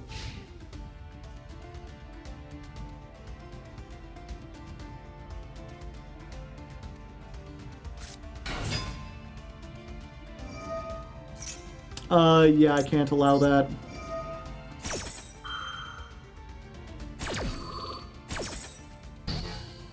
Can't get another card, can't keep something. If they have another sprite in hand, like a carrot, they can go off. Fuelos is not a 2. I think they can still make Elf, though. Elf, get back, blue. Get something else. Yeah. I might be in danger. If they have a second SP, yeah, that could be a big deal.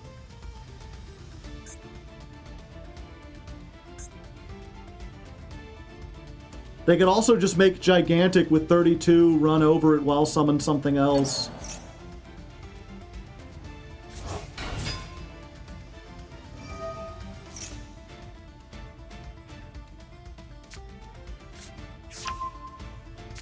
Yep, carrot.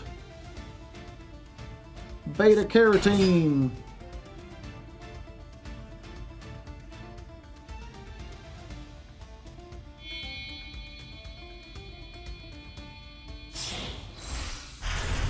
Gigantic. A 32, that's bigger than me. And then they get something else from the deck. Could just be another copy of red, so they have the monster negate and the spell trap negate.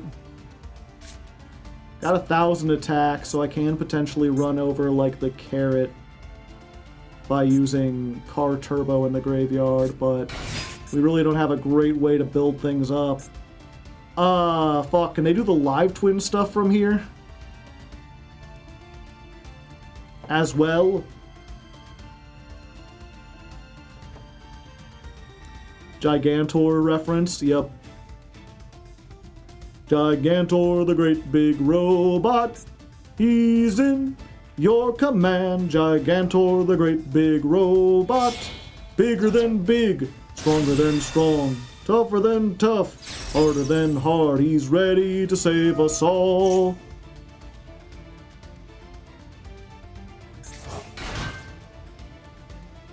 Yep, so they get to pop. Set up. Can they OTK with the 32 plus the Sunny? No, wait, they did this the wrong way, right? The blue pops cards. They're just drawing one. Oh yeah, they can't make the big one because they can only make Link 2s. Gigantic locks them, so I'm not dead here. Or at least I wouldn't be until Gamma Burst top decked. No, I'm still not dead. I'm close.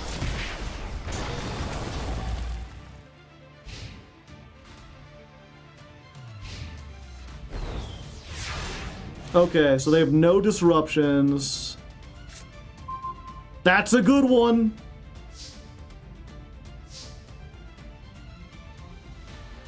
Now they have Elf plus Pop.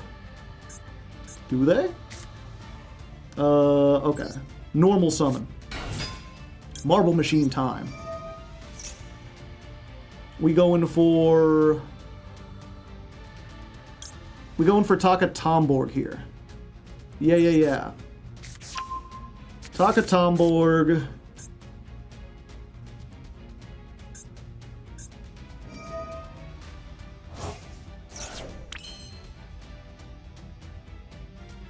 They have a Frost in the graveyard to draw. Okay.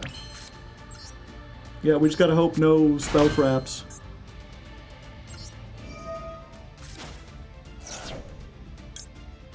Okay, we get the red-eyed dice.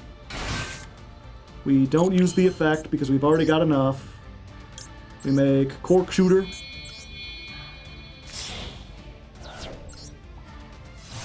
Popping sound. We get the spell trap. I've already used the spell trap. Fuck. We get Speedroid wheel. Fuck. Fuck, shit, fuck. I forgot we already used Scratch. I'm so dumb.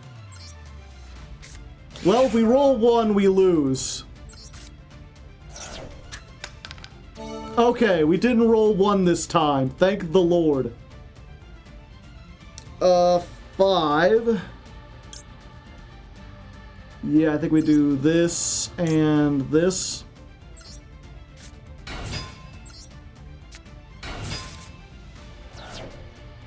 Effects not working. 7, 8. I think it's time, chat! Is this the best way to go? Probably not. But I'm doing it! How do we stop them from bringing back these? Blow them both up at once, of course! Destroy all other cards! And then Daiko Duke could bring something back. We could Rubber Band Shooter. What would Rubber Band Shooter do? We don't have like a solid road that gets us to both.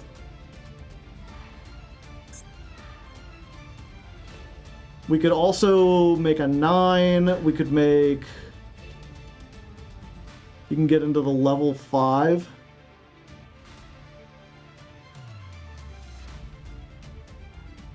Yeah, I think we're good.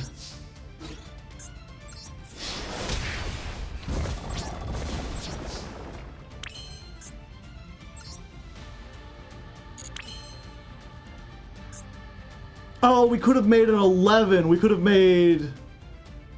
oh, we don't have the motorcycle anymore. Okay. I was like, wait, the motorcycle! I almost forgot. Yeah, we don't have the motorcycle. There's no room for it. Alright, we just gotta hope they didn't get 2 starters.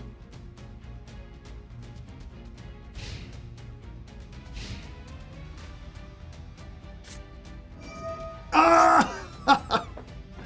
Live twins! Ah! Yeah, I guess I should have tried to go into the, whatchamacallit. I should have done the Rubber Band Shooter and tried to get... I could have sent a... No, I don't have a 6. Yeah, that's the unfortunate thing about this version of the deck, is that while it does do the combo very... And they had Sprite Blue, too. While it does do the combo very consistently, it doesn't have a lot of tools to rebuild.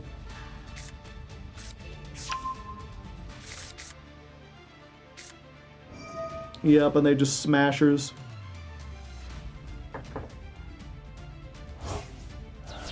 Or maybe it does, and I just don't know. I guess that's the other thing. It's not necessarily even that the it doesn't have the tools to rebuild. It might just be I've spent so much time just trying to learn the base combos that I haven't had time to learn what I do if it's turn 4 and Barone is already in the field and I've used Speedroid Scratch and Dice is in the graveyard, like, what's the combo I do there to get me into Crystal over the Synchron Dragon? I'm not fluid enough with everything. They had to attack just in case.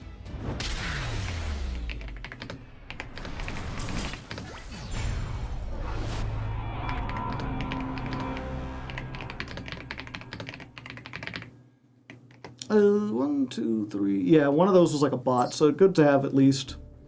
We need non-main combos. Also, hello, Sophie. How you doing today? Raiding with a party of 7. Playing some Yu-Gi-Oh, I assume, or were you on that non-Yu-Gi-Oh lifestyle?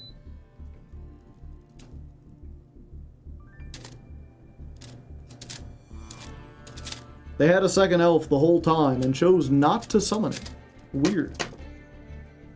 I think they were really hoping that, like, I didn't have an easy way to, like, destroy one live twin without getting rid of the other. Is there nothing to do with the Radiant Typhoon engine? Yeah, we could do that. You gonna give me the money to buy it? You got $80 over there? Send me the money so I can buy all the stuff and then add the Radiant Typhoon engine in? They were fiend locked. Ah.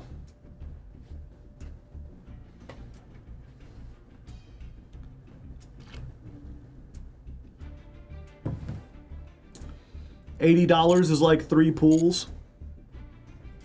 It's not like 3 pools.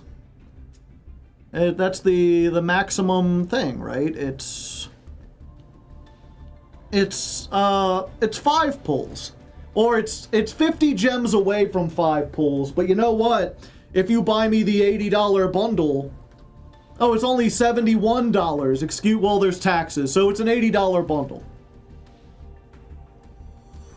Although I guess I could get these for free. What are these? $30 and they're worth 3. So, actually... 2 of those would be $60. And then plus tax, you just assume like 70. So for $10 less, you could get 6 pulls. 90 for 9 pulls. Yeah, we'll probably be playing it on the other account once we get there. Silver Star 65 has redeemed a honk for 5K. Chat, not chat, Critter. Critter, I'm sorry, I'm getting confused, you know me. Go ahead and give a honk for Silver Star if you would. Thank you very much. Alexander, I owed you this from last week. Ah, well, thank you. I was wondering when you would show up again. I appreciate it. Yeah, if you missed last week, we did like a 40-minute long karaoke that people actually stuck around for. It was crazy. Just non-European things, yep. I'm having more El Fudge. Olé. The Spanish cookie.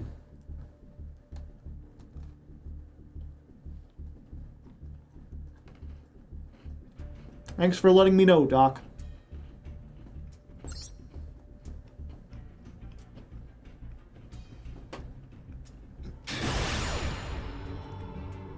How fudge is it?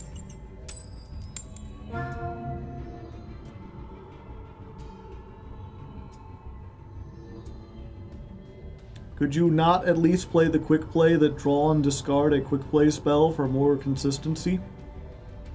I don't know what you mean. How would that give me consistency?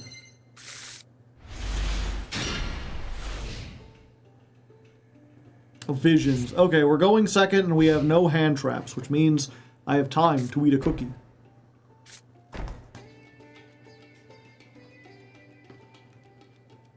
Or maybe I don't. Maybe all they can do is set 2 and pass.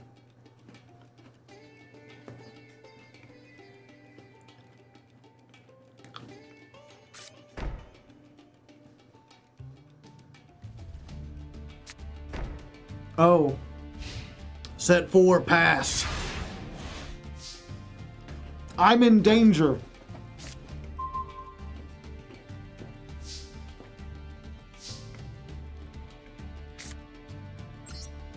Normal summon the Duke. Metaverse. Oh, this is some bullshit. War Rock Mountain! Hold up! Things just went from check to check plus, chat. Huh?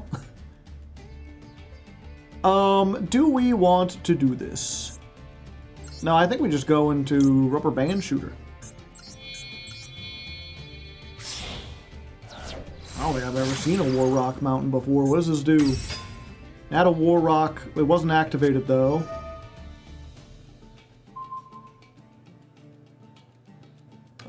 And then Tears of the Overroot.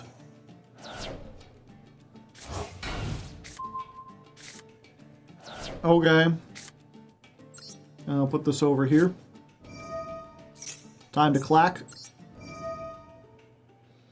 Let's get rid of this. Let's put this in here. We're gonna Clear Wing Pass. It's what you gotta do. I mean, to be fair, I have both of the traps, and together, they're each a disruption. One's a pop and one's a bounce, and that might be enough. Plus we can get to clacking. Hey everybody, it's a clack attack. Let's battle. Okay, start of the battle phase, if you control no monsters or all monsters are War Rock, you can summon one from your hand, but they didn't have one. Okay, 25. And then we're going to set 2 pass. Win synchros with different types. Banish one. I would have to get rid of the Duke, and I don't want to do that.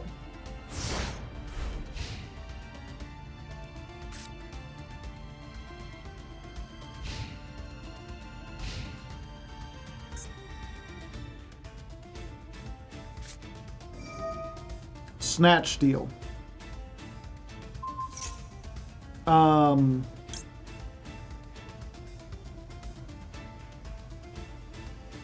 Well, another level 5 or higher activates its effects. Oh, it has to be a monster effect. Okay. Yeah, we use this.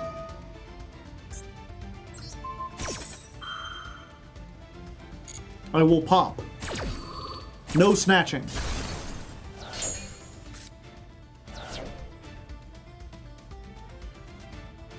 I was like, why can't I negate that with Clear Wing? It has to be a monster effect that targets. Oddly specific. Battle phase? Okay. Nothing. Gotcha. Okay. We're here. I told you I was living. Alright. Activate the effect of Car Turbo. That allows me to special summon this from my hand. Now that I control a level 3 tuner and a level 7 non-tuner, I can make Bar on the Floor!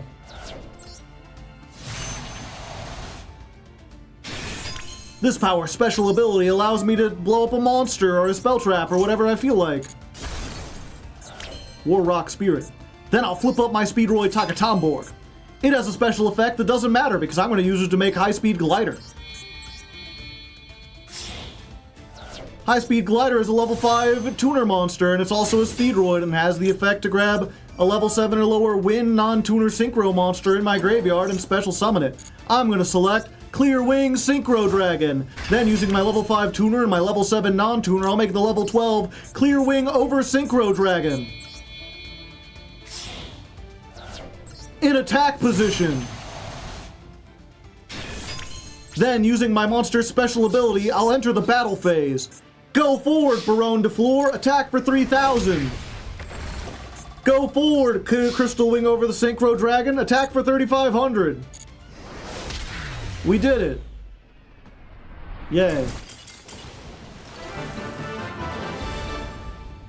War Rocks are somehow worse.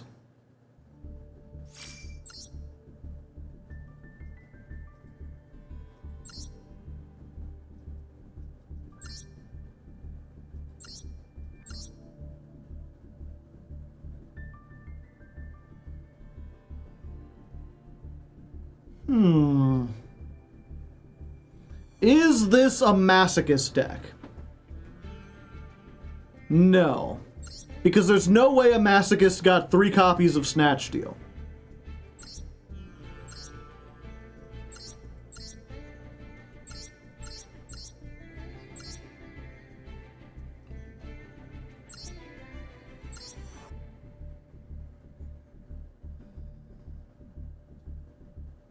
My question is, if Metaverse, I was like, oh, Metaverse just like puts it onto the field, it doesn't activate it. But it did. And when this card is activated, you could add a War Rock, so why didn't they search a War Rock? Did they forget? Also, that's 10. Also, Crimson Firewing Pegasus? Okay. Missed the timing. Oh, I guess, yeah, it was a when you can. Immortal Phoenix and United We Stand. And Decisive Battle of Golconda. No third copy of the field spell. Field spells are expensive. Also, someone asked, what's the L Fudge cookie? So, it's like a standard, like, what do you even call these? They're like barely a cookie, right? Like they're lightly salted, crusty bread. It's one of those, it's 2 of those, and sandwiched between them, fudge. But it's like whatchamacallit, Oreo style fudge. Graham cracker? I don't think it's a graham cracker. Graham crackers usually have like a cinnamon toast to them. A biscuit? Yeah, I guess that'd be close, like a sugary biscuit.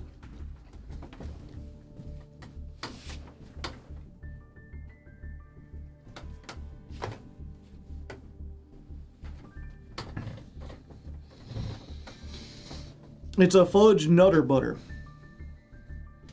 What the heck is a nutter butter? Grok, what's a nutter butter?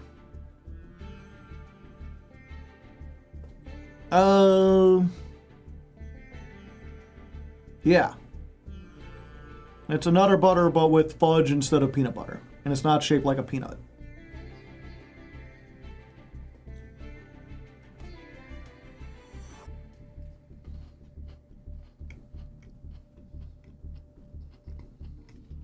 Butter made out of nuts. It's more likely than you think. It's made of pea and nuts. We all know that pee is stored into the balls. And when you have to pee, it's because they get too swollen. For more medical facts, subscribe to my stream.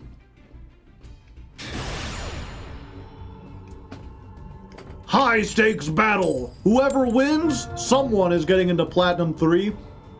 And they won the coin toss, so probably not. Oh. Suspicious. So they have allowed me to go first. This is pretty good. Although if they've got hand traps, it's pretty bad. Mostafa. Isn't that the, like, fiery planet in Star Wars?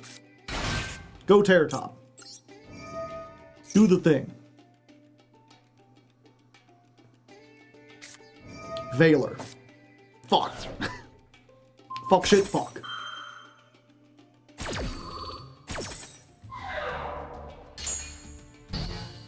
Okay.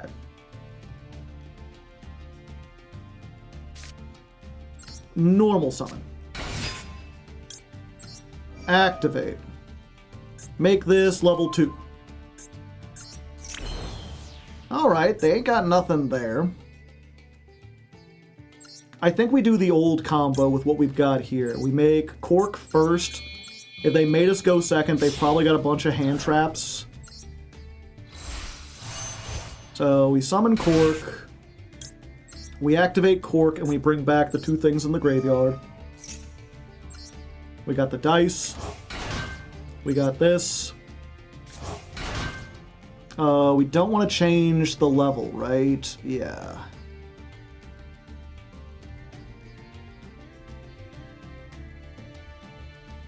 Yeah. And now we do rubber band.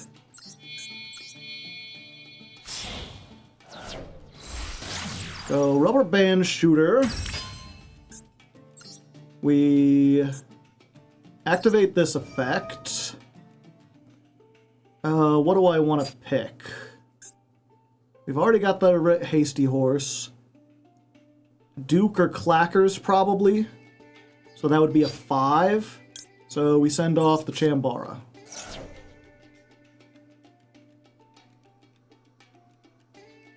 If they have an Ash, then we extend with the double yo-yo.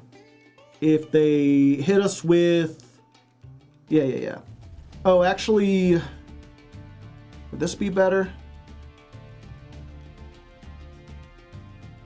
Yeah, Yeah, actually, instead of the Duke, it's this or this, because either way we'll get something that extends us. So give me the Takatomborg or the Clack. Okay, Clack is probably the best option. Droll. I see. Okay. Yep, we're gonna activate this.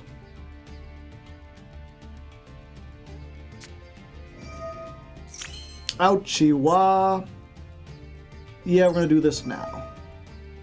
Let's go ahead and banish the Takatomborg. Get myself a bird. I'm gonna use bird effect. Get ourselves a clear wing.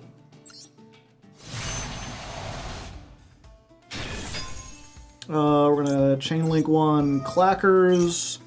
Chain link 2 this. So we can send the trap to the graveyard. They might have Nibiru. If they have Nibiru, we're probably doomed. Yeah, just put the duplicate, because we already got this. Summon the Clack attack. Hope they don't realize. It doesn't look like they realized.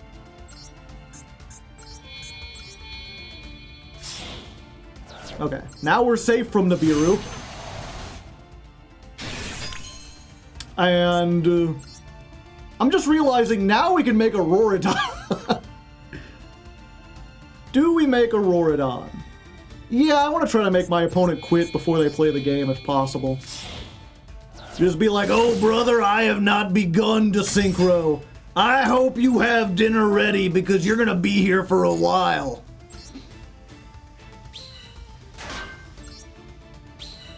I'm the leader of the Yu-Gi-Oh! Mafia. They call me the Auroradon. Special summon O-Lion? O-Lion. Oh, you got like an Ash here? Have you been saving an Ash the entire time? They have.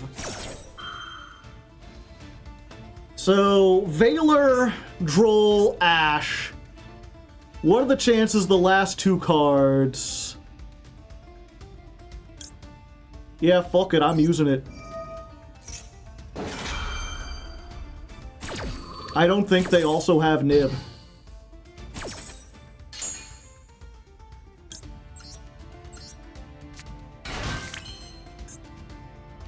Let's see, and we don't have that. We do have another way to get a level 1 tuner. Yeah. So what we're going to do is we're going to make a Goida. Wait. Yeah. Make a Goida.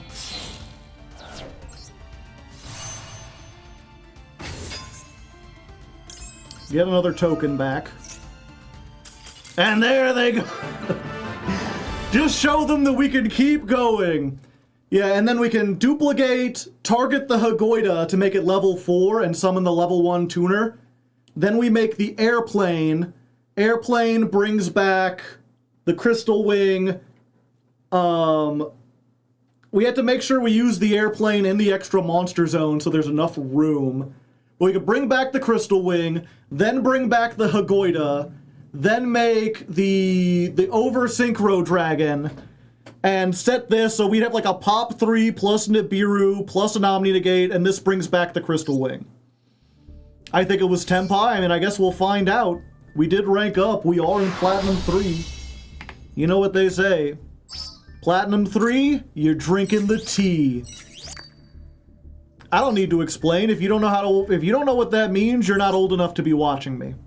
Go learn more references. Spend more time in your life. Huh. Go second Kashtira. That's not what I was expecting, chat.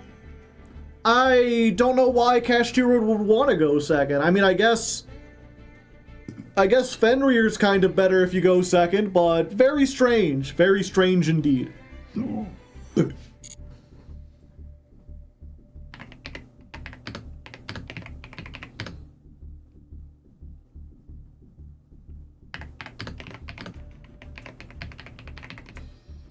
Then we special summon, after which we proceed to special summon. And then in order to special summon more, we continue to special summon. And then after that, you won't believe it, I special summon.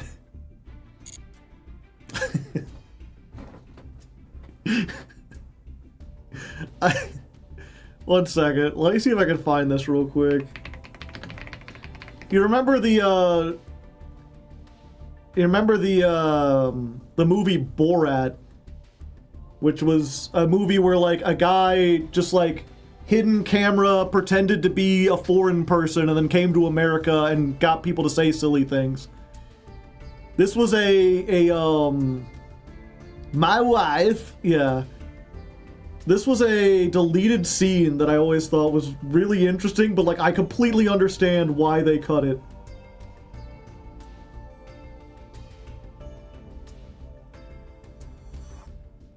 Let's see. Hello, nice to meet you. Nice to meet you. What is this? That's cheese. What is this? That's cheese. And this, what is this? Cheese also. And what is this one? That's cheese.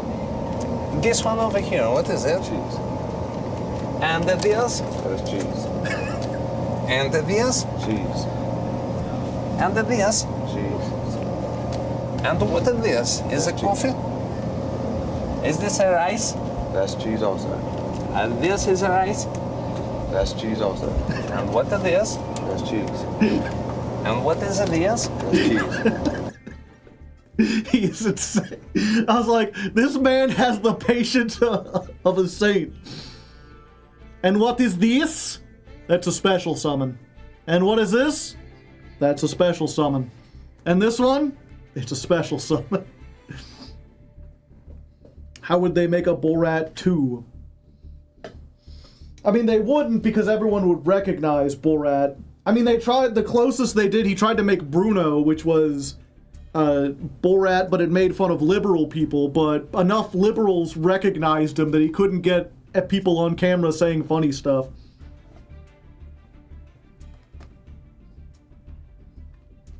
I need 10% of that man's patience.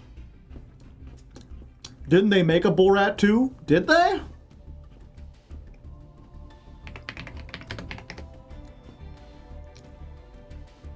Huh. Oh yeah, now I remember. That was how they did it. He brought his daughter over to America and it was played by a completely different person. So they didn't see Borat, they saw his daughter. I never saw that one though. Subsequent movie film.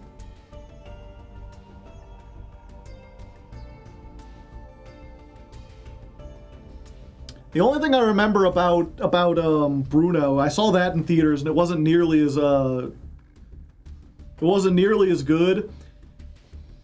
But what was it? Bruno, if you don't know, his character is this like Austrian fashionista, like fashion designer. I must always be on the cutting edge. He was always making these like absurd costumes, like kind of making fun of the fashion industry and kind of like rich, flamboyant people in general. And then at the end he gets betrayed by his boyfriend. And so he decides that he's going to quit. He's going to quit being in the fashion industry, and also he's going to quit being gay. He's like, I shall no longer be gay, and he like reinvents himself as Straight Dave. And like he's going down, he's doing these, like it's like 6 months later, and he's like in a like a flannel vest and blue jeans, and he's got these like these anti-gay rallies where he's going around, he's like, I'm Straight Dave and no one's as straight as I am. Can't be gay because of woke. And I remember he's like talking to this crowd of people in front of a, what was it? He's like, we're gonna have a cage match wrestling, or what was it? We're gonna have a cage match of wrestling. He's like, because there's nothing straighter than a bunch of big muscled up guys rolling all over each other, and everyone like cheers. He's like, I'm the straightest man who ever lived. The first thing I do when I buy a new house is brick up the back door. And I just love that punch, so over the top. I'm so straight, no one enters the back door.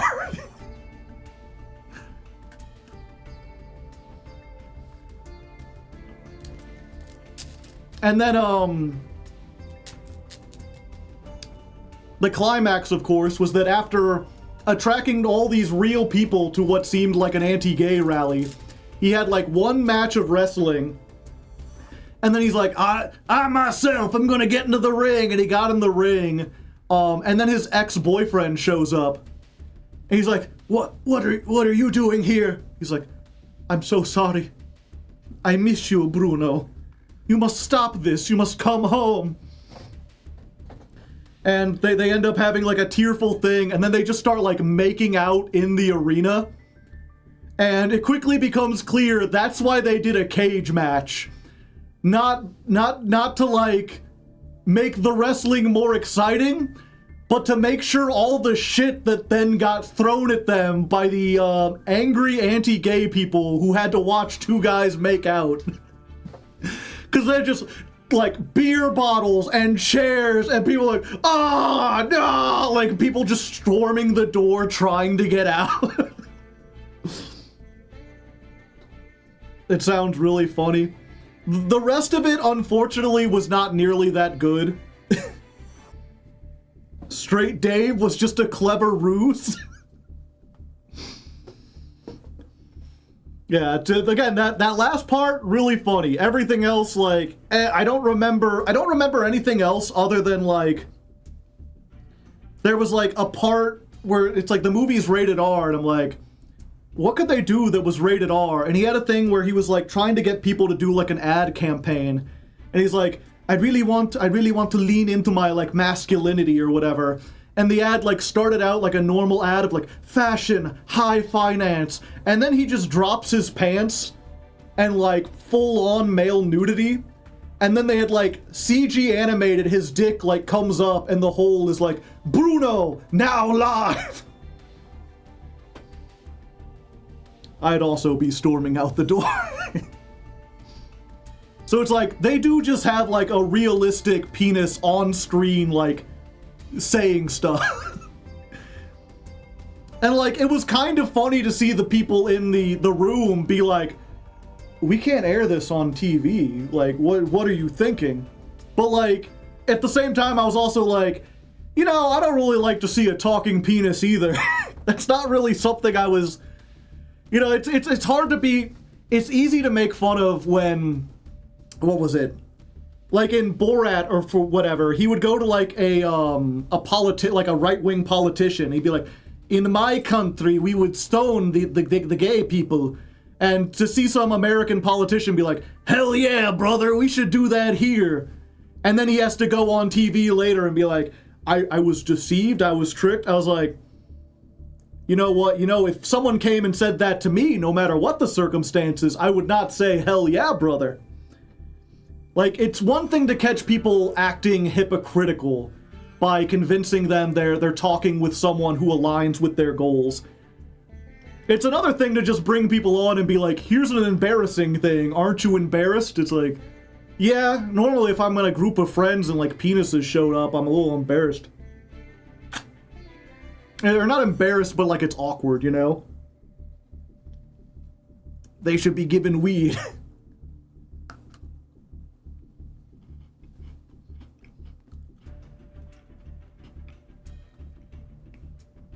I remember that. There was the big thing where like... Yeah, the interview... Rudy Giuliani. There has never been a sweatier man. Not yet, at least. Jake Paul's trying to give him a run for his money, I tell you what.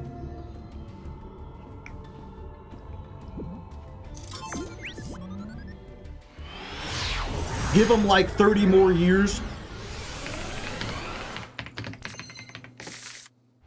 Have you guys seen close-up pictures of The Rock? The thing is, The Rock tries to look like that, you know? He goes out of his way to be sweaty. I would not be surprised if some of The Rock's sweat was like, you know...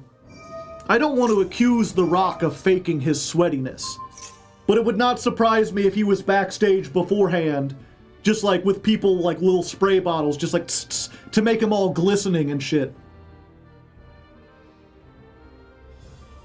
But this was, what was it? Trump's doing a rally to try to convince people that the Iran war is actually a good thing. And of all people, fucking Jake Paul showed up to speak on his behalf. And people were like, Jesus fucking Christ. That's like a 3-piece suit. How are you sweating that much? I've never, like, he's wearing like a t-shirt underneath that, plus a thick-ass suit. How do you have that much sweat that your armpits, at like a rally, like, unless you're like working out beforehand? Like, you've got some medical condition or something. You need to look into that. People are saying cocaine, that might make sense. That's so weird. Why is Jake Paul the scammer trying to mess with politics again? Because he want to make money. And Trump has shown that, like, you can use the American political machine to just make yourself filthy rich now. If this card is sent to the graveyard. Hey, I like free tokens.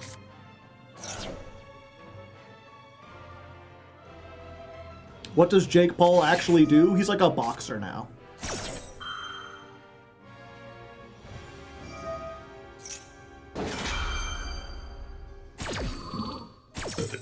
He gets punched in the face. Scammers always end up in politics. I feel like it's important to point out that, like, as early, or not as early, but like, it wasn't that long ago that, like, corruption was illegal, you know? Yeah, we go ahead and discard this here.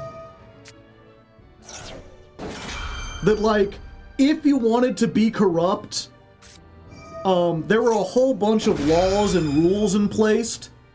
Like, the president, every president from George Washington all the way up until Trump, whenever they took office, they divested from whatever companies they were in, and they did not engage in, like, any attempt to, like, sell things or prop up their business. Like, Jimmy Carter, who was, like, a president while I was alive, he owned a peanut farm. And he sold that, not to anyone into his family. He basically had to tell his children, yeah, you're not going to be able to inherit this, because if I'm the president and I own this peanut farm, even if I don't tell people to do it, people will go and buy, like, my style peanuts to be like, they're the president's peanuts. And if that belongs to anyone in my family, I don't want them getting rich off the back of me being in office. Being president is a privilege, not like a right. Meanwhile, Trump sold a gold-plated phone. Trump did not give up control of most of his companies. The ones that he did give up, he gave to his son, Eric Trump, whose name is still Trump. and he regularly wears, like, merchandise that he is selling. He regularly tries to, like, oh, he talks to the Saudi Arabians about American policy, and they agree to do something with military base, and also, or no, Trump agrees to do something for them, and in return, what do we, the Americans, get? Like, nothing. But, the Saudis do buy a whole bunch of stock of, like, his golf company. They buy, like, a private jet for his son. He also ran 3 different crypto scams. What am I even doing? It's special summon. Do we go for red-eyed dice and make the cork shooter? No, we just get Daiko Duke in the grave. Jimmy Carter was a genuinely good person. And so as much shit as, like, you know, Ronald Reagan, he gave up all his shit when he joined. He didn't have, like, he did a bunch of things that I would consider evil, but corruption wasn't one of them. He didn't personally, like, enrich himself to the detriment of everyone else. Let's go ahead and try this.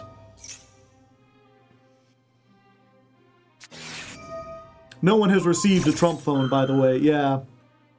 Critical is like, I was curious to see how the Trump phone, so he bought into it just to see if it was any good. And has made 2 videos so far where he, like, calls customer support to be like, yeah, the website said July of 2025. And then it said before 2026. Now it still says before 2026. The politics distracted me a little. Are we super fucked? Yeah, I think we were super fucked. Maybe I could have done this better if I wasn't distracted. Hard to say, hard to leg. Yeah, we do this way. Gotta go fast.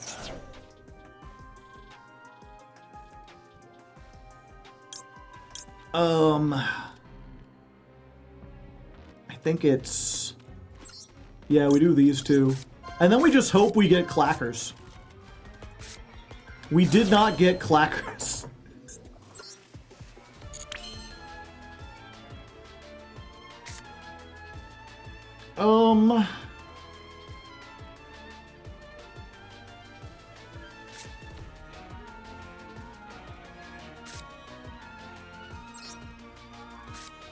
Gonna summon this.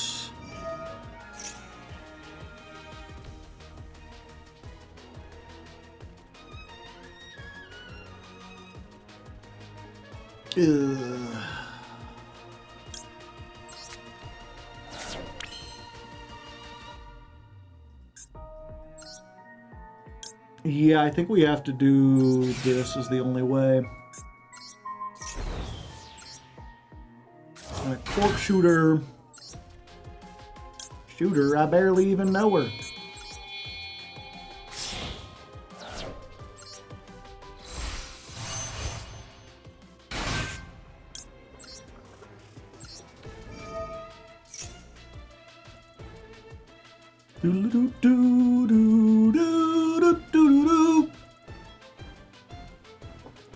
They reading. They don't know anything.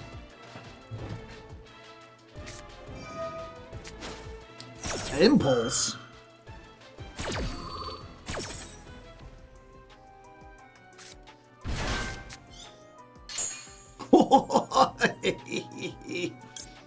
That's nice. That's pretty neat.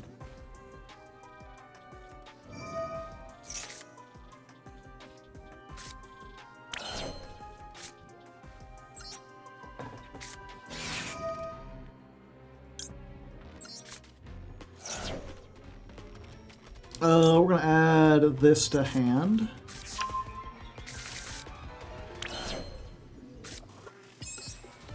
Pendulum. I gotta hope they were drawing so much because they really don't have enough to get the effect they want off to, like, wipe the field.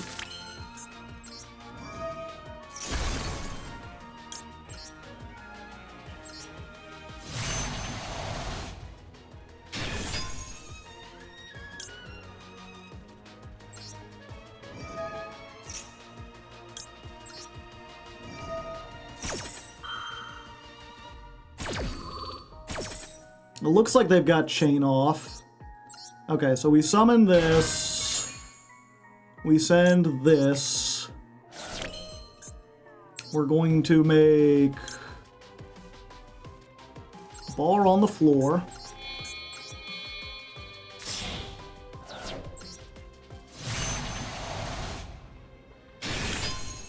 Then we're going to rubber band shooter.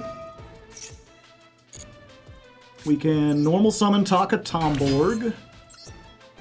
Then we can make the plane.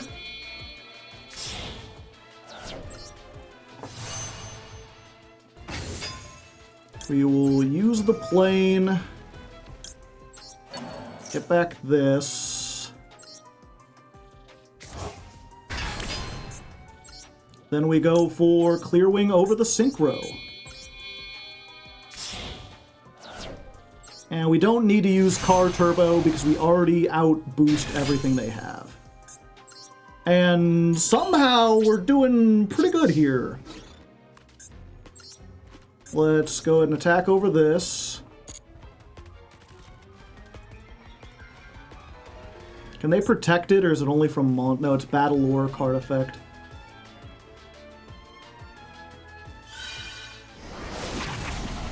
Yeah, I should have done that. I'm dumb.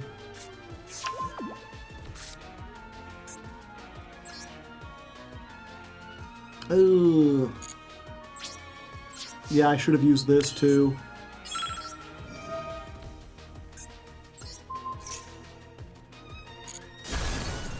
I should have done that first. I wasn't thinking. Okay.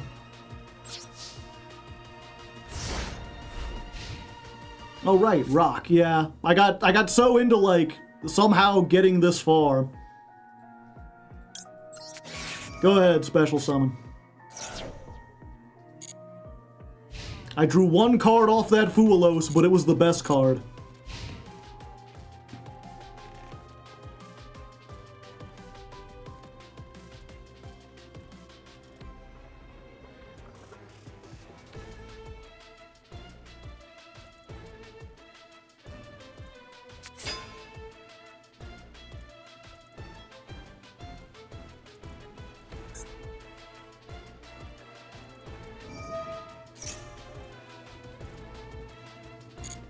Yep, special summon.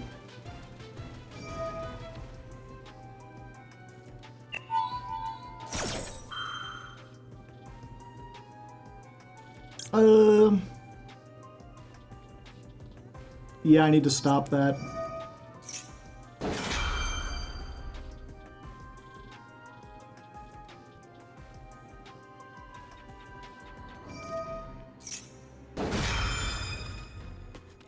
Sure.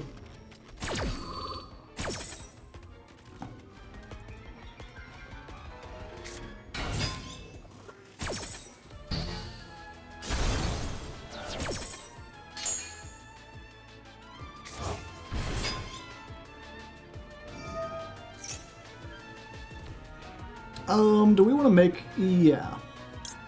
Just in case they get a 5. Let's do this. And let's do this as well.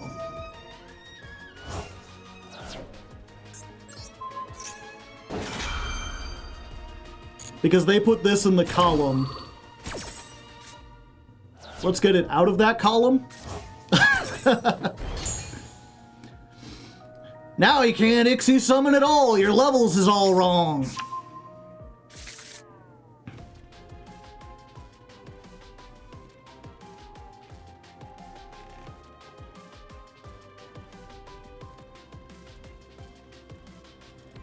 That was the funniest play possible. Just dodge out and dodge back in. Watch out for the level 13 monsters. Spa!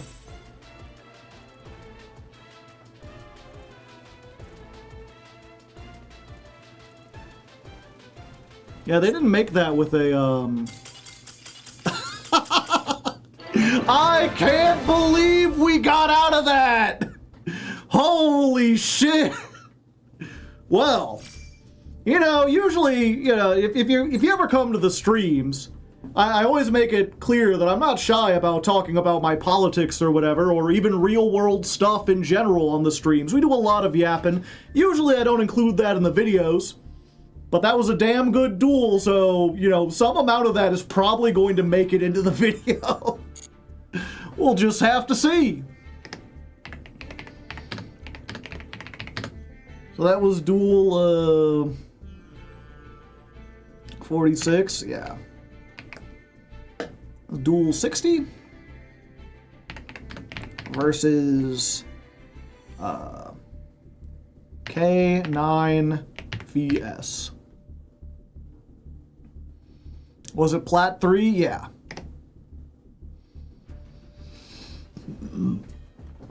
So I'll probably over the weekend I'll go to the main account. We'll open up a whole bunch of stuff for the Radiant Typhoon there, and next time we'll be playing Radiant Typhoon.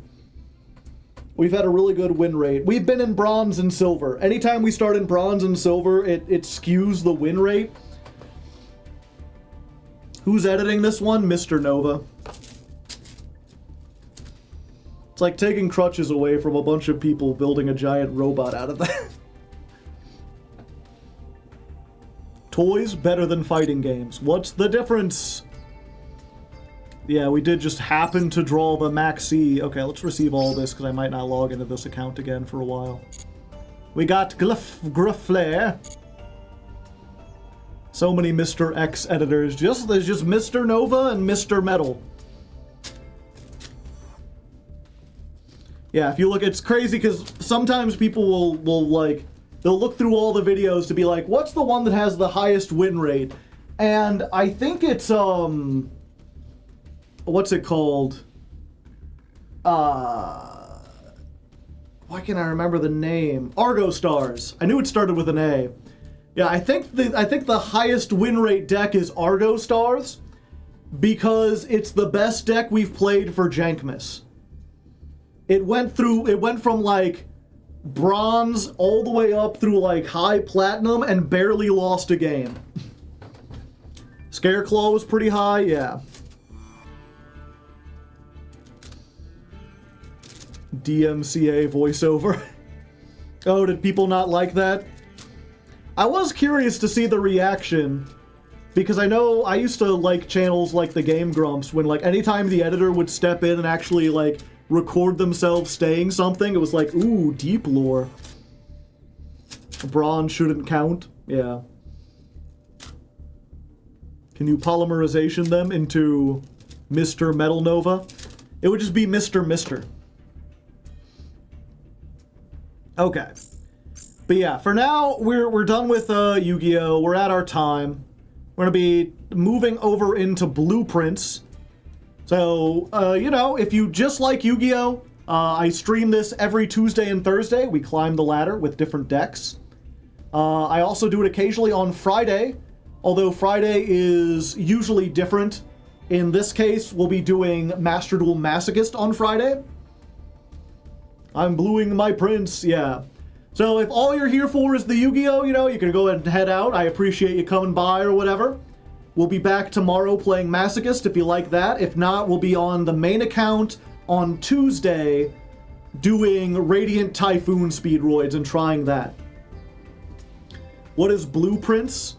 Blueprints is a weird, like, roguelike puzzle game where you're exploring a mansion where the rooms are like, every time you open a door, you have a chance to draft one of 3 possible rooms. And depending on how many doorways that room has, you may be able to go further in the mansion or you may make a dead end. And also, like, some rooms are locked and some rooms require gems.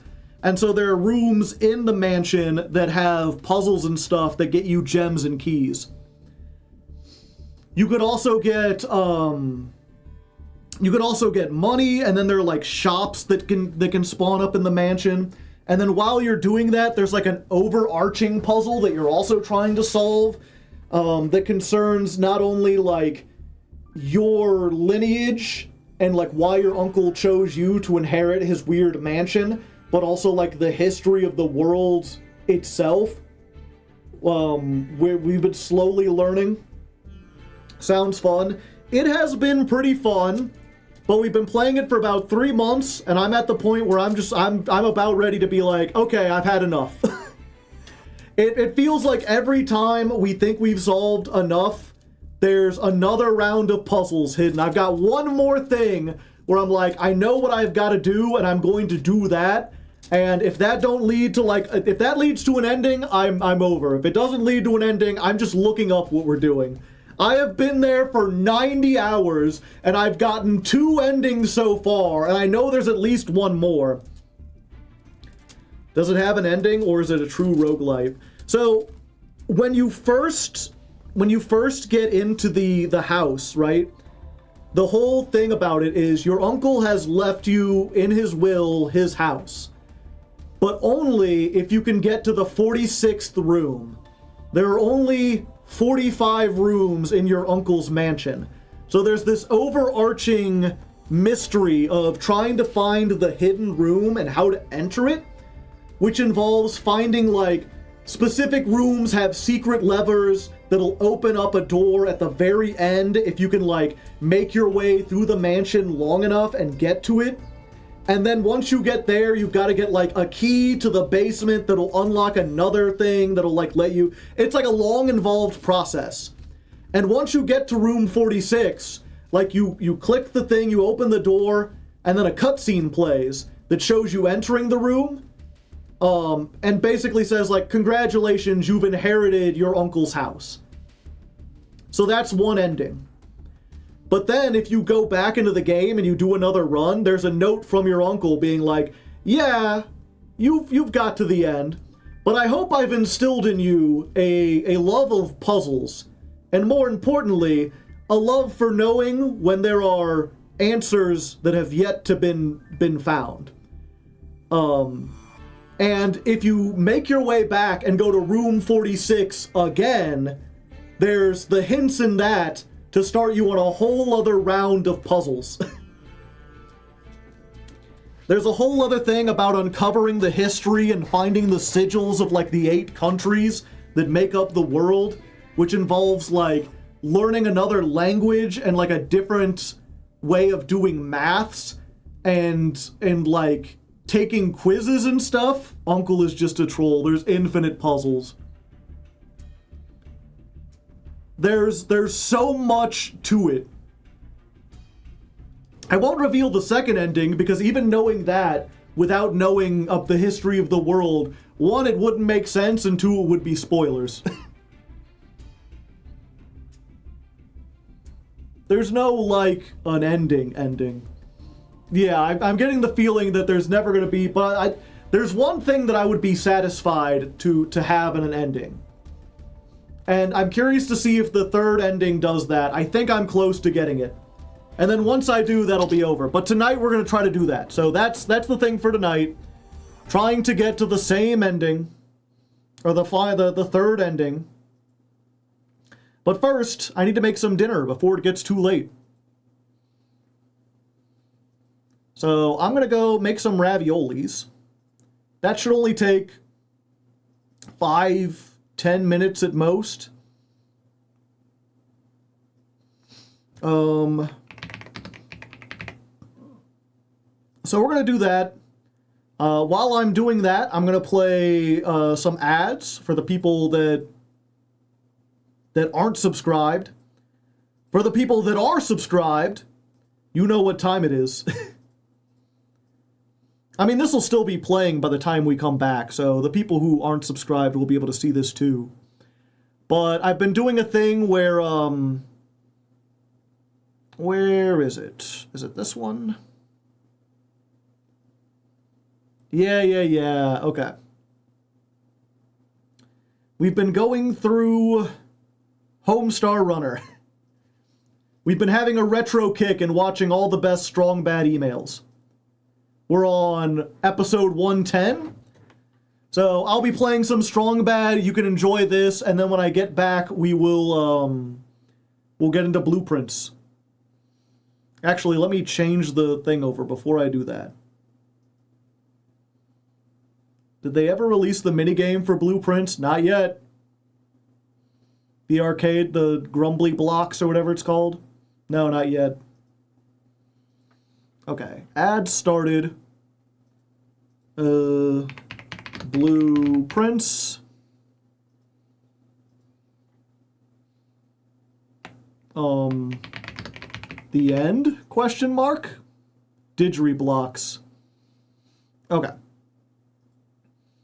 And yeah, I'll get the air fryer started and we'll be back. 10 minutes of ads? No, it's 3 minutes. Let's see here. Make friends with Carrick. Bizkaz Fry.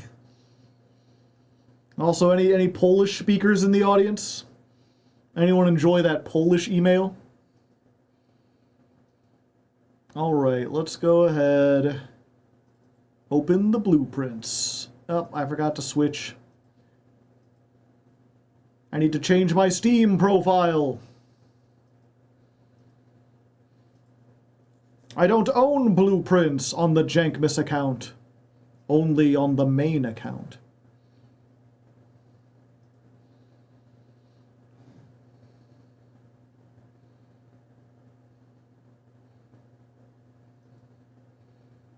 Okay, now let's try this.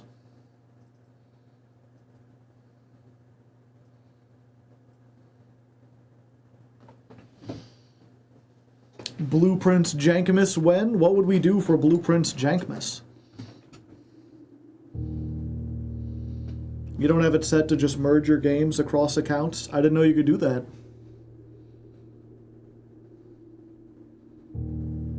Boom.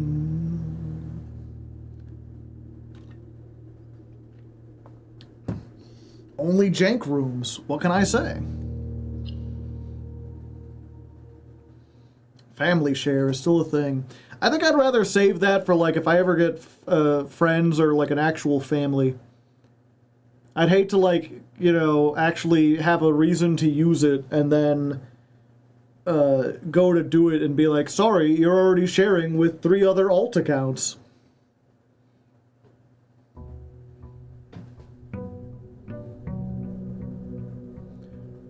Day 100. 100 days, chat. 100 days! Okay, let me look at the blueprints file. Make burning glass. So we need a magnifying glass and a metal detector.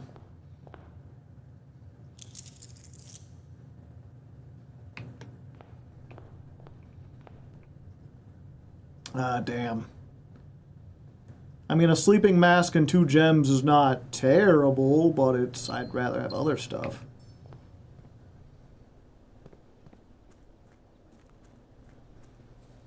Or the torch, but the only way to get to torch is to solve the chess puzzle, change my banner to the banner of the knight again, and then it'll add the armory back in and you can buy the armory.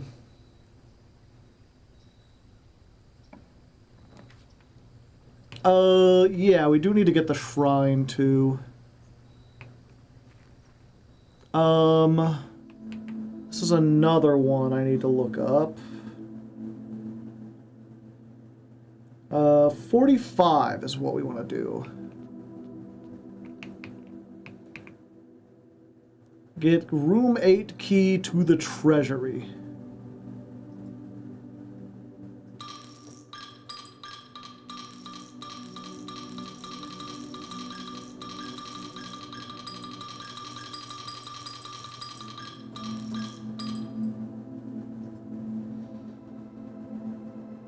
Blessing of the monk. Or the vault. Okay. I'm so confused and the game just started. Yeah, we're on day 100. Every day is like a new run. When you start, you don't even have this outdoor... Like, we had to go through a whole quest to unlock this.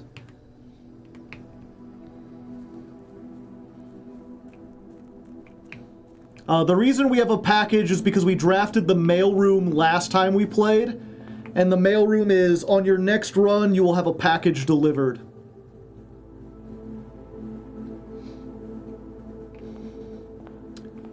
Yeah. Last time there was a tunnel, there's a tunnel underneath the house, and we've been working through that.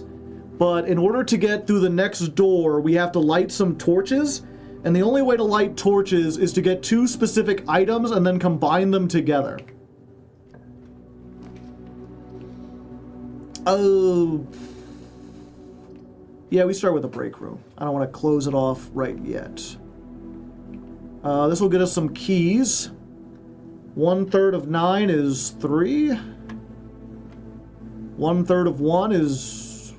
Oh wait, 1/3 of 1 times 3 is 1, right? Ugh. 1/3 of 1 minus 1/3 of 1, so 0 times 20 is still 0.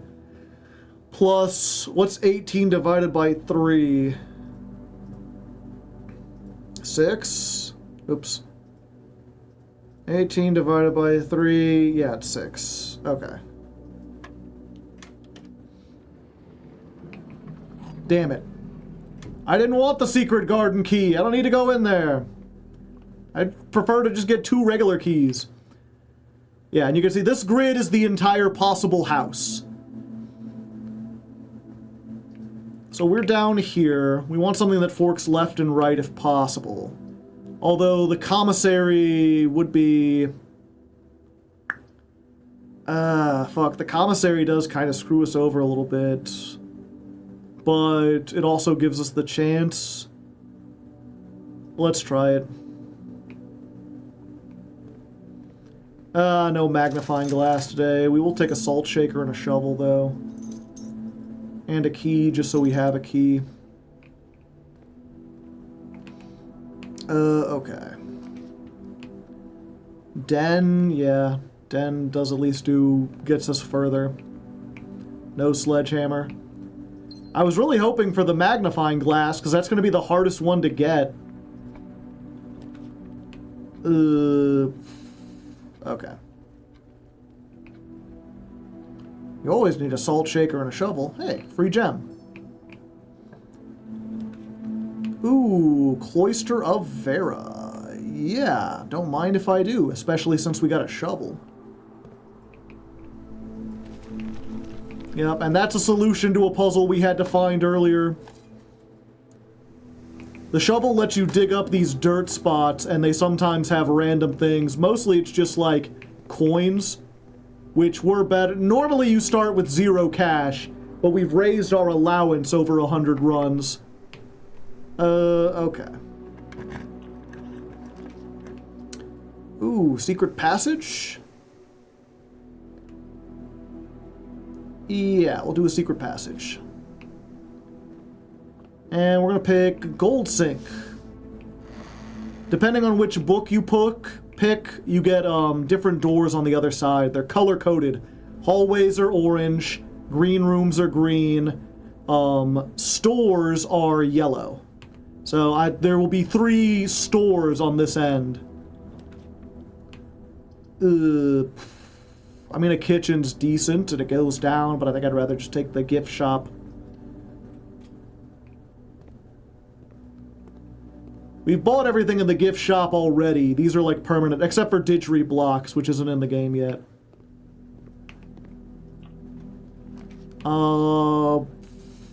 Attic. 8 items. Pretty high chance that we'll get a magnifying glass or a thing in there. There are 45 types of rooms, and each room can only appear once. So there's more than 45 types of rooms, a lot more. So the chances that you could make the full mansion and not have every type of room. It's kind of random, and there's different rarities. You can think of it almost like you have a deck full of rooms that has like 120, and you shuffle them up. The metal detector as well, yeah. The thing is, once you already have an item, you can't get it again. So I'm wondering if maybe it would be better to try to get more items and then draft an attic, because we have made the attic common. Yeah, I think that's the way I'm gonna go. Gives us more options. We got the trunks. We don't have any keys, though, or a sledgehammer. Library. Library? Or laboratory, I should say. Yeah, we'll get the laboratory.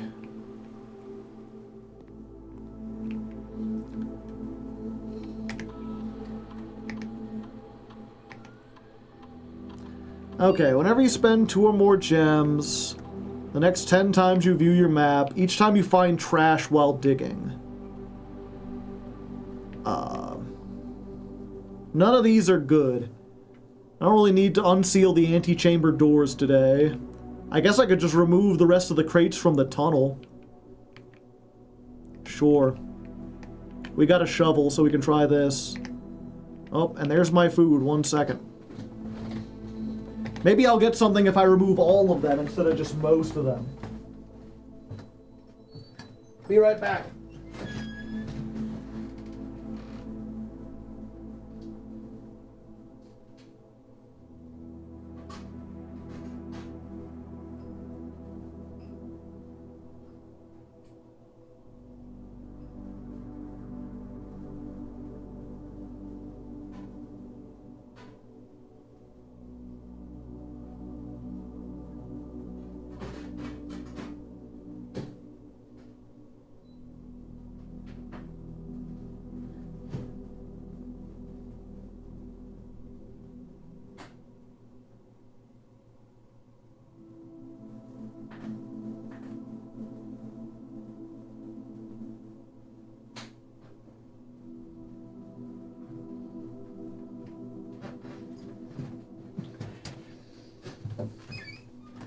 There's an email in my pocket.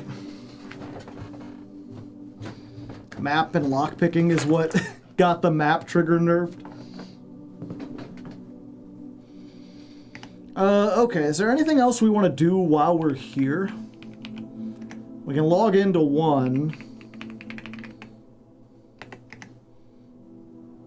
Ravioli, ravioli, yeah.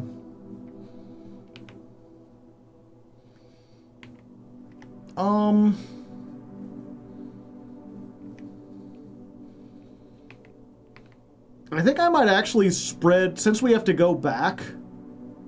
The office is currently online, yeah.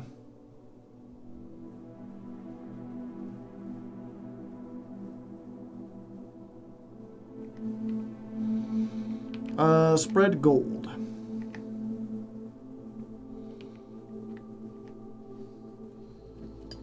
Because we used a bunch of gold early on, so that'll give us a little bit more. Ooh.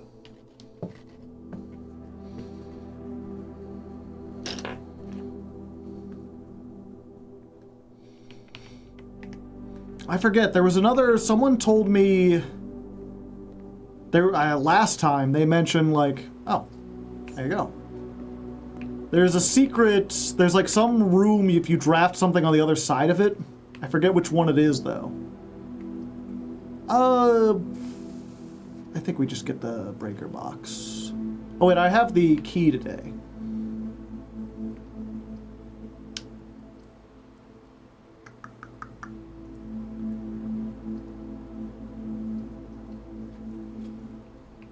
Oh yeah, on the fake throne room. Gotcha. So if we get that again.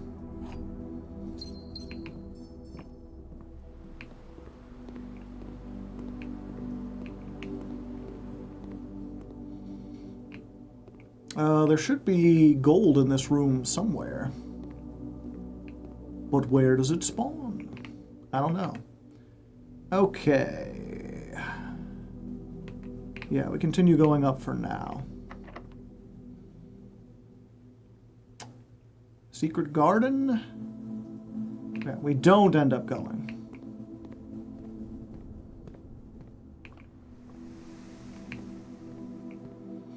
Yeah, let's go actually all the way back. It takes some steps, but, you know, we have ways of getting steps, don't you worry. Ooh, the treasure trove. No, I think I'd rather have the hallway. That gets us a key. Resident Evil 9 got a DLC announcement already.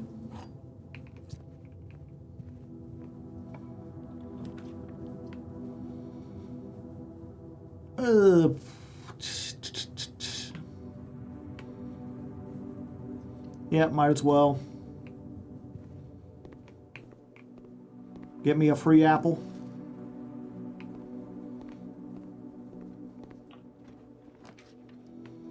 Ooh, observatory? I do like to observe. We should redraw, though, to see if we can get our way to an attic. We will need a workshop. I'll go ahead and take that now. What's in the workshop? A sledgehammer. Not what we wanted, but it is useful.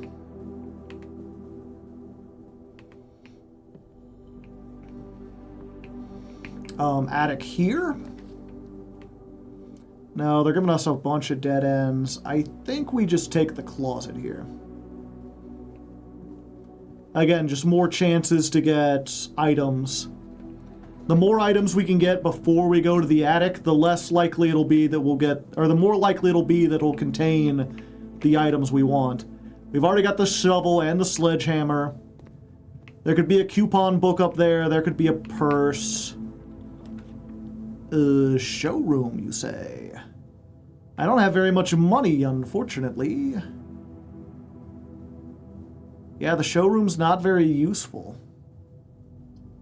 I think I just take the Geist bedroom, because I have the mask. So the bedrooms give me 5 steps. And we take the dice. Yeah, if you're wondering, if you're new and you're curious about, like, the time limit, there's no time, but in the top left, you've got those steps. Every time you enter a new room, it takes 1 step.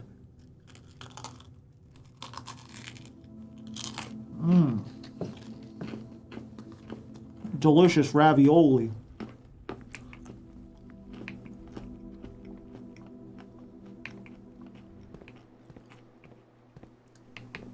And food gets you steps back.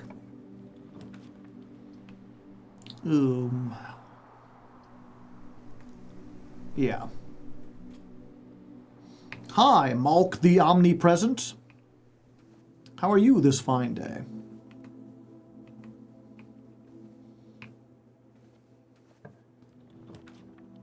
Study.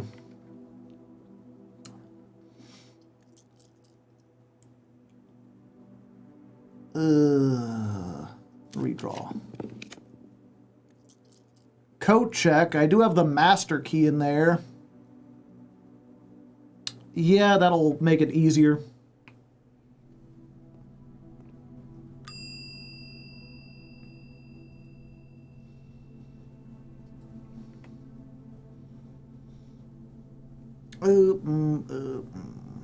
Yeah. Remind me to go put that back when we're done with today. Isn't there gold on the ledge? There is. I forgot. There should be gold in a lot of the rooms, but I forgot.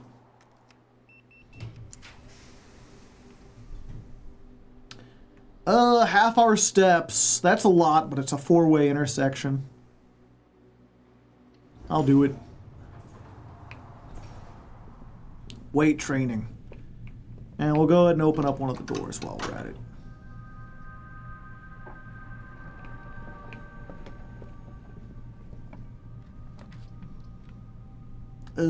Drawing room?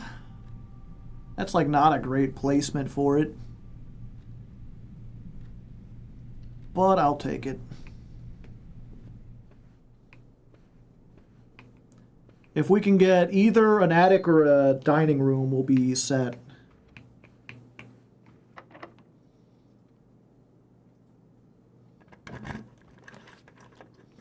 That's not either of the things we want. That's one of the things we want. That'll make sure the fact that we lost half our steps won't kill us. Get 11 steps right there. Oh yeah, and there's the attic.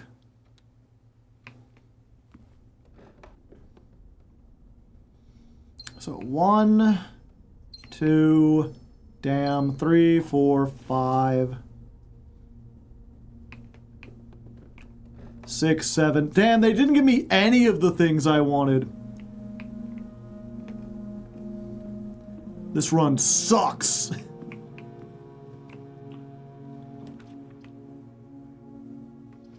Tomorrow, start with 20 extra steps. Yeah, at this point, I'll just do that. The lever. We have literally every object in the game except for the 2 that we want.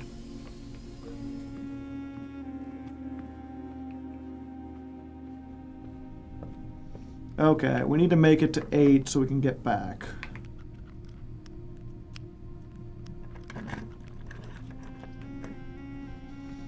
Yeah, we'll go security.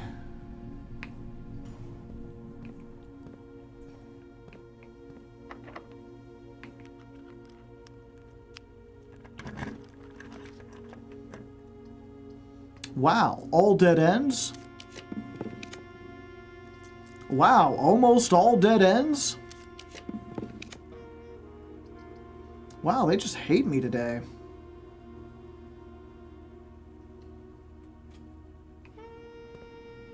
They're like, go up? Why would you want to go up?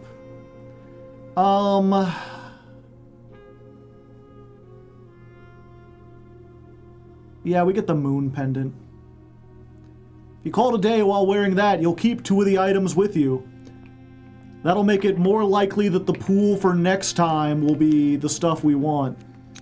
Oh, okay. Just no way to get to rank 8. They just decided, fuck you.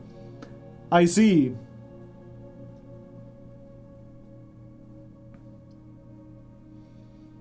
Rare and unusual to be this ash-holeless. Pump. Oh, the pump room does go up. Okay, I thought it was facing the other way.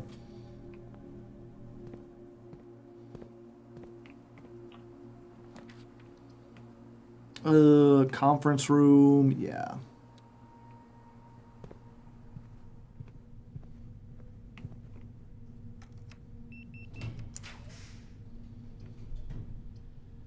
Have we gotten... And this is, we're on the 8th rank. There's also an ongoing puzzle where there are notes in the blue rooms if you draft them on the 8th rank, specifically. And so I've been keeping track. I have a separate... This is one of those games where you have to take notes and screenshots.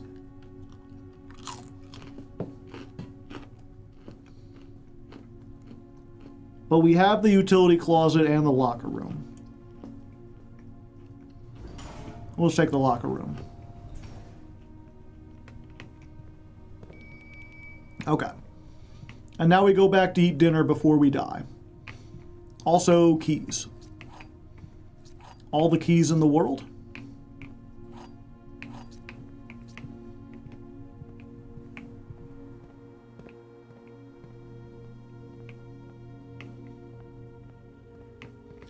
Yeah, because dinner is only served once you reach room 8. The keys are having a meeting.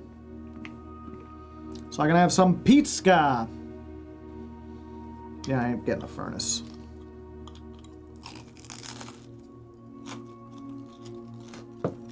One.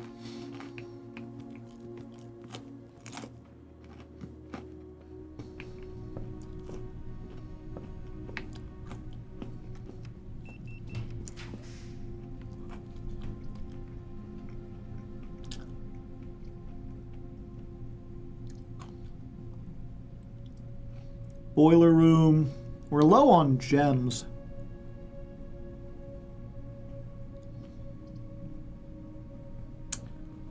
Yeah, we'll do the boiler room.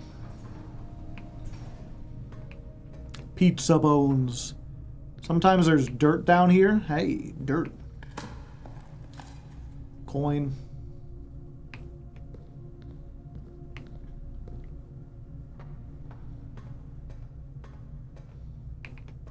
Eye for gore.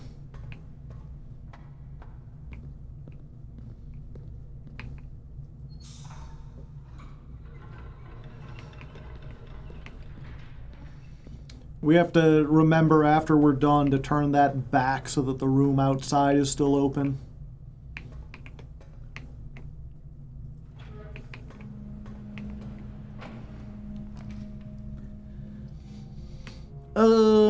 Yeah, we'll just do clock tower. Start with 1 key tomorrow for every time room today. And we've got at least 4 keys tomorrow.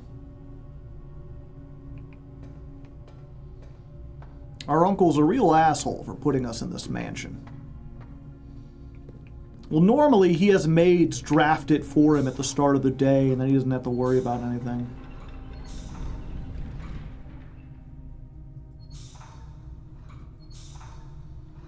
Okay, red box is back on. Leedle, leedle, leedle, lee.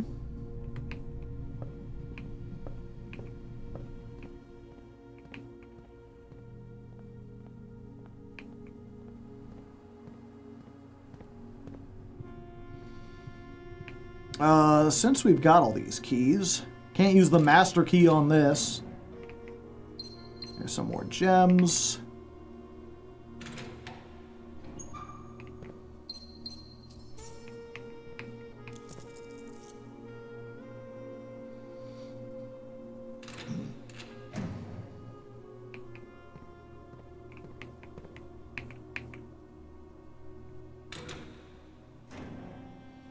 Usually there's an apple in one of these.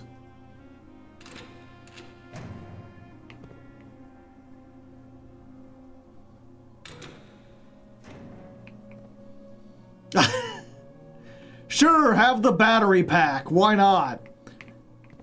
Like, hey, we remembered that there was an item that wasn't the, whatchamacallit?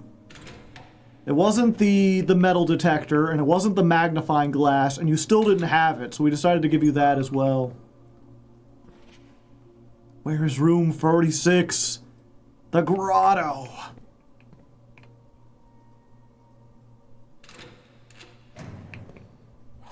Well, I can open another one.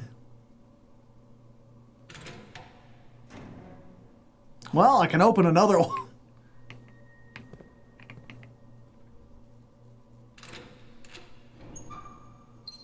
Nope, all gems, no fruit. Yeah, we get observatory. 88 stars, baby. 88 stars.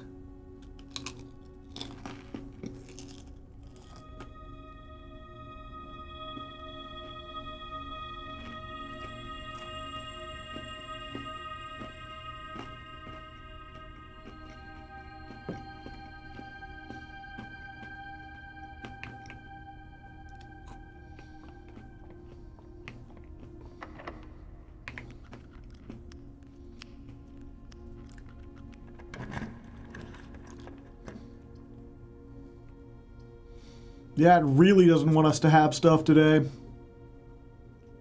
Hallway doors are always unlocked.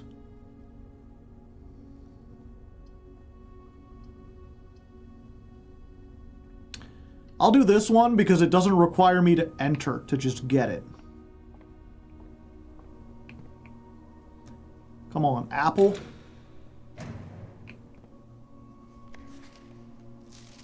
The memo next to this memo is a lie.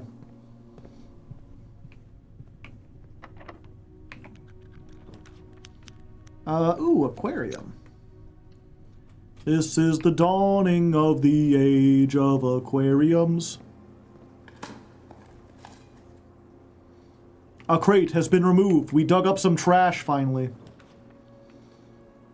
Study. Have we done the study? We have. We've done the mechanarium. We've done the closet. The mechanarium is the only one that might let us continue. Oh, we're not even on rank 8.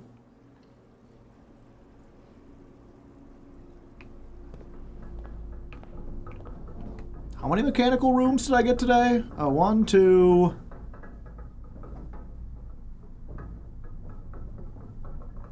3, 4. Okay, so 4 doors.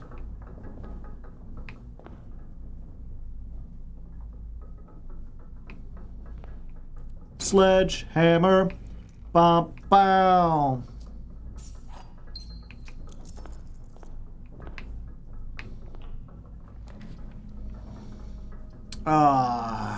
Library, parlor, treasure trove. Yeah, this lets us continue. I mean, so does the parlor, but I don't want to do the parlor thing. Less rare blue rooms.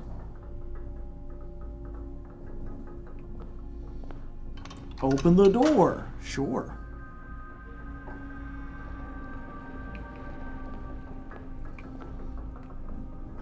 This continues on.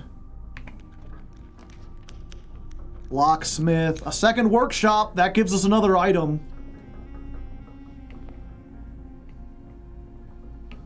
I think it might be a whatchamacallit, telescope,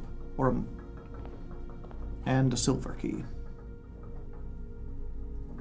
A room. Life has many doors, Ed boy. Nope, it's the I keep forgetting there's other items here.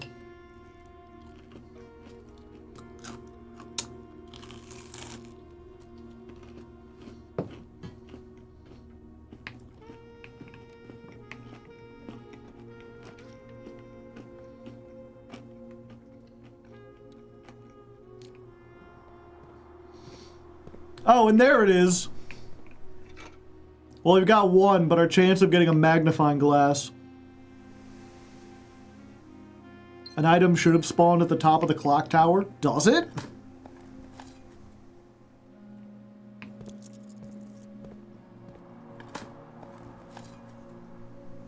Salty turnip.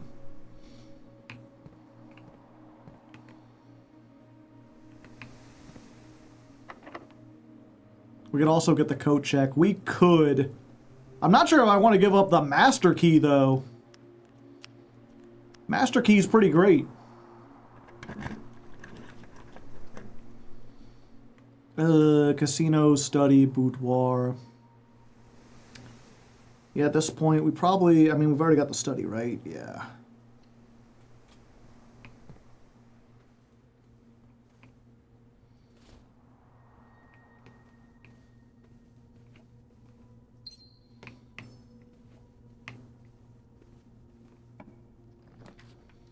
Well, there's the vault. Do we have the one in the vault? We do.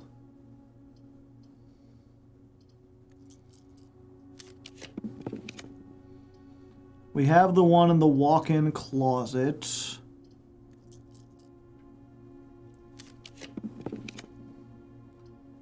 We have the one in the office. We do. I guess we just mail room.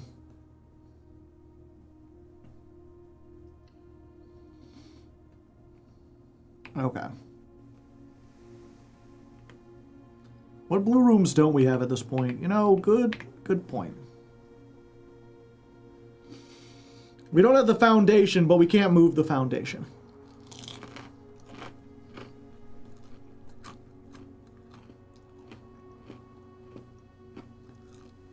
We have the gallery.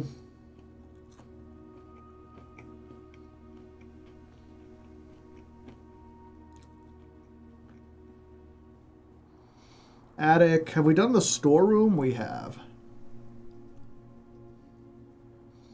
We've done the reading nook.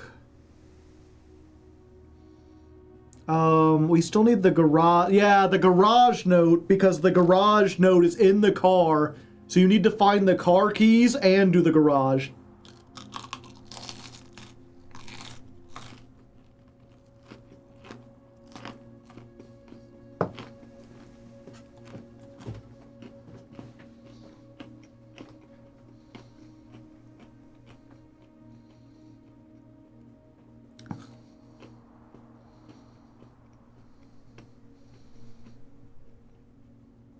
Got the trophy room, the ballroom.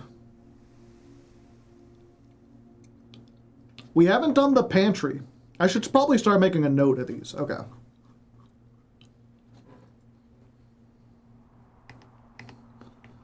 Blue rooms. Blue note rooms remaining. So, pantry.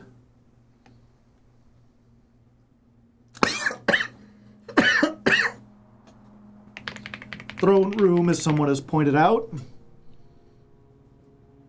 Oh, we got the rumpus room already, right? Yeah, rumpus room. Got the vault. We've got the office. Oh yeah, the garage. Garage, parentheses, need car key. The drawing room. Yeah, we got that. Got the study, the library. We got the Chamber of Mirrors last time. Have we done the pool? Yeah, I remember getting the pool. Pretty sure, yeah. Drafting studio. Yeah. We got the utility closet. We got the boiler room. We got the pump room. We got security. We got the workshop. We got the laboratory.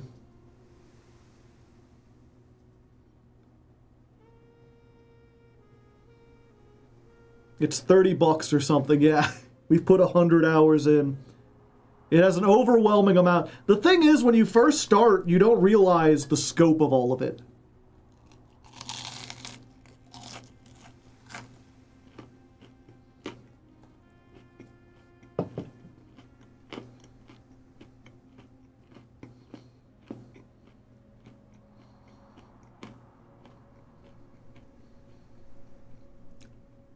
We've got sauna, we've got coat check, we've got mailroom.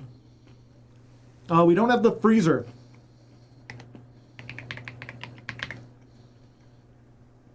We've got the dining room.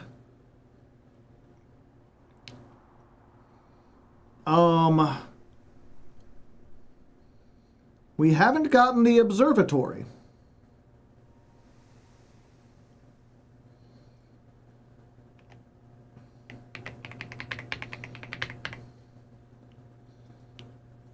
We've gotten the aquarium, the conference room was the first one, and the antechamber doesn't count. Mechanarium, planetarium. We got the throne room. Those ones can't spawn inside. Have we got the dove coat? I believe we did. Yeah, the dove coat. We've got the kennel. I've got clock tower. Classroom 1, yeah. Classrooms 2 through 8. Green, purple, yeah, okay. And all the rest of these are like colored appropriately. None of them are blue. Okay. Where was I again? Oh yeah, we're just going to check the clock tower. How many steps do I have left? 34? Should be enough, right? 1, 2, 3, 4, 5, 6, 7, 8, 9, 10, 11.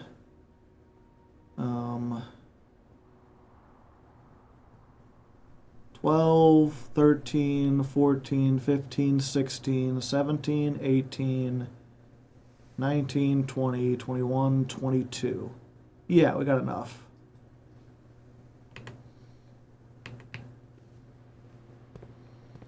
Because we want to check the place, or the clock tower. We want to go to the coat check. And then we want to sleep in the whatchamacallit room.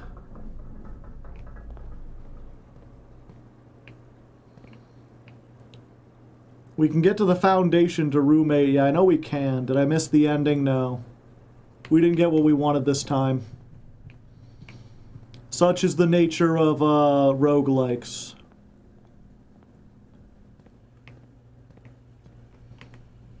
Yeah, I'm gonna check the clock tower real quick. I gotta do this again. Son of a bitch. Oops. Wrong one.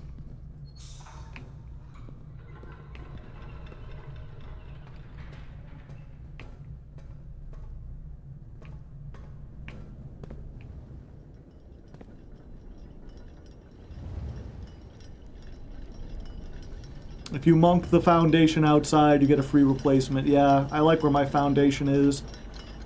And I don't feel like I should need to do it. Nah, it's a treasure map.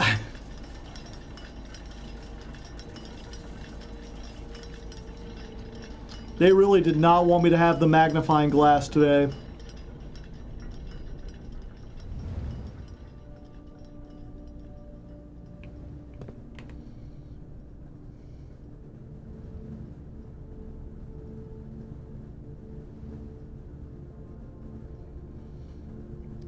Okay, yeah.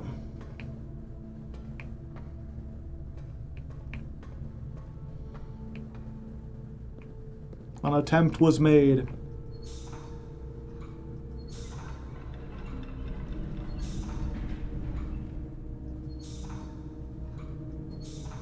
If the treasure map lines up with the bedroom, which bedroom?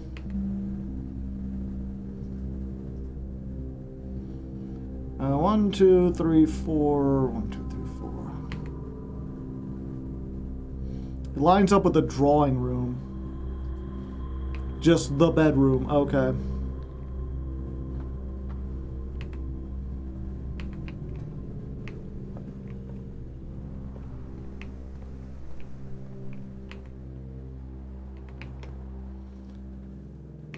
Okay, so as much as I hate to give up the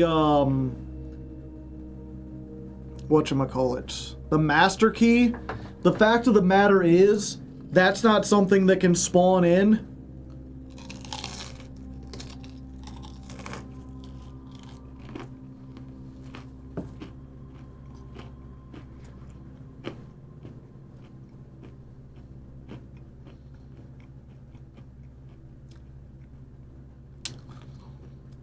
I think we need to put the metal detector so we ensure we have one.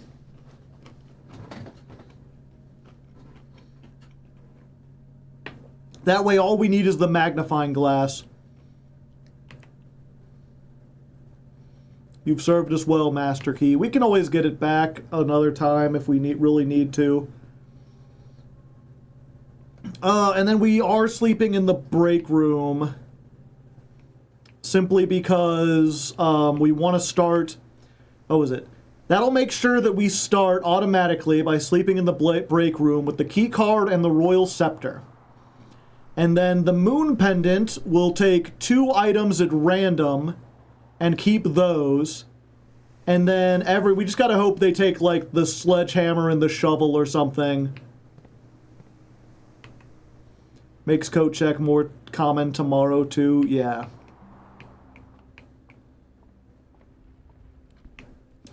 Yeah, we found a note that said that, where it was like, coat check is more often or more likely to be drafted the day after coat check shows up. Call it a day, yep. Also, we've got the mail room, so we'll start with a package that has at least 2 things in it.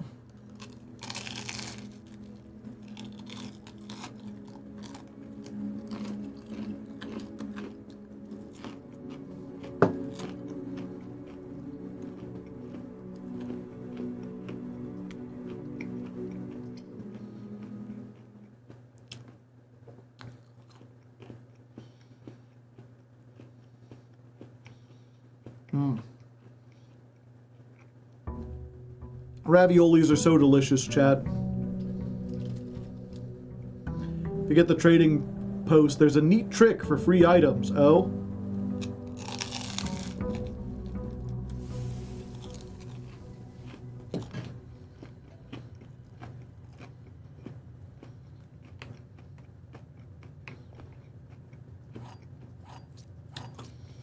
Okay, so we don't have to worry about keys today.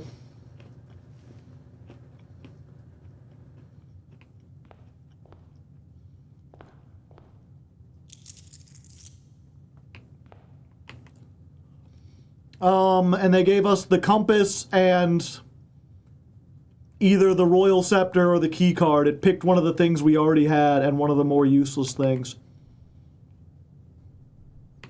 Unfortunate. You can use the computer to make the commissary sell an item you want the next day. I thought it was like it had to wait 3 days or something.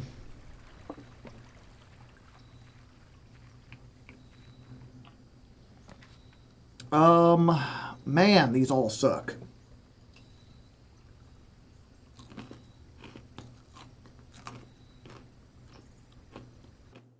Oh no! The game crashed. Whatever will I do? I guess that day was lost. Oh well. Many such cases, unfortunately.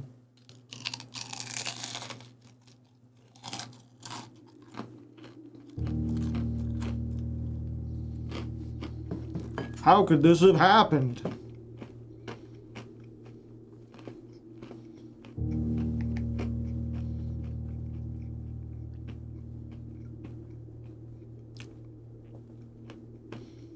Oh well, I guess I'll just have to do day 101 over again. The game seems really unstable. I don't blame the devs.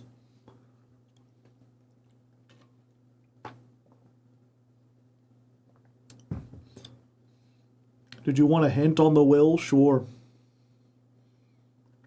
Didn't you get a bunch of hints and notes about the angels? Yeah. I already did. I'm pretty sure I did everything there is to do in the tomb.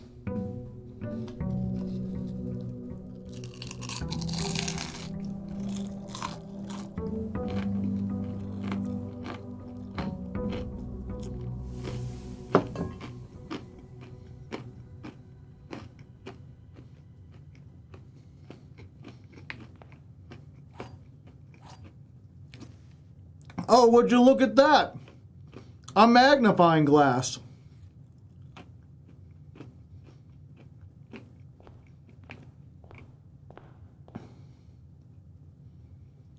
Easy peasy. Did you play with the angels? I mean, I opened up the secret passage down there that you get by doing all the angels in the order that they appear in the chapel. Is there a second thing you can do with the angels?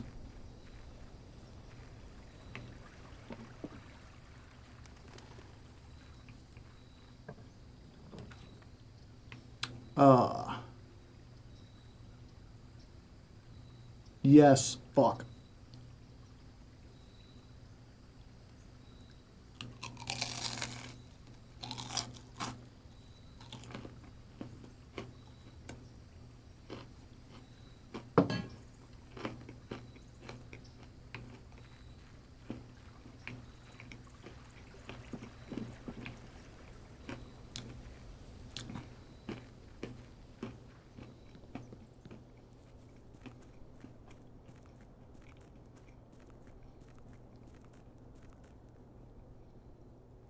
We need the microchips for the tunnel.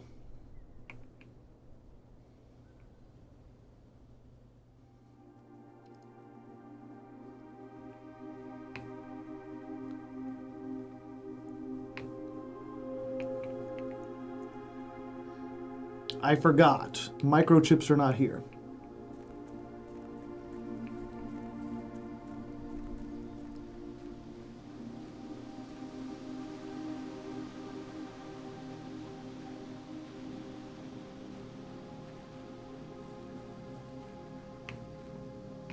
We can't trade the microchips, we need them. Do we?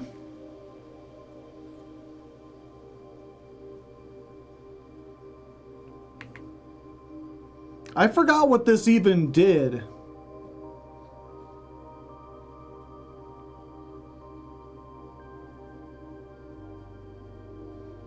The microchips may be after the fire door. Oh, okay.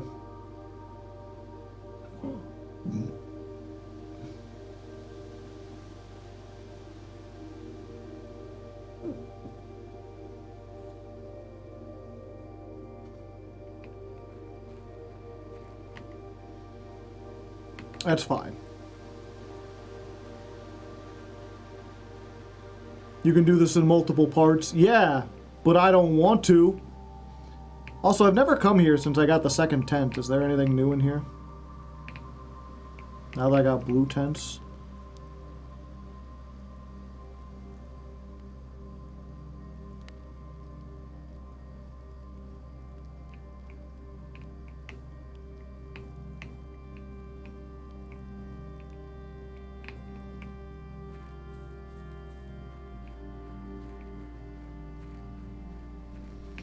Yeah, the satellite dish to get more experiments.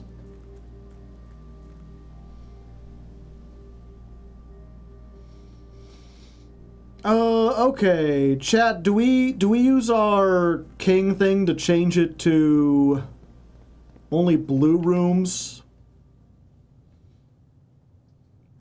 To make it more likely we get the workshop and the coat check?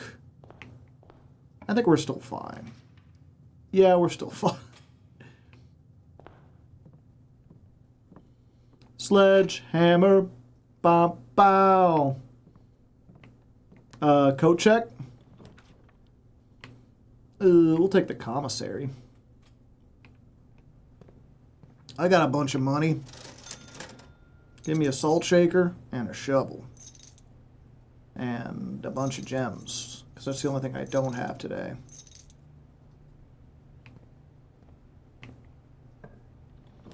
So the only two things we want at the moment, right? Yeah. Put on your running shoes and fight Hitler.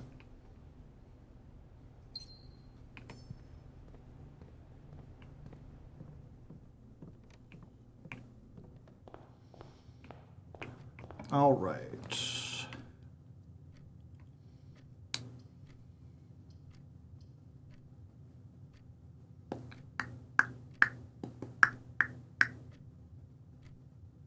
Corridor.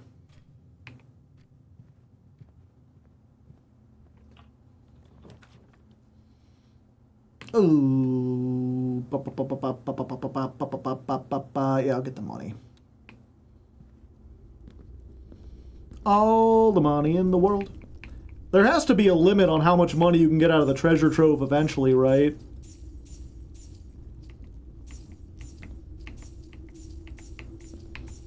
Like, they say it adds $5 every time you draft it, but eventually they're going to run out of room to put the money here.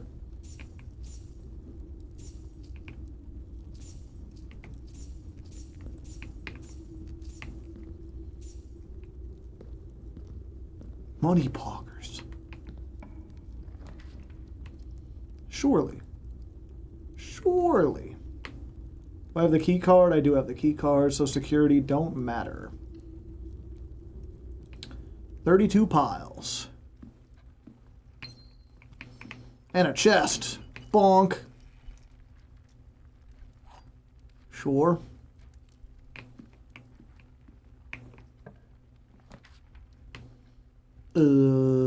Attic, sure.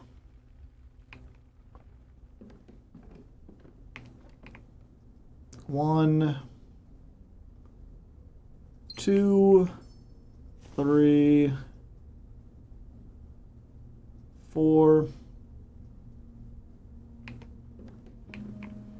5, 6, 7. All right, where's the 8th one? Oh, 8.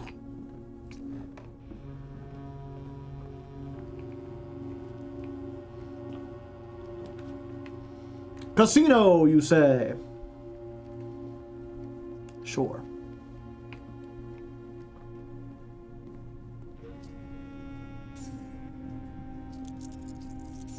Let's go gambling. 100.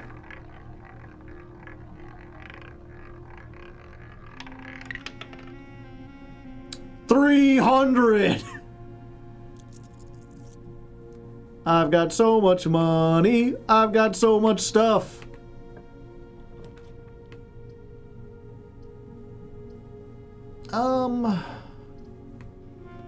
Yeah.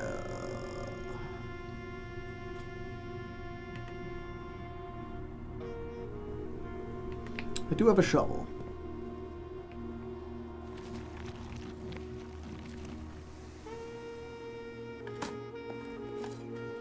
A few coins. A few coins. A rock. You don't tell me what's worth picking up. I'll tell you what's worth picking up.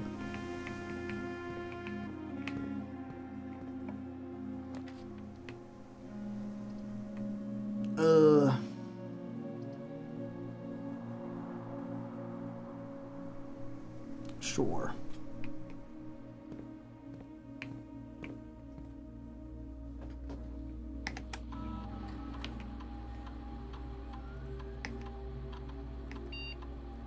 We have the key card, so we can set it to high.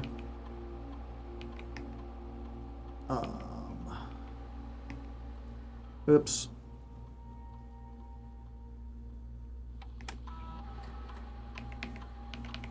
Log into network.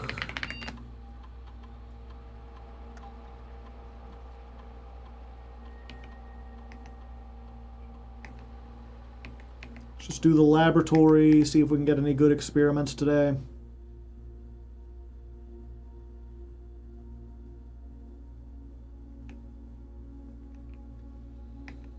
Okay, what can we get? Unseal a door, gain a key, gain 1 star. We, of course, want to gain 1 star.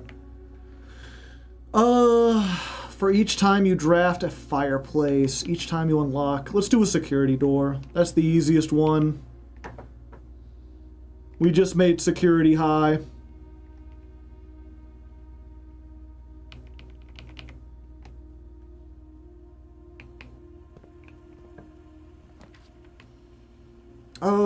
Sure.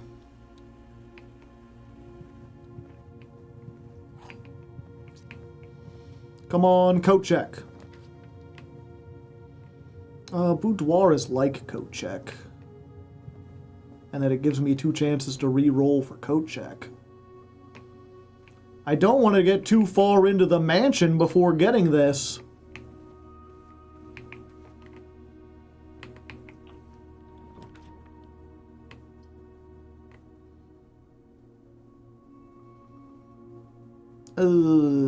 Yeah, we just bedroom. 4 dice. 4 dice. No dice.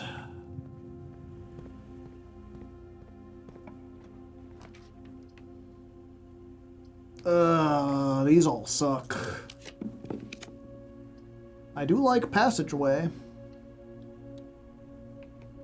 I'm thinking king for blue now. I'm gonna wait a little bit. Get at least halfway there.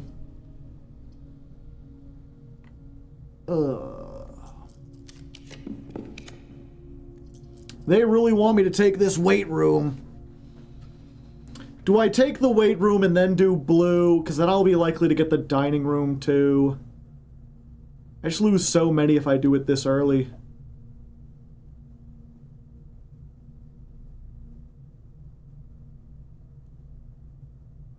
Yeah, fuck it.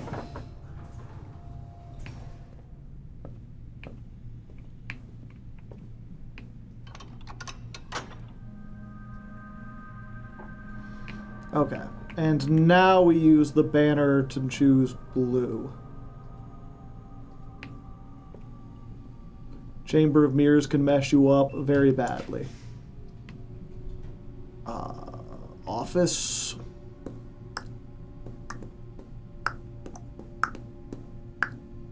Yep, we just want to continue onwards.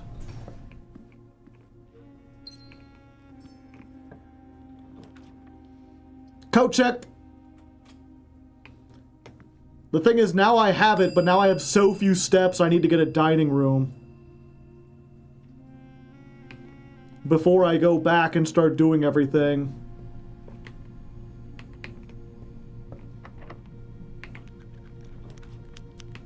Oh, there we go. I need to get a dining room and I need to get to rank 8.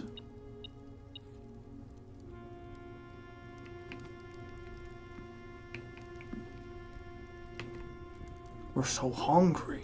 We need to eat. Ah. Ah. Ah. Tofu. Turn up for what? Turn up for what? Okay, now I'm probably sad, honestly, after getting turnips with salt.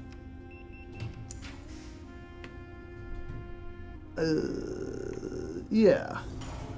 Boiler, I barely even know her.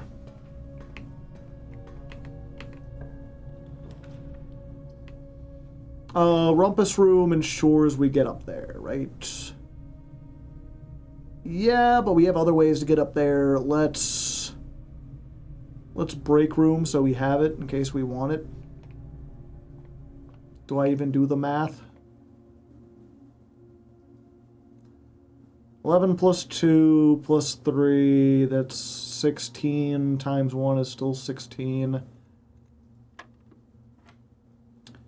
Negative 10 plus 20 is 10, plus 1 is 11. Oh, oops. I missed one. So negative 10 times 2 is negative 20, plus 20 is 0, plus 1 is 1.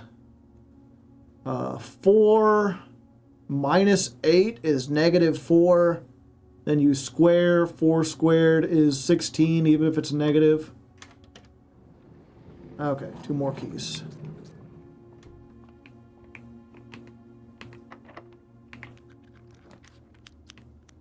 Drawing room.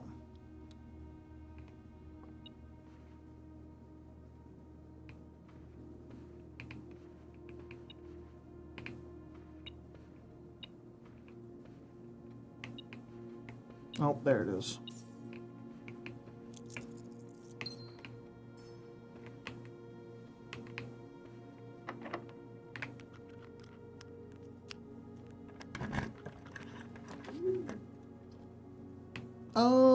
Rotunda is good. Oh, I don't have enough. I don't have enough gems.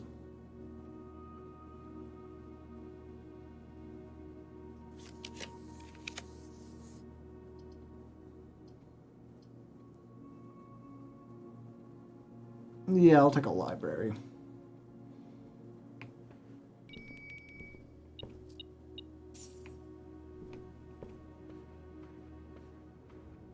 And what we do now is go back. Boy. Oh, boy. Fish. We got the aquarium today. Yeah.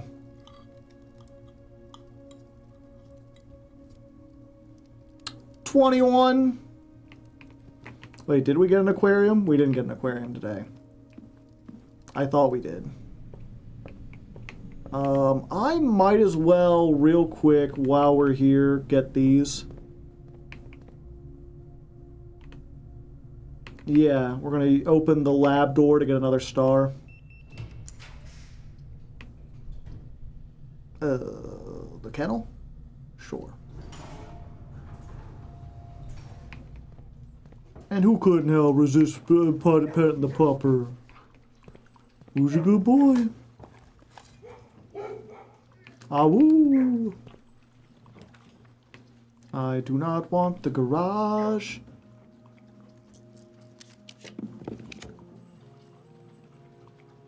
I don't have... Yeah, it's just storeroom.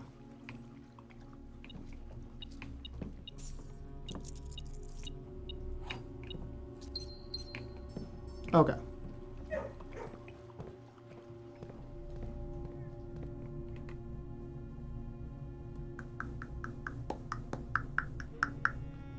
Yeah, we just...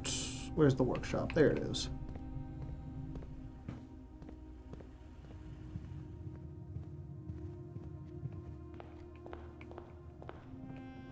Okay. Workshop. But the magnifying glass and the metal detector make the burning glass. What strange noises?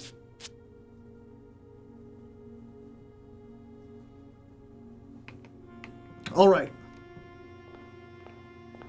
And way down we go.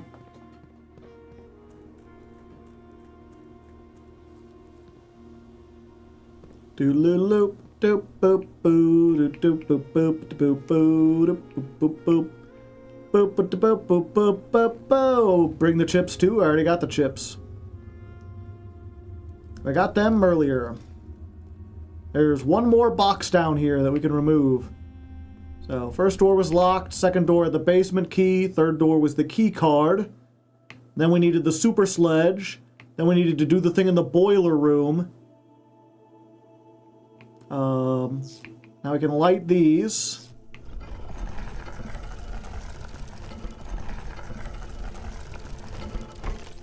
And now we need the computer chips.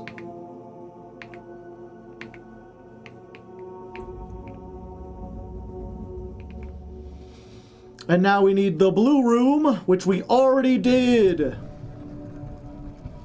Oh. This is not just another door. Oh, we're back to this again, eh? There are 2 true boxes in this room. You have reached the end of your journey. There is no end to this journey.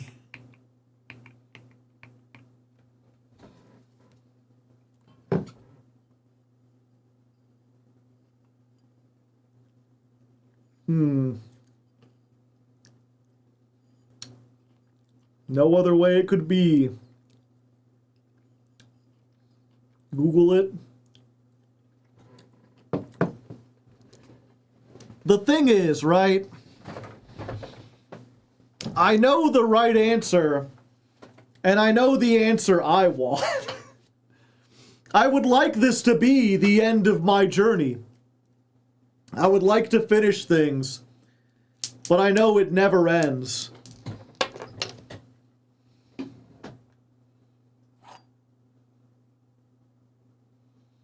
Absolute worst case, can't we come back and just like pick again tomorrow?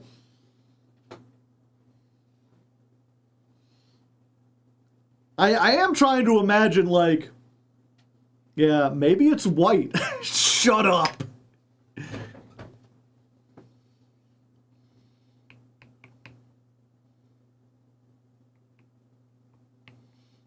I would like to be at the end of my journey, please.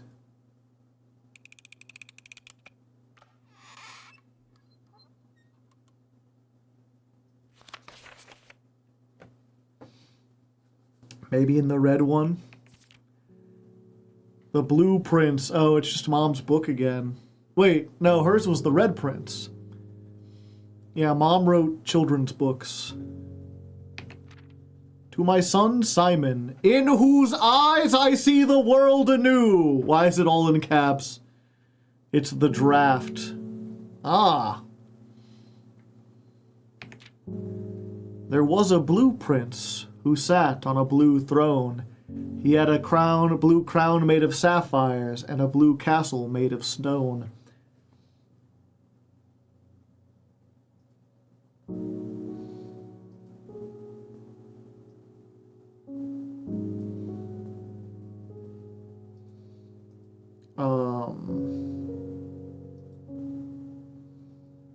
New folder.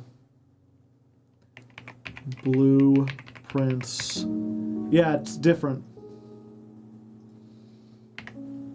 To be fair, it doesn't look like there's anything here that's like that you would need the magnifying glass, but it would be really mean to be like, yeah, the only way in here is to make something that requires the magnifying glass, and then require you to have the magnifying glass as well. I guess you just come back after getting it a second time.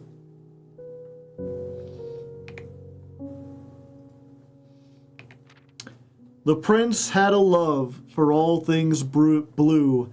It's the only true color in my humble view.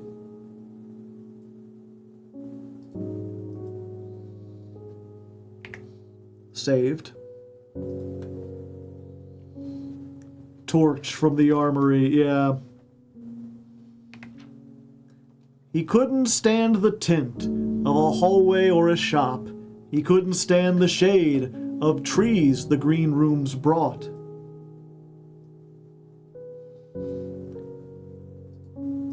if you didn't play the game, how would you know? I'm curious, like, in the world of this world, like, does everyone know hallways are, like, orange? He seldom talked to others, for they rarely shared his view. He never went to town, nor saw the flags that flew. True, I'm trapped here. Like Sisyphus, I am bound to this hell.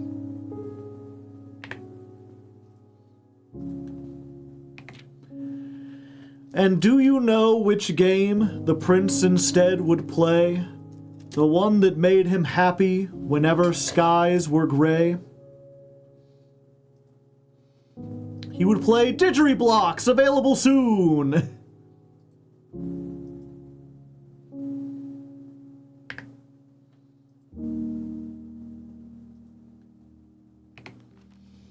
A game he had played in the house and on the grounds, and maybe you can guess from the clues that we have found. He's holding a magnifying glass. God fucking damn it. They're just letting you know. It was a game full of rooms and the stories that we climb, about a house full of lies and the truth that one prince finds.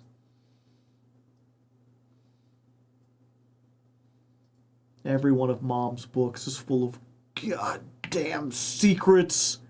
She liked puzzles almost as much as Uncle did. And as you, my reader, might already assume, this game is quite near you, in fact, in the same room. I like to sit there and play boxes. How dare you think it's over? How dare you think it's done? Get back in there for more mandatory fun.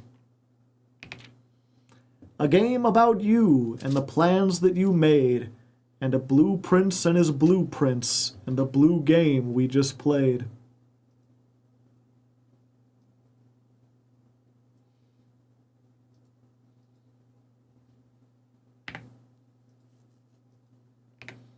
The end, but it doesn't look like it's written regularly. It's like weird. I'm still taking a picture of that. Nothing is ever done unintentionally here.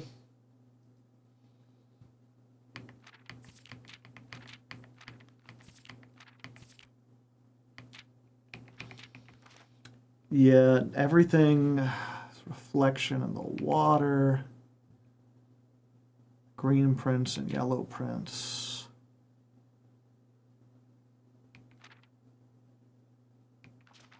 It's smudged.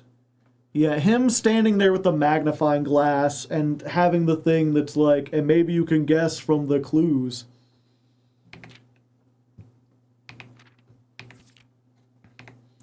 And I'm sure this text will be readable when we have the magnifying glass.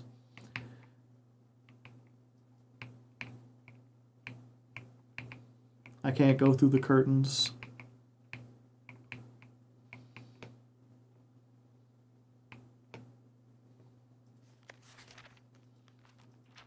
There was a blue prince who sat on a blue throne. He had a blue crown of sapphires and a blue castle made of stone. The prince had a love for all things blue. It's the only true color in my humble view. He couldn't stand the tint of a hallway or a shop. He couldn't stand the shade of the green rooms brought. He seldom talked to others, for they rarely shared his view. He never went to town, nor saw the flags they flew. And do you know which game the prince instead would play, the one that made him happy whenever skies were gray? A game he had played in the house and on the grounds, and maybe you can guess from the clues that we have found. It was a game full of rooms and the stories that we climb, about a house full of lies and the truth that one prince finds. You might assume the game is quite near you, in fact, in the same room. A game about you and the plans you have made, about a blue prince and his blueprints and the blue game we just played. Okay. So it is also just being kind of like, you want an ending? There's your ending. It's a storybook ending. The point was that you had a fun game. Isn't that enough of a point? What more could you want? You had fun, didn't you? Like, yeah, kinda.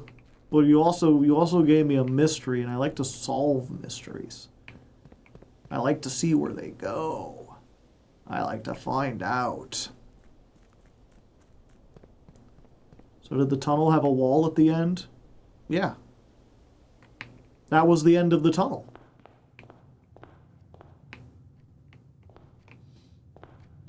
The full circle with the parlor boxes. It all comes back to the parlor boxes. I don't think there's actually anything to magnify in the book, at least not that I could find. Oh, okay. I guess that's... Did you ever use the key in the tunnel? Which key?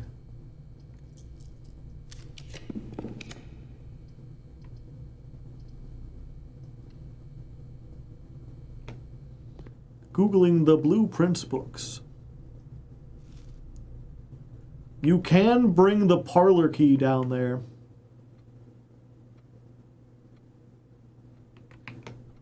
Interesting. I haven't drafted a parlor yet.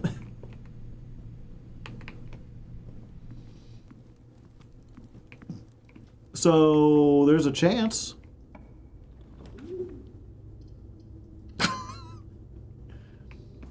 Well, you don't say. That was easy. Poggers. Yeah, while I'm up here, though.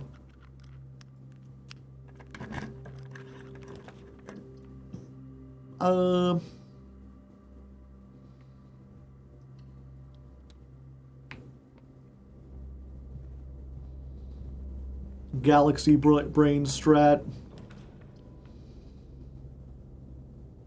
Observatory. That ends things off, but yeah, we'll do it. Oh, and I haven't done this on the rank 8 yet. This was one of the blue rooms we needed. I completely forgot.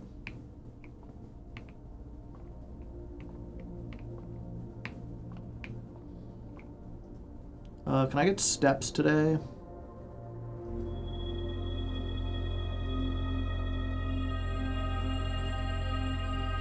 Three steps.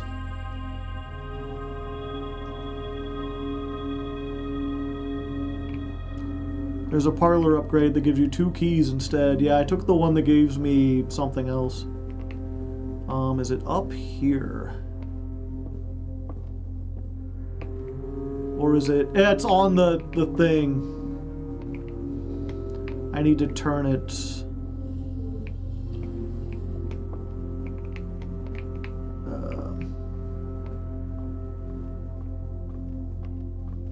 You can code check the parlor key, so you can open it all at once.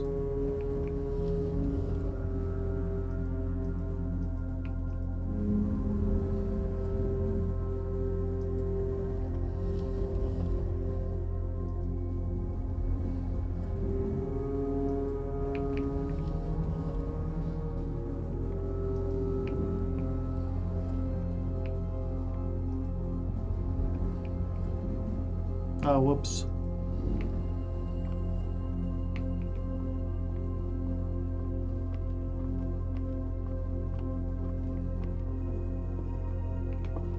Doesn't stop the magnifying glass from being found. I see. Oops, wrong way.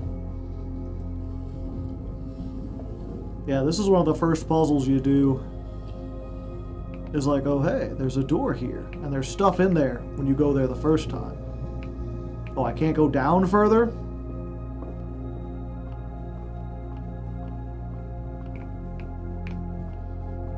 I see.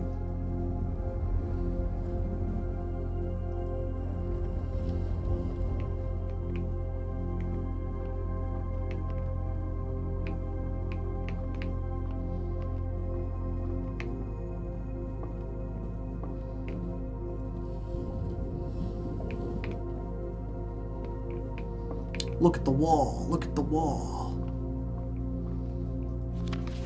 The largest planet in the night sky is named after the Paragon of Ash. I see. So, one of the angels. It's a hint to know the angel names.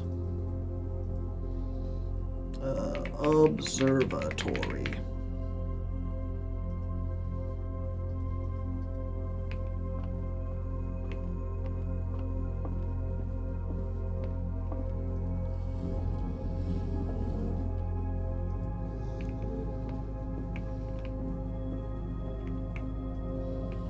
I should reset this. I forget, it's been so long. Can I look at this when it's in the thing? No. It has to face towards the outside.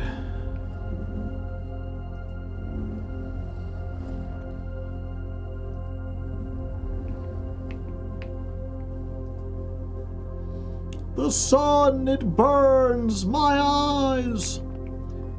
Okay. I think the fastest way to go is actually down through the, basement.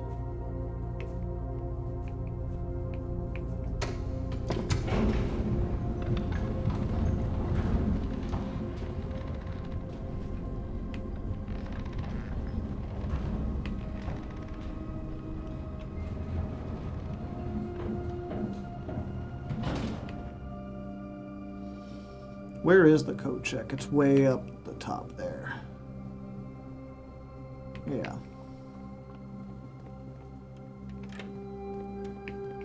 Sneakers.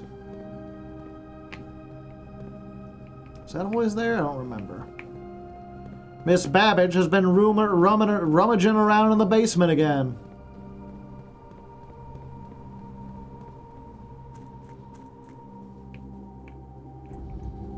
The end is never the end, is never the end, is never the end, is never the end, is never the end, is never the end, is never the end, is never the end, it's never the end, it's never the end, and never the end, is never the end, is never the end, is never the end. The end is never the end, is never the end, is never the end, is never the end, is never the end, is never the end, is never the end, is never the end, is never the end, is never the end, is never the end, is never the end, is never the end, is never the end. Oh ho!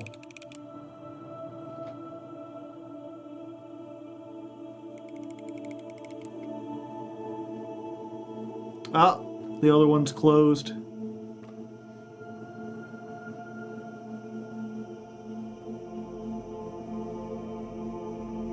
Nothing!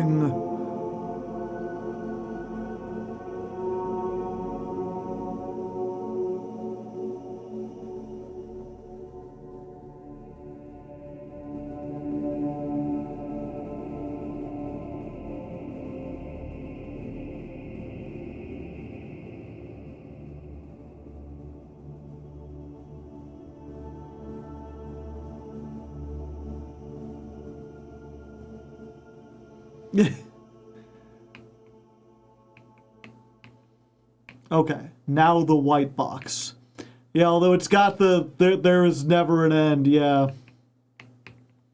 It never ends, the spiral. There are 2 true boxes. Yeah, I never noticed that. Yeah, it's not on all the other ones.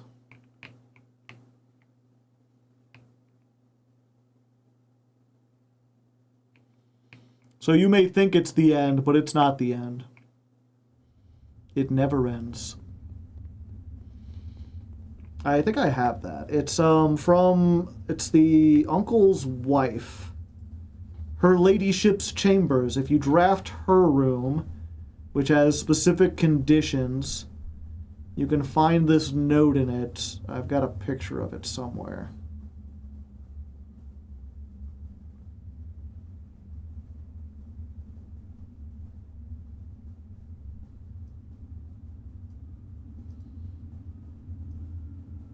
Does it never end? It's gonna keep playing blueprints forever. They could all be false. Who knows? These aren't in the parlor, so what if the rules don't apply? Does it ever fucking end? I think it ends for me. I think I've gone as far as I would like to go. Once you get to, you go through all of that, and all you get is it never ends, or a book that says, didn't you have fun? There is one more major ending, should you care to investigate. No, I've made the rule that, if if I can't, if that, like, that was the last of my hints. I do find the last ending more satisfying, but it's also bullshit.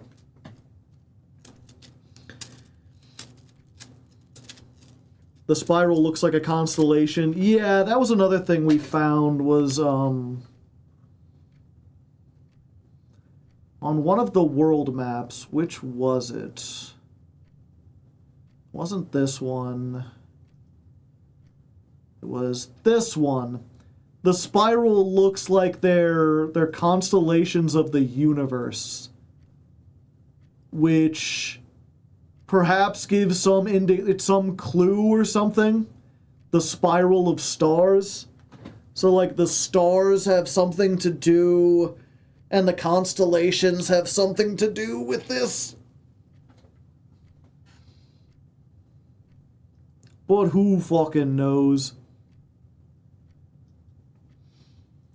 But yeah, I said once I got to a point where I didn't know what else to do, obviously, I would call it the end. And like at this point, the only thing left, if you're done, I can tell you. Do you want to look up the last ending or be guided through it?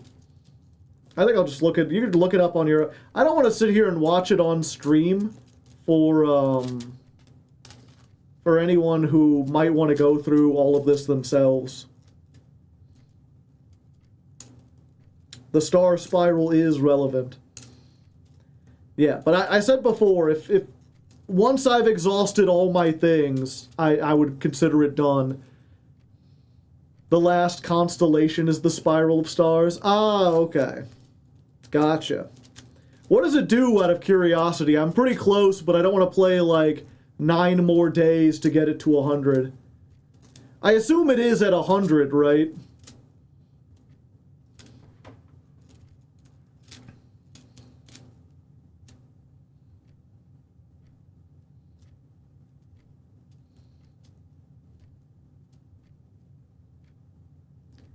It adds an extra word to the effect every time you take it. It gets better every time you get it. Interesting. Have a good one, Danny. Glad you enjoyed. So it gets better or worse. It also gets worse. Well, what's the initial thing? Like, if it's only one word, what would it say? I finally made it to a blueprint stream. I find it comedic timing at the best. You made it, and I'm like, yeah, I think I'm done with the game. I don't think we're going to be playing anymore.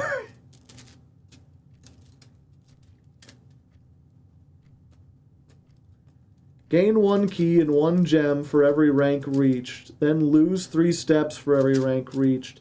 Then gain 1 coin for every day spent. Then lose 2 stars. If you have less than 40 steps, gain 1 random item from the showroom. If you have less than 20 steps, open all antechamber doors. Then set your steps to 40. Also, your luck has been increased, and you can no longer gain steps or gems or keys or gold, and your day will immediately end if you ever attempt to add another word. Did you run out of objectives? Yeah. We made it to the bottom, and we got to some kind of ending. We've opened all the sigil doors. We've read Uncle's will. If I was on my own, I would have no reason to think that there is anything else for me to do.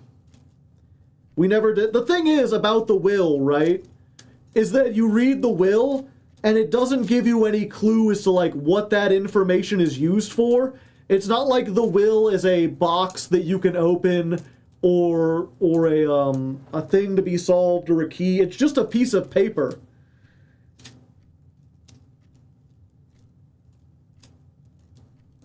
The throne room opened all blue doors. There is a clue in his will.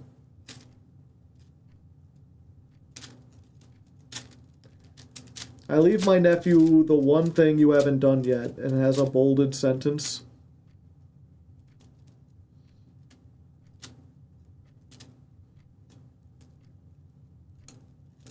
The blue notes give you clues for the last ending.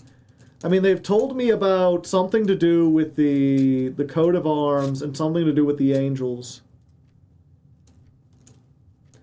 It's definitely another large push to get to the last piece.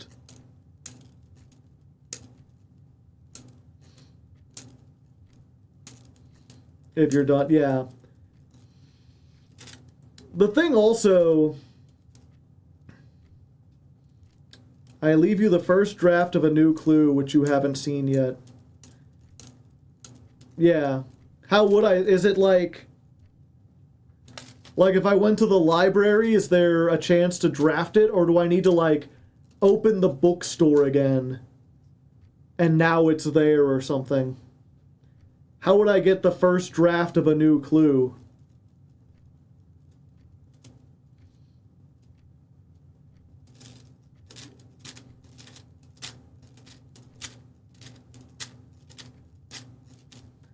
It has to do with angels in the tomb, yeah.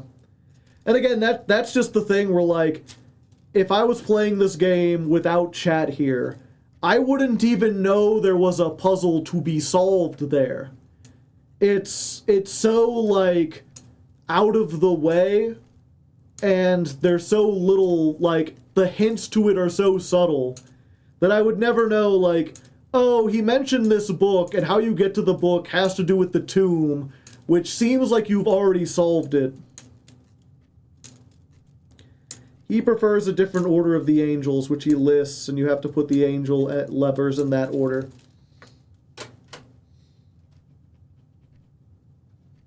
I started co-oping, and that was a very necessary step. We're both caught, the other things missed, yeah.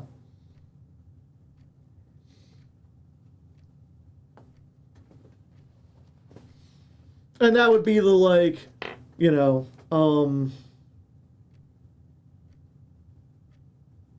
I really enjoyed, but it's totally understandable. The heist and the fake one and the new clue. Yeah, I'm not super interested in the story yet. I mean, that's the other thing, right? Is like, I feel like at this point, the only satisfying ending that I would be was like, if we found Mom, or we declared ourselves like the blueprints, and like it ends with like Simon on TV being like revolution or something. Although, you know, he didn't have an army or anything, so he'd probably just die.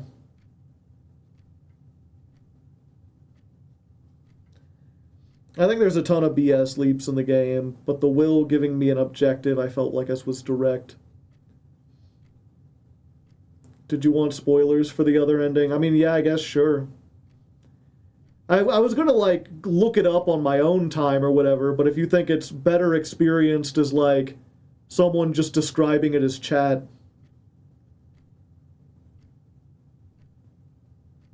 It at least says what happened to Mom.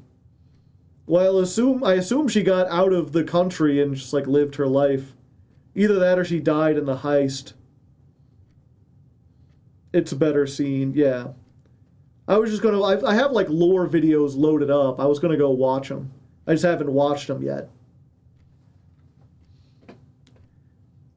So it's one of the, and that's the other thing, too, is, like, I'm also getting way past the, like, we've already reached the point long ago where, every run starts and you have one specific thing to do, and even with the combination of, like, the monk room and starting with all the what's it called, all the allowance and the 2 gems and getting packages and having the banner of the king so that you can change things, even with all those abilities, we still had, like, the last time where we had to go through a whole run of just, like, waiting for RNG to hit what we wanted.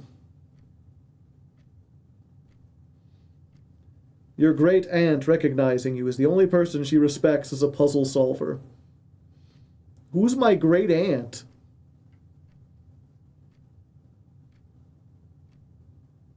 Are you talking her ladyship? She's already dead, right? Great great aunt. The queen? The person who built the mansion. The Magician.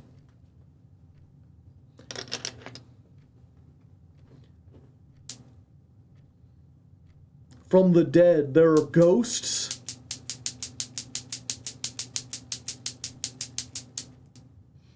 Real ghost hours.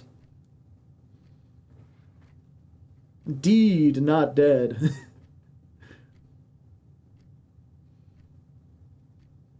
Yeah. Well, like I said before, it's an interesting game. I like all the stuff that does. It's just too much for me. It's we were talking about this earlier. Yahtzee had this video about talking like, you can quit if you're not having fun anymore. And it feels like it's been a while where, it is always just kind of like there is a little thrill in like getting the random rooms and see like solving the puzzle of like putting the house together in a way that fits. But at the same time, it's like for a long time it's just been like, well, I guess I gotta follow this through. Like it's like sunk cost. It's like, well, I put in so much effort, I might as well. And I'm at the part where it's like it hasn't been like fun in a while. I've got a bunch of other games. I've still got to play The Outer Wilds. I've still got Laika Age Through Blood that I bought and haven't played yet. And I still might want to do Resident Evil 9 if people are still interested in that. After I finish the other two games, if people still are interested in Resident Evil 9, a day one run is abysmal. Yeah, it was a nice time. I definitely, again, don't take... If anyone has made it all the way here and somehow is like, oh, it's a pity Joe didn't like this game. I love this game. This game was great. I am very glad I played it. There will be stuff in here that I never forget. It did awesome original things. The devs should be extremely proud of the game they crafted. I am just not into these kinds of puzzles to the degree that they are. I don't care about mysteries that much. I like some mysteries, I like some puzzles. I like messing around with things, but at some point it just becomes too much. The game would be perfect if it was maybe 30 hours shorter. It's weird because, I've mentioned this before, I would like to see another game in this universe. Because I've already gotten so invested in, like, knowing all the flags and all the different countries and understanding the history and, like, the unique math system and Arajan. I would almost, like it'd be a shame. Like, I would love almost if this was, like, a 30-hour game and then they just released a sequel that had, like, different mechanics or new rooms or some other kind of gameplay, but continued the story of, like, Simon and what happened to, like, Orinda Ares. Kind of understandable. Yeah, it was a good hangout with people game. We will never confirm if all the puzzles have been solved. But, like, the problem with doing a sequel, right, is that, like, a sequel would presumably be something that could be played even if you haven't played the first one, or without knowing everything from the first one. So they would either need to, like, reintroduce everything from the first game again, or they wouldn't be able to build on it in such a way.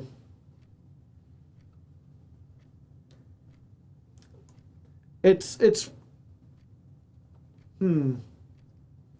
would have to, it would be interesting if they had, like, a second version, like a game that starts, and then just, like, there's a library in the entrance hall, where it's like, if you want to read, it just has all the sigils and all the countries, like, listed out, and maybe, like, an English to Arajan, like, book, where, like, if you didn't solve everything in the first game, here's all the things you could want to know. I'm definitely looking forward to Outer Wilds. It's a game I know quite well, and it's amazing. Yeah, I don't know anything. I mistakenly, I think, believe... I always thought it was a, like a survival crafting game like Subnautica. Like, I thought Outer Wilds was like, aren't you stuck someplace and you need to build like a rocket ship to escape? And then like you're just survival crafting until you get enough to build it. And then I think it's...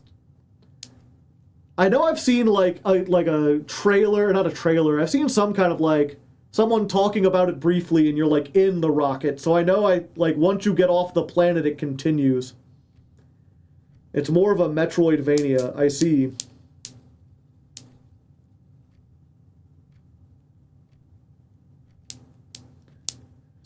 An abridged early puzzle that teaches you everything, or you could just skip it if you've played it. Yeah, something that reminds you. It's so hard to describe Outer Wilds. I'll be interested to test it out. It's wild, man. It's wild. That's all I can say. Yeah, real quick.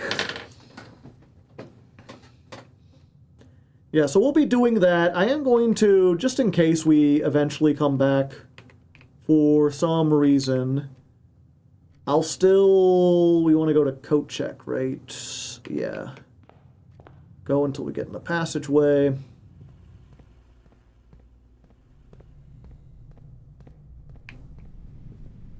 Go through the office.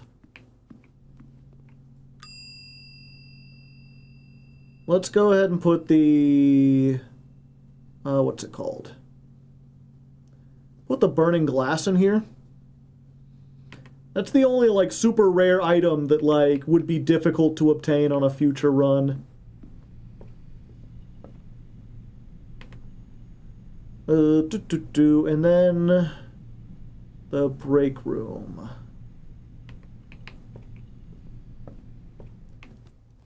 Is there a point where you're planning to play it? I want to be here, but I'm going away next week on Wednesday. Were you the one who requested it? If you have the watering can, it becomes important. Yeah, I don't have the watering can. Call it a day. 101 days. Okay. Yeah, if you're gonna be out of town next week, then I can do Leica first. I'll play that. I mean, there's a chance. Let me look up real quick. 17 items found.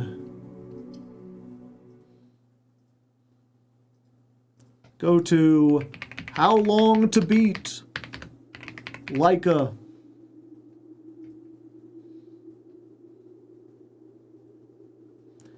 Let's see. Main story, 18 hours. Completionist, 25 hours. That's longer than I thought it would be.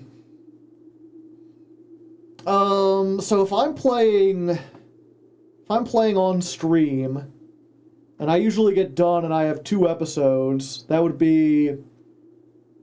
Because usually I do 3 streams a week, so you gotta think about... Every stream would be about 2 hours, so like that's 6 hours a week. So it'd be 6 hours next week, 12 hours the week after that. So it'd be like, this could last me 4 weeks. You'd be fine with me playing that first? Yeah, you just have to make sure I don't forget that I also have to do Outer Wilds. Because I will forget if people don't remind me. I'm, like, bad at that.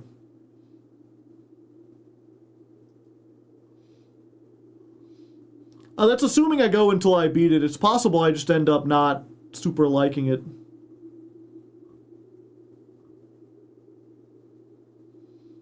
Outer Wilds is a long game if you go in blind. Yeah, well, that's the other thing. It's, Doc Pirion, they made it a Patreon request. Which means I will play it for, what was it? Let me look at the actual thing.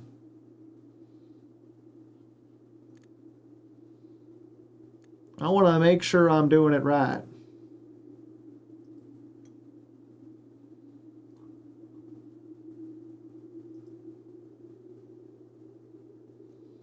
go to the Patreon. I just assume you'll like Outer Wilds. Entirely possible. Yeah, the producer tier. If you pick a game for me to play, it has to be readily available on PC and no more than $20, although if you buy me the game, I already have it, the price is not an issue. They will last around 2 hours unless the game ends before then. Okay.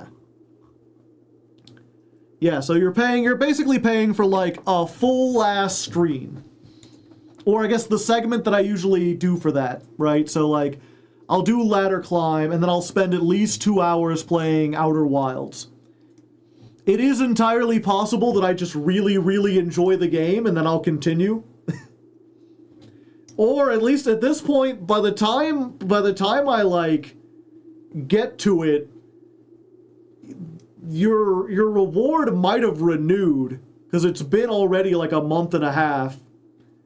So it's possible you could just request 2 things of it, and maybe by then I'll be hooked. If I really like it, then I'll just like continue playing it. That's what happened with Dredge. Someone got me to do that, and I was just like, yeah, I love this game.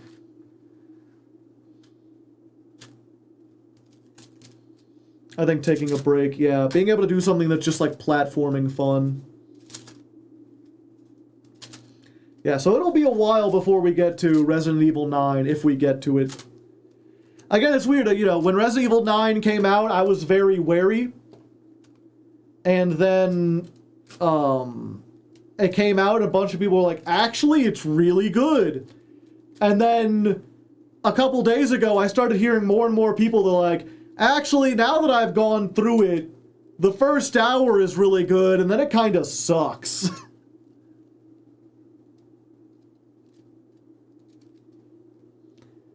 I may have not renewed at that tier.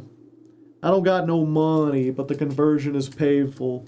Oh yeah, you don't have to renew at that tier. That tier is meant to be like, what was it? You claim it once and you get the reward, and then you can go down to like $2 or whatever. You're not expected to stay at the $75 tier. Not for one stream. The big thing is that it, what was it? Because that used to be the what a deck request, and because it takes me so long to get requests done, I have it so that, like, once you request, you gotta wait, like, 3 months before you can do it again. The reward turns off for you until you've waited sufficiently. But if it's been 3 months by the time you go back, you could do it again and then get, like, guarantee 2 streams worth. Assuming I didn't like it. But I mean, if I didn't like it, I'm not sure you'd be like, no, you just gotta play more. But I guess, what was it? Frost Hollow was the other one talking about Outer Wilds. Is this the like a JRPG where it's like, no, you gotta play it for 4 hours before you could really get into it?